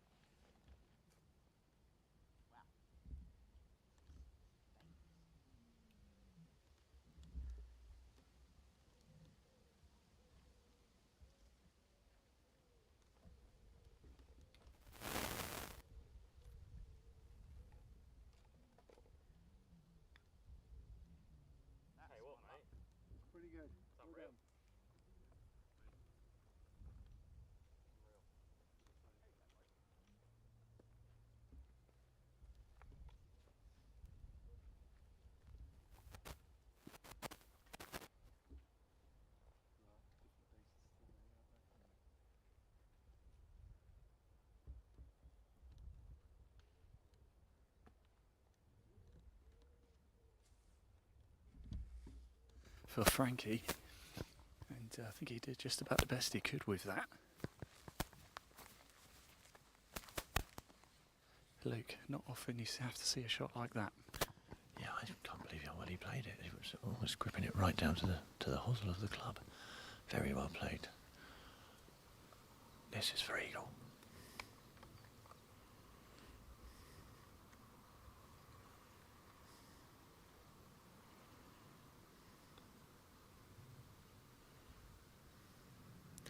Just left it slightly short, took the putter.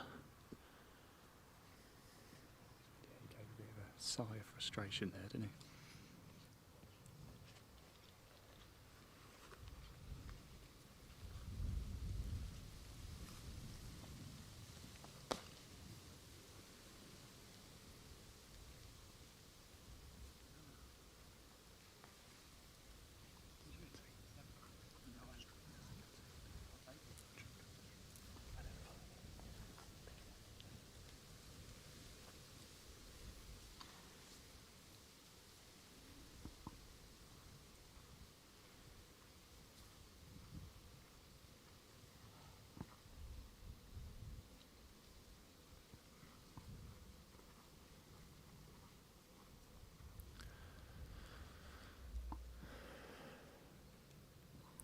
This putt for birdie for Frankie puts him in a commanding position. If this goes in, he's already in 4-shot lead at least.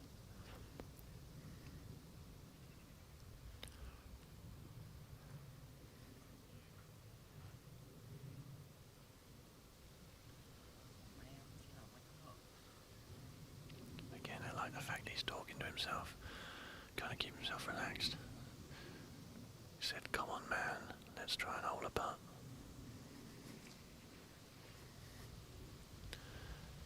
Not much break on the top of this tier.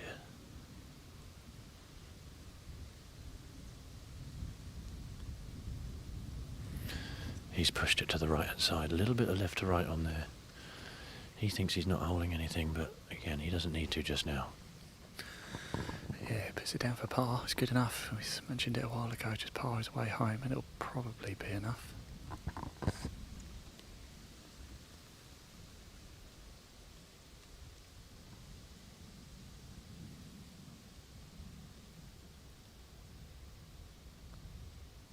Well done.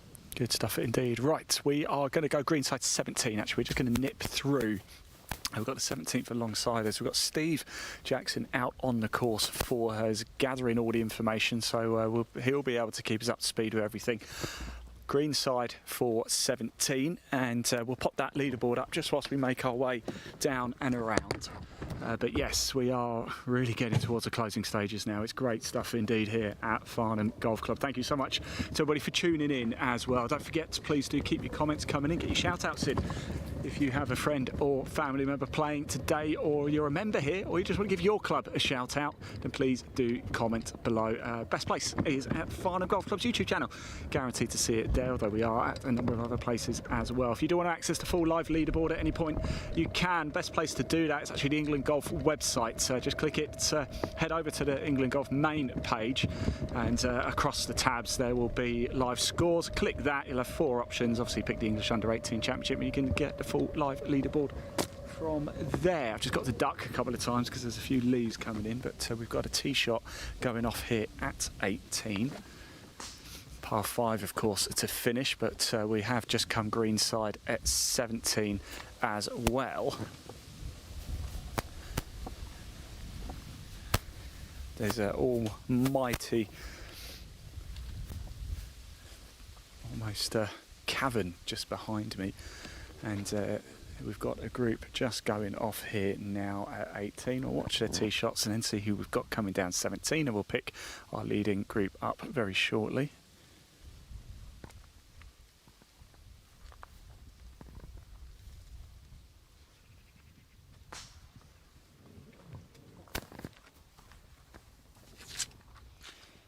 Now I believe this is Theo Morris and Thomas Prescott we're looking at, and coming down, yes, absolutely it is, because coming down 17 heading down 18. Yes, coming down 17 just behind us is Harry Dickens and Gabriella Crowfoot. So going to see a few more different players now as we turn our attention back to the 17th here. Again, another very, very picturesque hole indeed here at Farnham Golf Club, the 17th, a par 4. And whilst we wait for the players to come down, I believe actually we can have a little look at 17 in a little bit more detail. Got a nice little flyover video to play. So let's have a quick look, shall we? The challenges the players are going to face here at the English U18 Championship at the 17th hole at Farnham Golf Club. Roll VT. Going further, I'm just going to change battery on the camera, just in case. So halfway. So. Right, Jack, very quickly, when it comes off, can you just put the background and leaderboard up because we're just changing battery on the camera.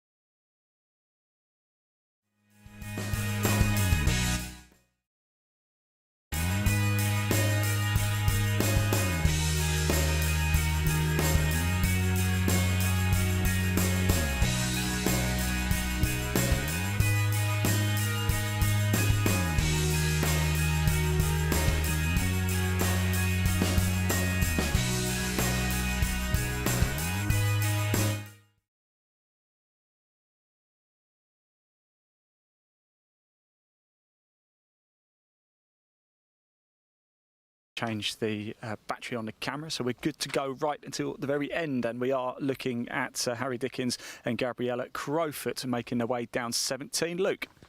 So yeah, Harry has hit it into the fairway bunker. That breeze picking up, meaning that he probably played safe off the tee, but not safe enough. He's had to wedge it out of the fairway bunker or around the rough, out of the fairway bunker. He is short right of the green, just past the new sort of ditch / hazard area, which has brought in this winter to help alleviate flood in the winter time. Now Gabriella is in that said ditch. Now it's dry in the summer. Okay, so it's a seasonal wetland, as it's called officially. So she is not going to have too much of a problem here, even though she's driven in there off the tee. Left-handed with the wind off her draw side, so she's played it. It looks like it had to sort of snag a bit in the rough there, and that has gone straight into the greenside bunker on the right.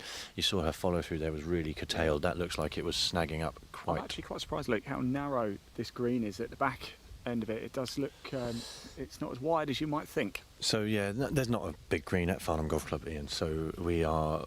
This is actually the biggest, I believe. Rupert would tell me otherwise, but he's the man in the know. This is actually the biggest for square footage.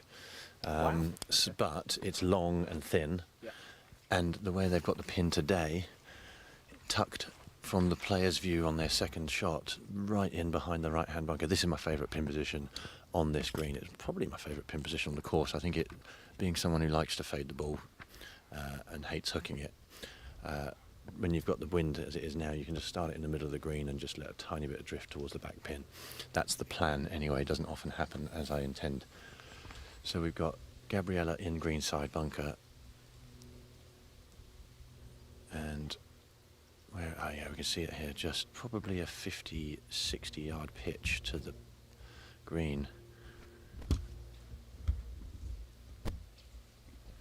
for Harry Dickens.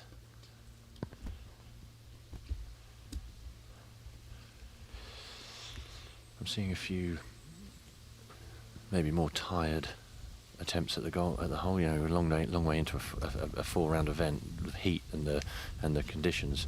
Couple of slightly sort of tired-looking putts, I would say, on the course of this back nine. Lots of putts not getting to the hole. Obviously, we've got the pressure of the situation, but it does. I mean, if their legs feel anything like my legs feel after standing around for the last 4 days, standing on running around the place like you, Ian, they're valiant effort what they're achieving out there. It's been nearly 6 hours we've been live for now, so yes, we've been going good guns. We've had a couple of breaks, haven't we? But I reckon we've been live for a good 5 hours solidly on the course so far, so great stuff indeed. Big thank you to the team, the broadcast team as well, yourself Luke, of course Dan, Jack back at base, and Steve, who we've sent off, who's probably maybe at 16 right now. He's probably wondering where the hell we've gone to as well. I didn't tell him we were coming straight here actually. I think he was expecting us to come down that par 3 15th. So we're watching here the approach. Yeah, look, see how he swiped across the ball there. I think that's coming. Yeah. Got the right bounce for the right side. See, it was. I think what he was trying to do was play that wedge with a little fade to get some left to right spin by hitting middle of the green, but he just seemed to swipe across it. Too much of a glancing blow. Ball comes out a bit soft. I mean, he's got away with it, but that's going to be a longer putt than he wanted for par. So Gabriella now in the bunker. She's having a bit of a torrid time so far at the 17th. Yeah, she was only into the ditch in one, but there's no penalty shot. She didn't take a drop, so she's still just up and down here for a par. That wind, if we'd had that wind all day, it would have been brutal. It's nice for us, but not so much for the players, I think. Get a kick. I think that hit the face of the bunker and popped up, because that behaved very, very strangely the way that went. So obviously a bit up close to the face than she would have hoped to be.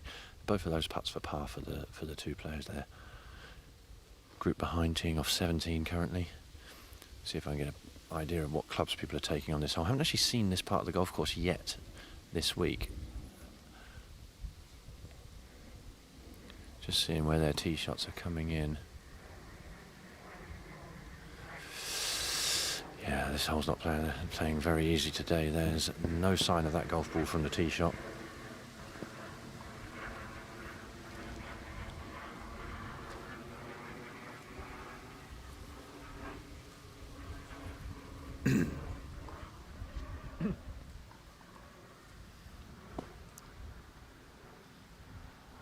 Big thank you to everybody for tuning in on X as well, formerly known as Twitter, of course. A lot of people tuning in. So great to have you across social media. All this coverage is completely live and free for you to tune in. So thank you so much. Just if you are at the Farnham YouTube channel, do hit that subscribe button. There's a lot of content that's still going to go up over the next few days about the English U18 Championship. It just means you won't miss any of it. Of course, whether you choose to watch it or not is entirely up to you, but I'd recommend you do. And Harry Dickens here, just trying to read this. What's it going to do, Luke? So everything tells you that this putt is going to break left to right, because the whole of the green does that. But it's sat so far into the corner that often it doesn't do as much as you think. So I'm calling this as a double breaker, left to right, then right to left at the end.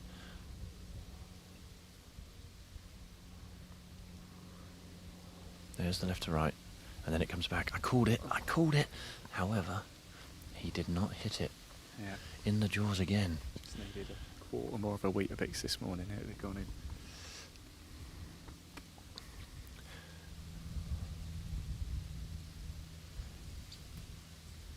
Actually, this could, I said Gabrielle's having a torrid time here, but actually this would be an up and down if she can get it in.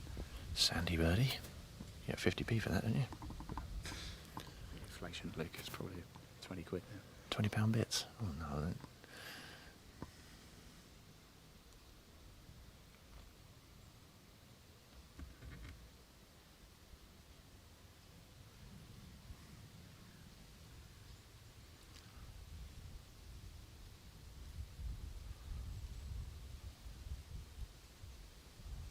So, she got a read off her partner, and it's gone the other side. Oh, I thought it was dropping.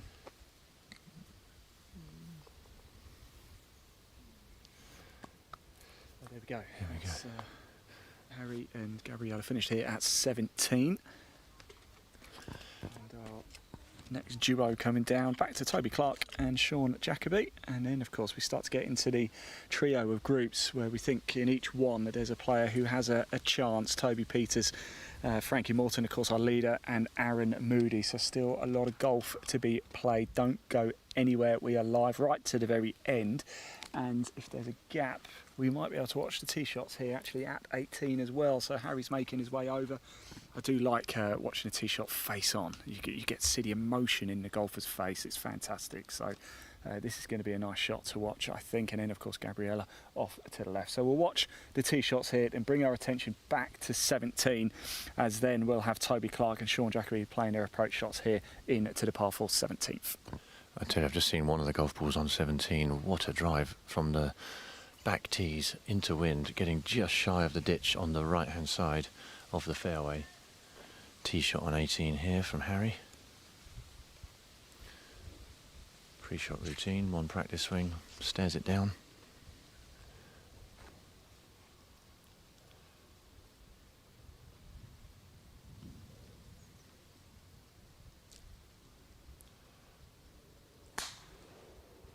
It's gone left. He's put his arm out left. Let's have a look, see if I can see anything down there. The spotter's arm's seen it, so that's fine.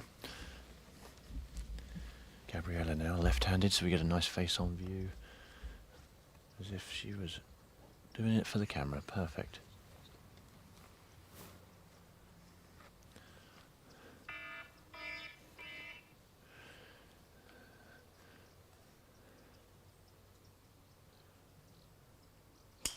Nice strike. She's gone left as well. Big arm out to the left-hand side in the trees. If we turn around here now down, we can also now start seeing balls coming in from 17. This is from the bunker on the fairway. What a golf shot that is.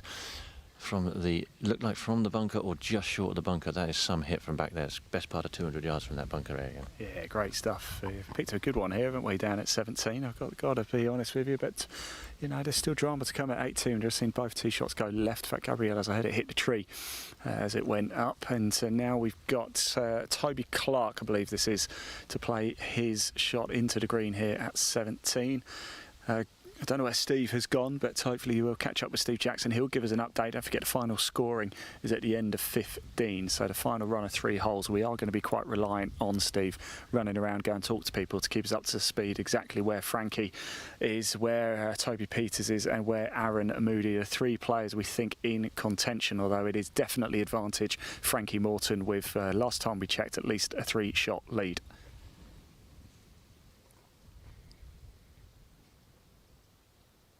Into the early evening now down in Surrey, and we'll be all wrapped up in another hour or so.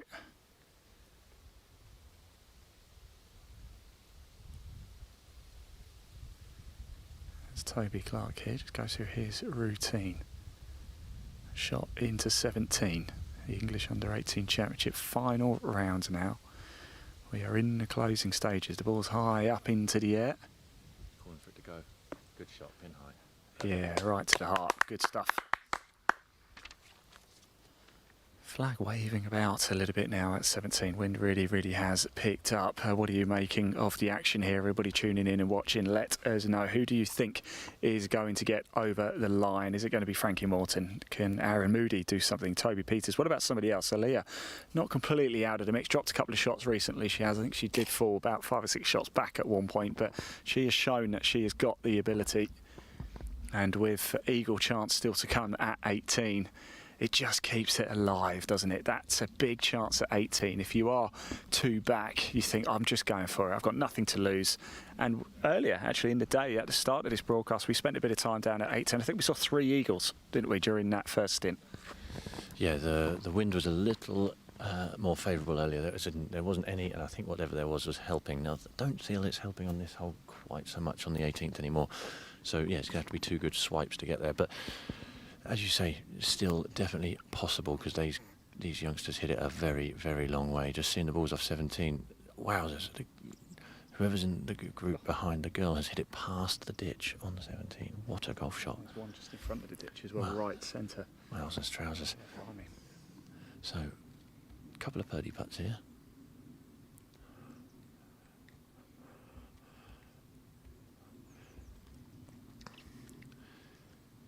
And the beautiful evening sun just starting to get a little lower in the sky.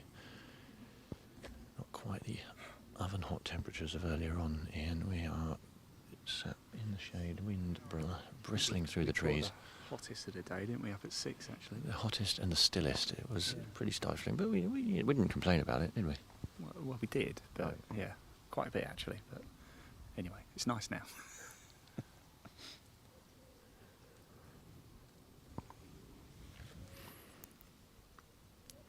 This is Sean just stalking his putt. I'd say the best putt of 30 feet. These are the sort of putts that you'd love to give him a chance, but you know that two putts is good.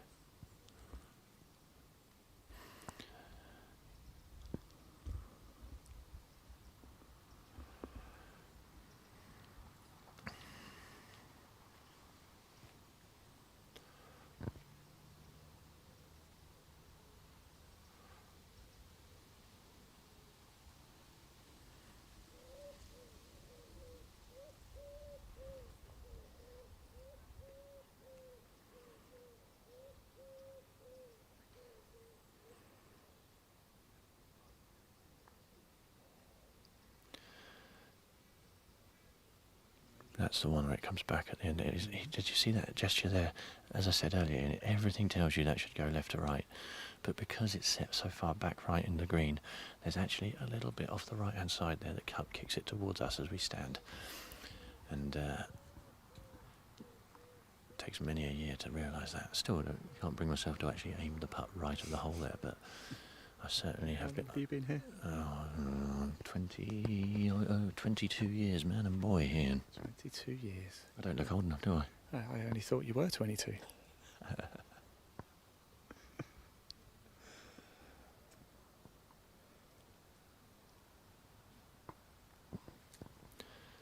I think this is straight. Oh, he's putting with the pin in. That's obviously something he's adopting. I didn't see him doing that earlier in the round, so maybe it's a block to try and get the ball more in the hole, maybe be a bit more bold with the pace.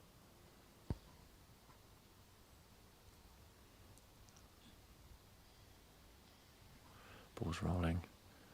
And just dropping. Yes. Great putt. Nice fist bump as well. We love a good fist bump here, Ian, don't we? We like to see that enthusiasm. In fact, we've seen it a lot from Toby, haven't we? He's animated and I like it.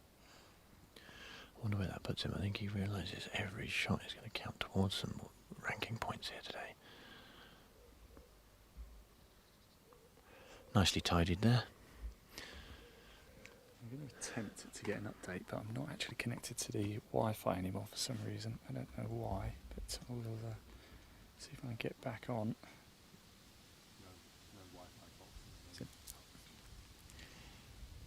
I can tell you through 16 we are looking at, let me just get my phone up to date.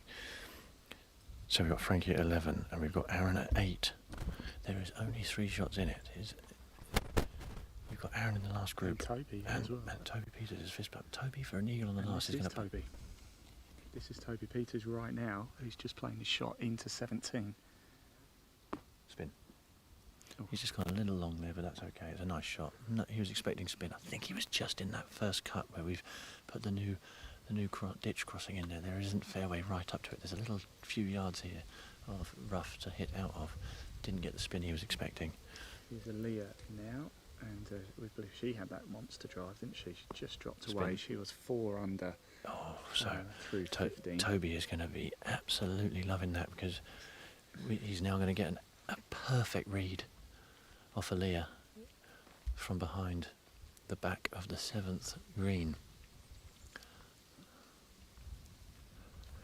Oh, look who's back. Oh, we've got Steve, and we need some updates, Steve. We've been guessing at what the score is looking like here. Apologies, we thought we would let you do the hard work around the back, and we'll just cut from 14 to 17. That's fine. I'll do the legwork for you. So Toby's had a bit of a frustrating last 3 or 4 holes. Really hasn't got anything going. So basically, he's been playing par golf. I think that shot there summed up. As soon as he hit it, he said, "Be good," and it's ended up 20 feet past the hole. So keeps him at 8 under, though, we believe. If we've read if we're up to date after 15. Yeah, but I've just seen Freddie's tee shot on 16, and that's pin high to the left of the green. But Frankie on 16, right? Yeah, and Josh has almost drove the green, so they played that whole well. Now, Josh must be. He's done quite well recently. Josh, let's have a look. Josh Thompson 7 under. He was birdied on the, 16. birdied the par 3 as well. Did he? 14, 15. So that took him to 7 under. So yeah. Okay, here we go. We've got Aaliyah here and Toby. Both can be, no matter what happens, both can be pretty impressed with their performance this weekend. Surely, Luke. Yeah, I mean, if you're in the last few groups of a tournament of this calibre, you know you can put yourself in the mixer. And Toby, I think, is cutting a frustrated figure because he knows that he's probably put himself some opportunities to be right up there, and that is all you can do. Sometimes the putts just don't drop on, and the luck just doesn't go your way. Tee shot coming on 18 at the same time as Aaliyah lining up her putt. She's going to hold on, which is good. Now Sean Jacoby there, teeing off at 18. And here is Aaliyah now.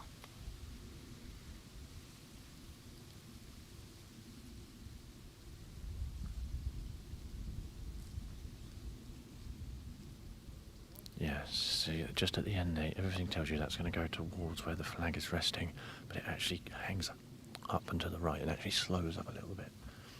Toby is going to have learnt an awful lot from that last part.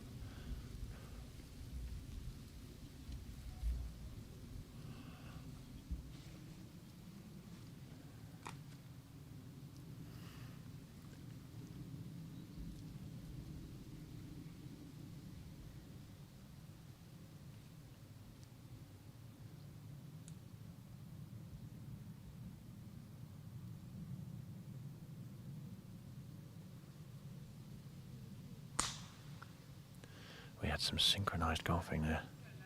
Oh, he went for it. He knows he's being aggressive. I like that pace of putt, though. He's a little bit of work to do here, though, and this could end his tournament here. It's two and a half feet. He's going to tap that in just fine. I like the fact that he's being aggressive. It shows that he's trying to still win, still trying to hold those putts. That's never going to go in if you leave them short. Well, they always say, don't they, 100% of short putts don't go in.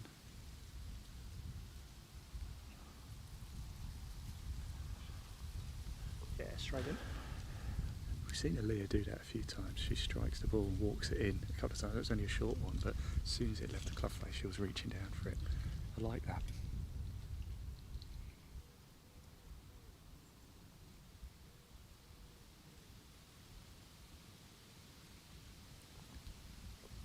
Straight in the back of the hole.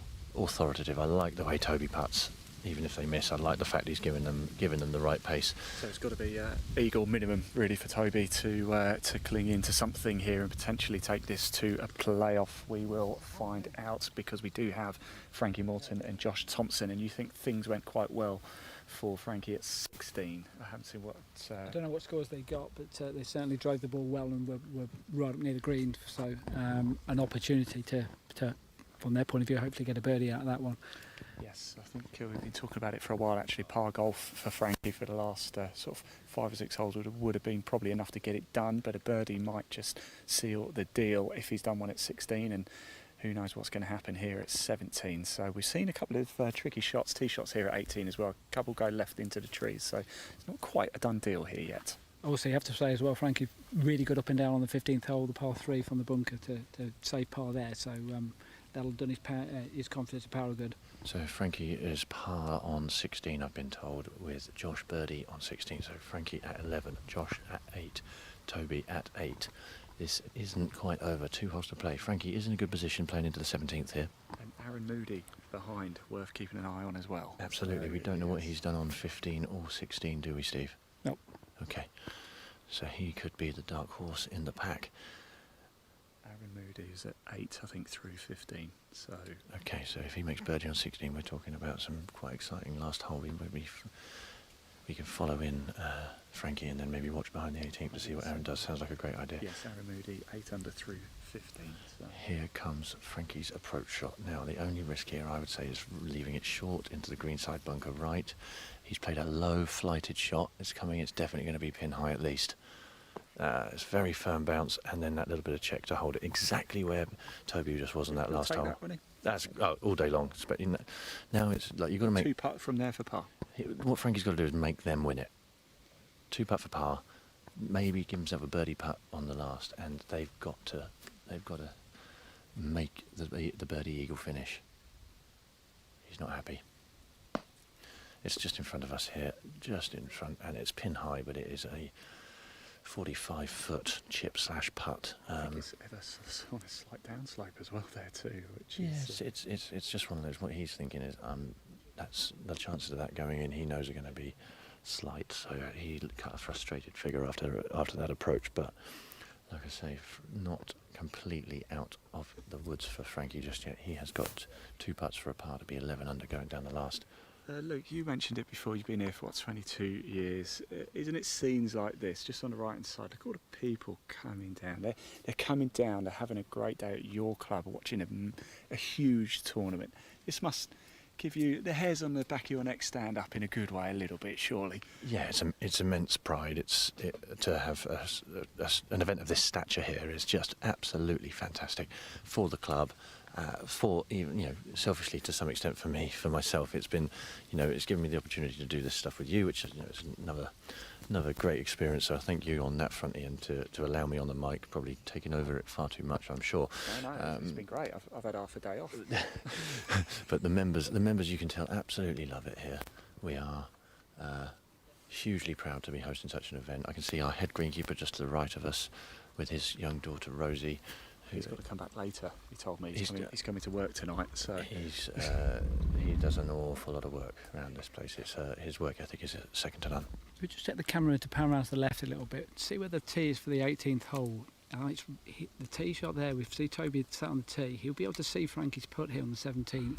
So he'll know what, before he even hits that tee shot on 18, he'll know whether Frankie's got an opportunity to get up and down or not. That could be crucial, couldn't it? Absolutely. It's a minimum eagle for Toby. Toby knows he's got an eagle. That's the case.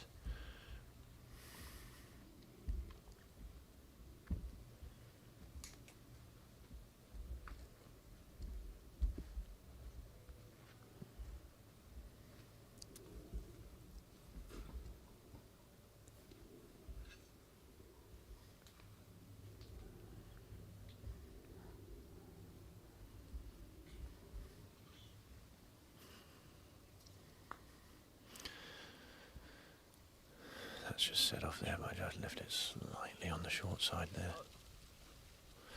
As I say, this one's always fooling people. If you play the front of the green here, it slopes severely from the left-hand side as you play it to the right-hand side towards the bunker.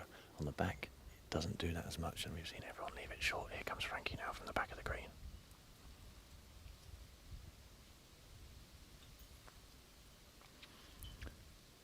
That very interesting, both very tentative there. That is not what I expected there. We're now going to see Toby teeing off on 18.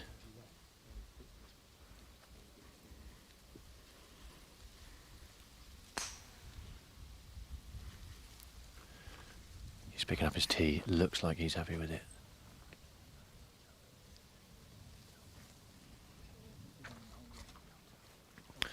In absolutely no trouble there, Toby. That looks like he's going to have a shot to go for the green in two. These are two very, very big putts for these two young lads here. So the interesting twist on that was the fact that we were talking about Toby watching Frankie. Other way around, Frankie watched Toby and made sure that he saw what his tee shot did on 18 and watched it right the way down the fairway. Lottie would have done that, wouldn't she? She's watched. Leaderboard watchers.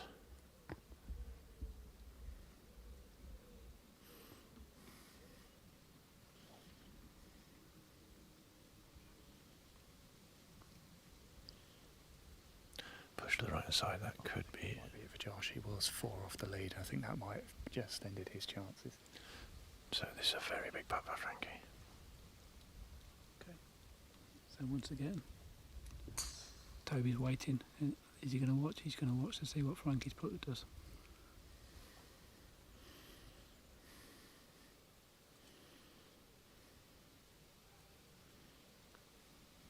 Straight in the middle. Good putt. Little fist bump as well. He knows how important that was for him. He is now still at 11 under going down the last hole.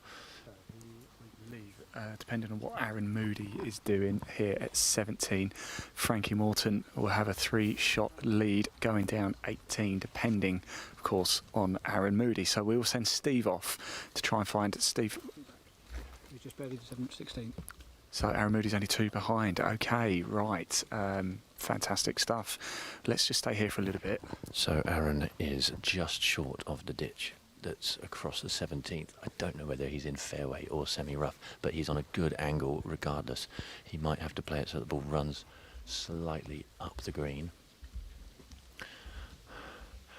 But it looks like it's going to be Ethan to play first. This is going to get very intense now because tee shot on 18 with this wind is not easy. You could easily leave yourself in the trees. I'll tell you what though, Luke, this is what we do this for, isn't it? This is the finish we wanted. No gimmies here. And the sun's got back out. That hazy cloud's gone. It's getting warm again. This is really heating up. Yes. Steve is off to go and watch what Toby does and see if he can post a number.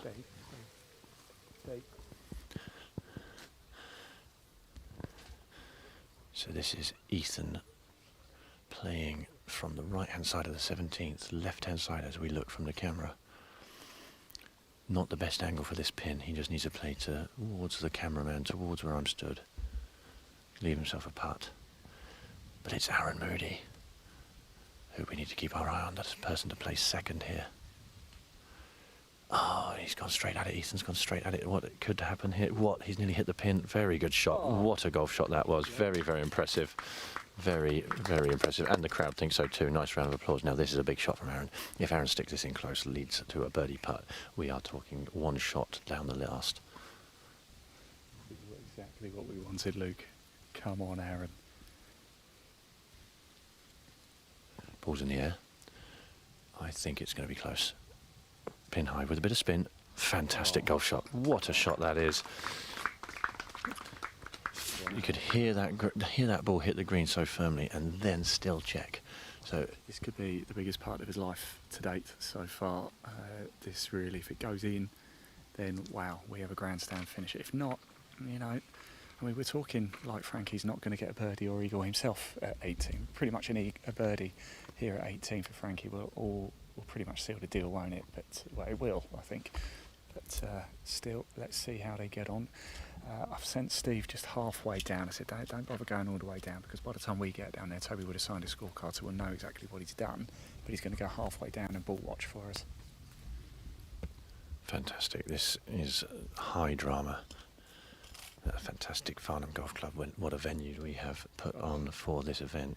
Perfect conditions, perfect golf course with risk reward on all holes. I can see there's a few more drivers being hit on the back nine, as I said there would be earlier, especially on this final four round when people know they're chasing.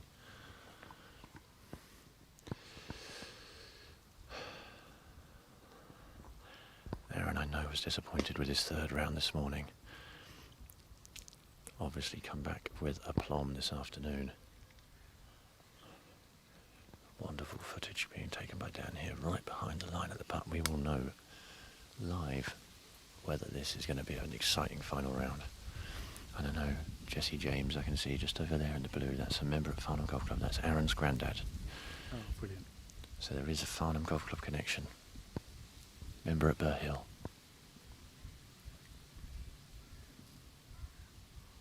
Birdie for Ethan Roos. Birdie chance here first. Trying to look at the club that Frankie's got in his hand as well to tee off here, but it's just slightly in the shade. It's definitely a driver.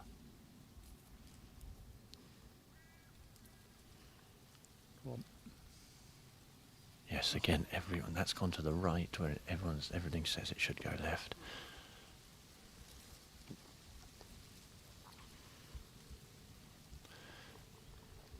Aaron is in play now. It's time to go. This is it, Aaron. All you want is a chance down the last. This putt gives you one. and we've got it straight down the barrel, it looks like here as well.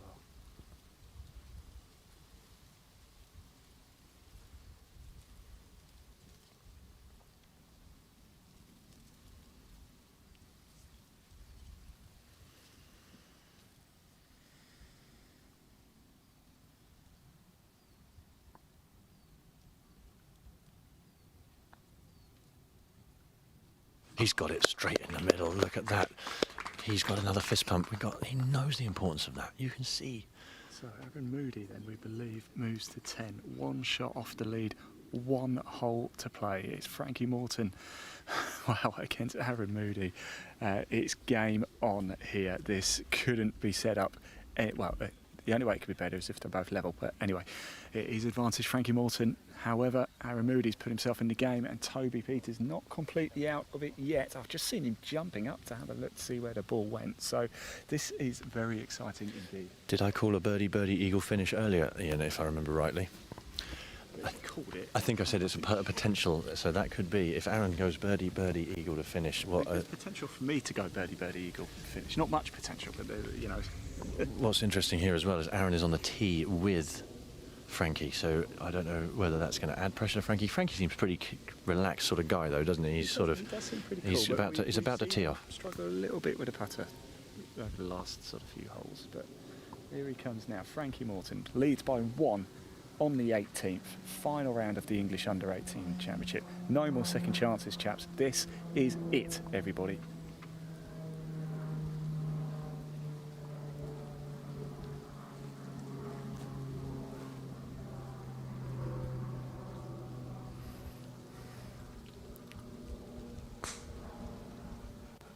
He has hit this. Looks slightly down the left, but I think it's safe.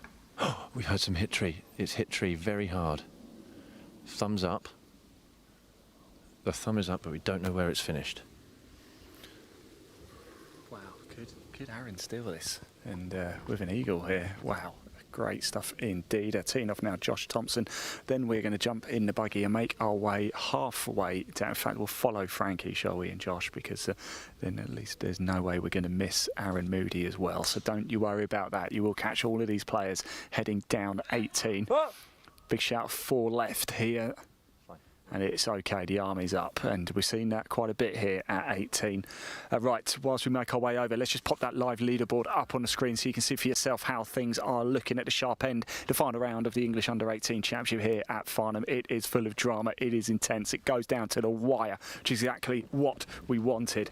Could even still have a playoff here as well. So stick around, everybody. This is big indeed. Oh, I could have had a seat. So we're making our way up the 18th par 5 to finish here at Farnham Golf Club. Look at it, absolutely serene here. The swaves of fans, supporters, family all have come out to play to watch the English Under-18 Championship final round, and it comes down to this. 4 rounds. All comes down to 1 hole. Par 5, and you can see a number of people just I don't know if you can actually, but I can tell you there's a number of people just round the ball just off to my left here on the buggy indeed. I'm not too sure whose it is. Somebody went a bit shorter, somebody went long.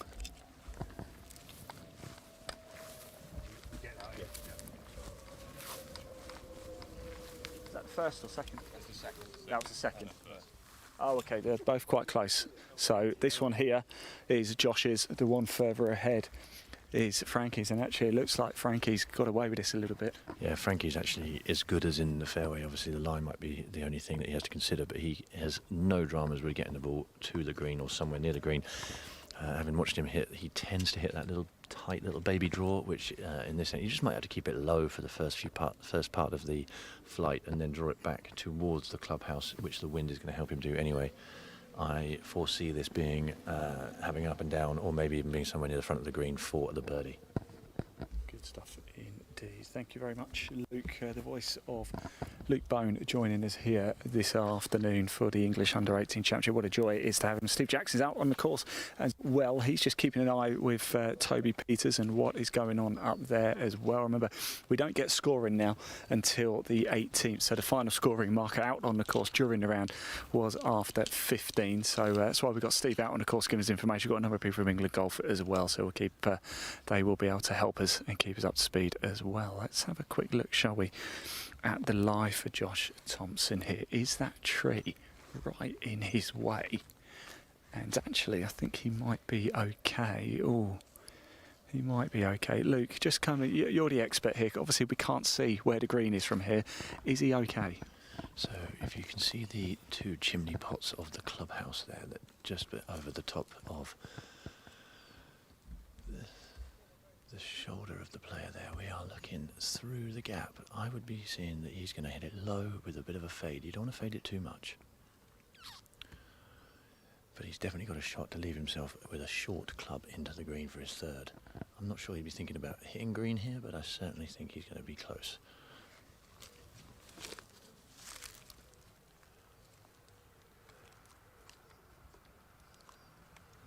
Yeah, so where he's busheling at the moment is where he's going to start the ball in terms of its flight.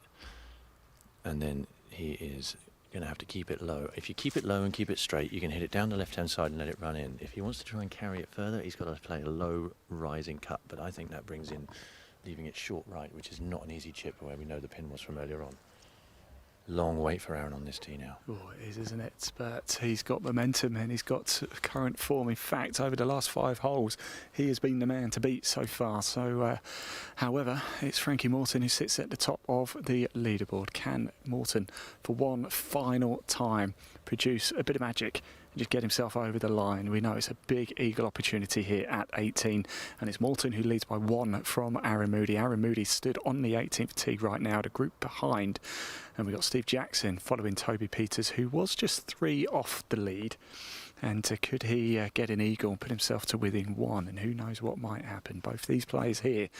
Frankie Morton in the green over on the right-hand side has got the better line. Josh Thompson just in front of us now.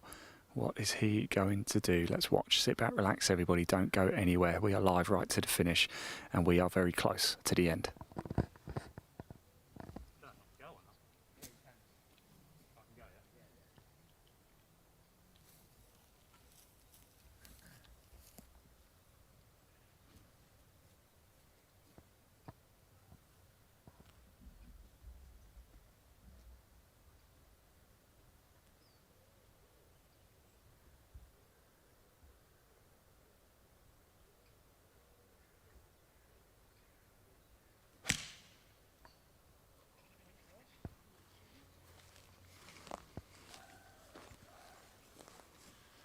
Just turn that over slightly with a low forceful shot. If we can get Dan to come round to the right here, Ian.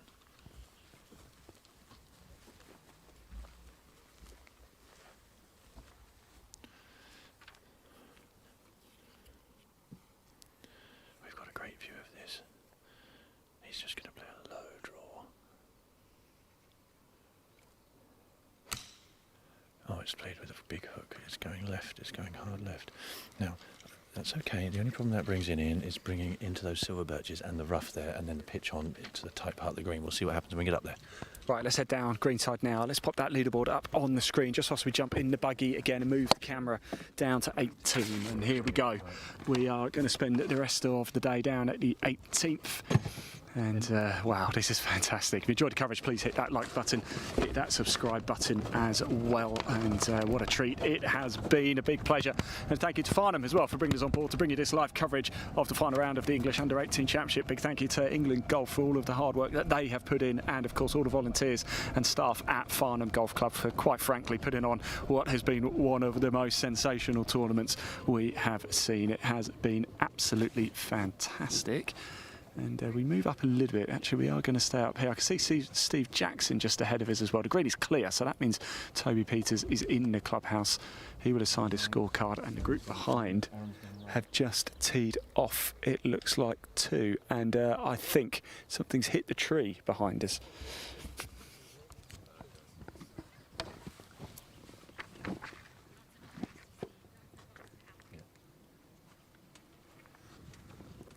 See if I can get an updated leaderboard for you whilst we just make our way a little bit further down. And I can see Steve is making his way back to us, so hopefully he's got a little bit more information on how Toby Peters finished up. Of course, he was 8 under through 15. I think he might have dropped a shot at some point, but let's find out. He will be our clubhouse leader, no doubt. Steve Jackson, Toby Peters, how did he finish? So he drove middle of the fairway, had a, probably about 190 yards in, left it just short of the green, had a crack with an eagle putt, which would have brought him up to 10 under par, and left it about a foot short of the hole, so tapped it in for a birdie. So that's our clubhouse leader. Nine Won't under? be enough. Yeah, 9 under, but probably won't be enough. Okay, Toby Peters in the clubhouse, 9 under par. And as we said, Frankie Morton, I started this started the 18th at 11 under, 2-shot lead. So he's going to have to... 1-shot lead from... 1-shot lead, apologies, from Aaron Moody, but 2 ahead of Toby Peters. But we're looking down here. We've got the Mayor of Farnham here as well, which is jolly good. So I wonder if we can grab a chat with him in a bit as well. But let's just stay here with Frankie Morton and Josh Thompson.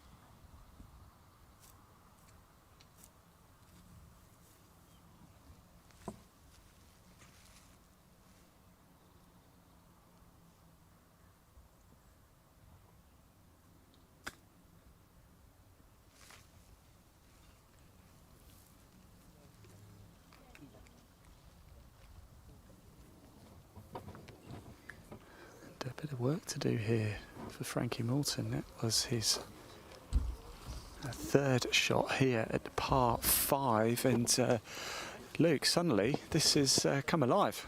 It has come alive. Frankie there gone to the back right of the green. He's got a long putt, and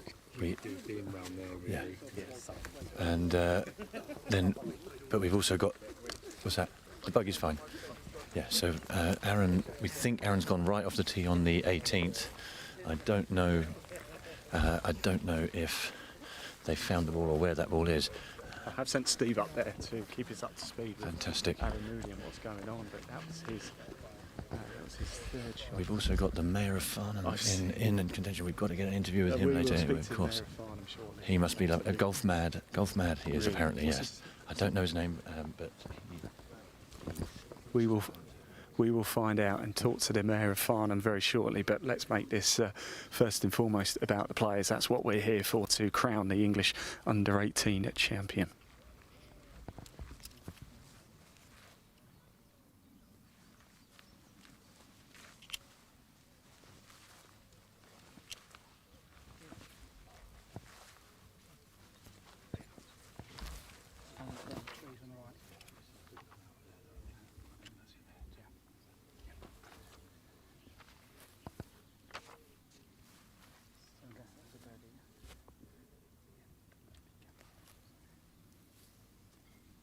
So we've been talking about eagle opportunities here at 18, and it seems in the closing stages, not quite right, not there, but yes, the wind playing a bit of havoc. So Frankie Morton, this is pretty much, I think, to win, isn't it, really?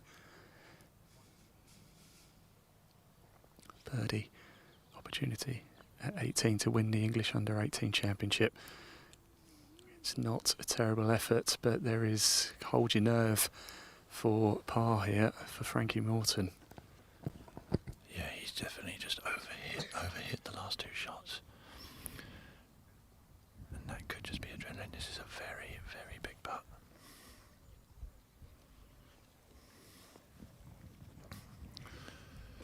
Just giving himself a little time to compose himself there. One last look, one deep breath.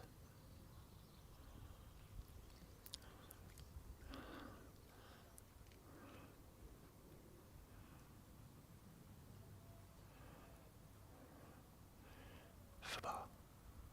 For Frankie.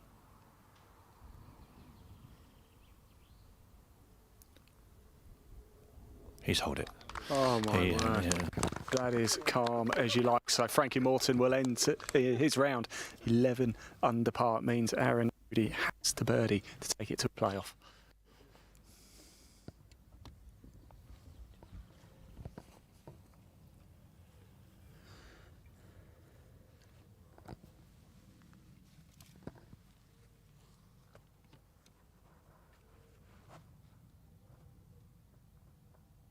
Well done, Josh. Good play by Josh Thompson as well. He ends up with Frankie Morton, clubhouse leader, we believe 11 under par. We're going to move the camera around a little bit just so these players can get their next shot in. And we'll grab a chat with Frankie very shortly, Steve.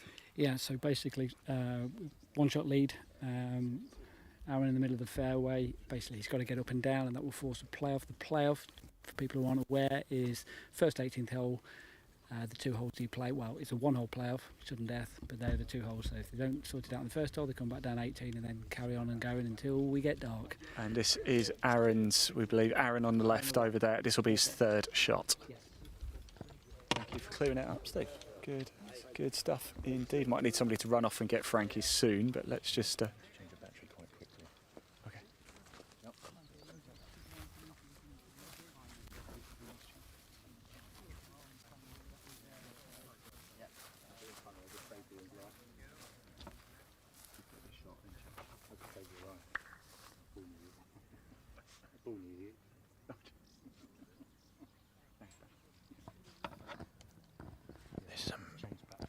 This is a massive shot for Aaron. Small pitch into the green. He's hit it a long way past. Is it going to spin? What a shot! He's got that putt till they go to the playoff.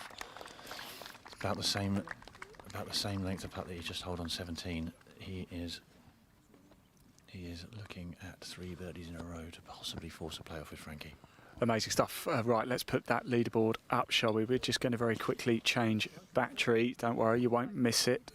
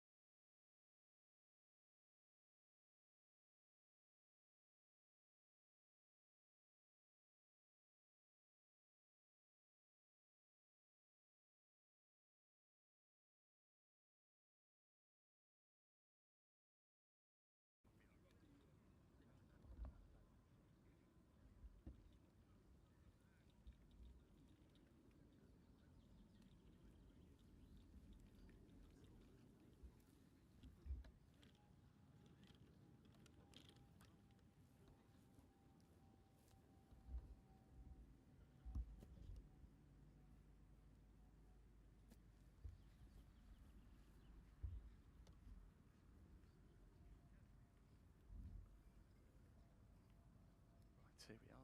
Should be back. Hopefully you've got our audio back and I've not left it on mute, but yeah, we are back. Jolly good. Here we go. So this is it. Just been informed by one of the England golf squad managers that Aaron's putt is for a 9 under par.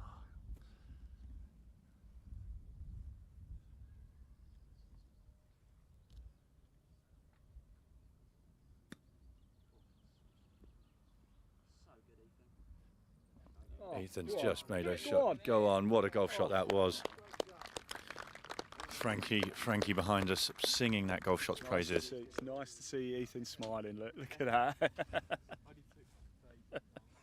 And a little bit of humour there as well, which is great. So this is now the big one. Wow. This is the big one. What a privilege it is to be watching this. Look at all the people around the green here, Ian. Goosebumps, generally. He is excited. This for a playoff.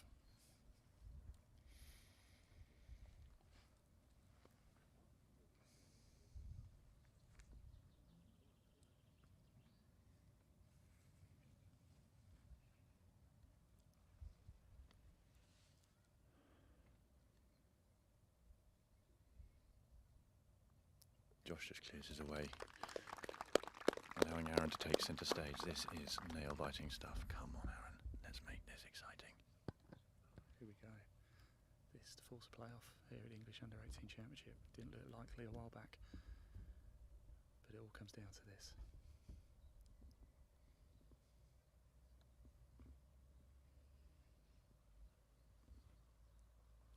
If ever there's a moment to deliver, it's now.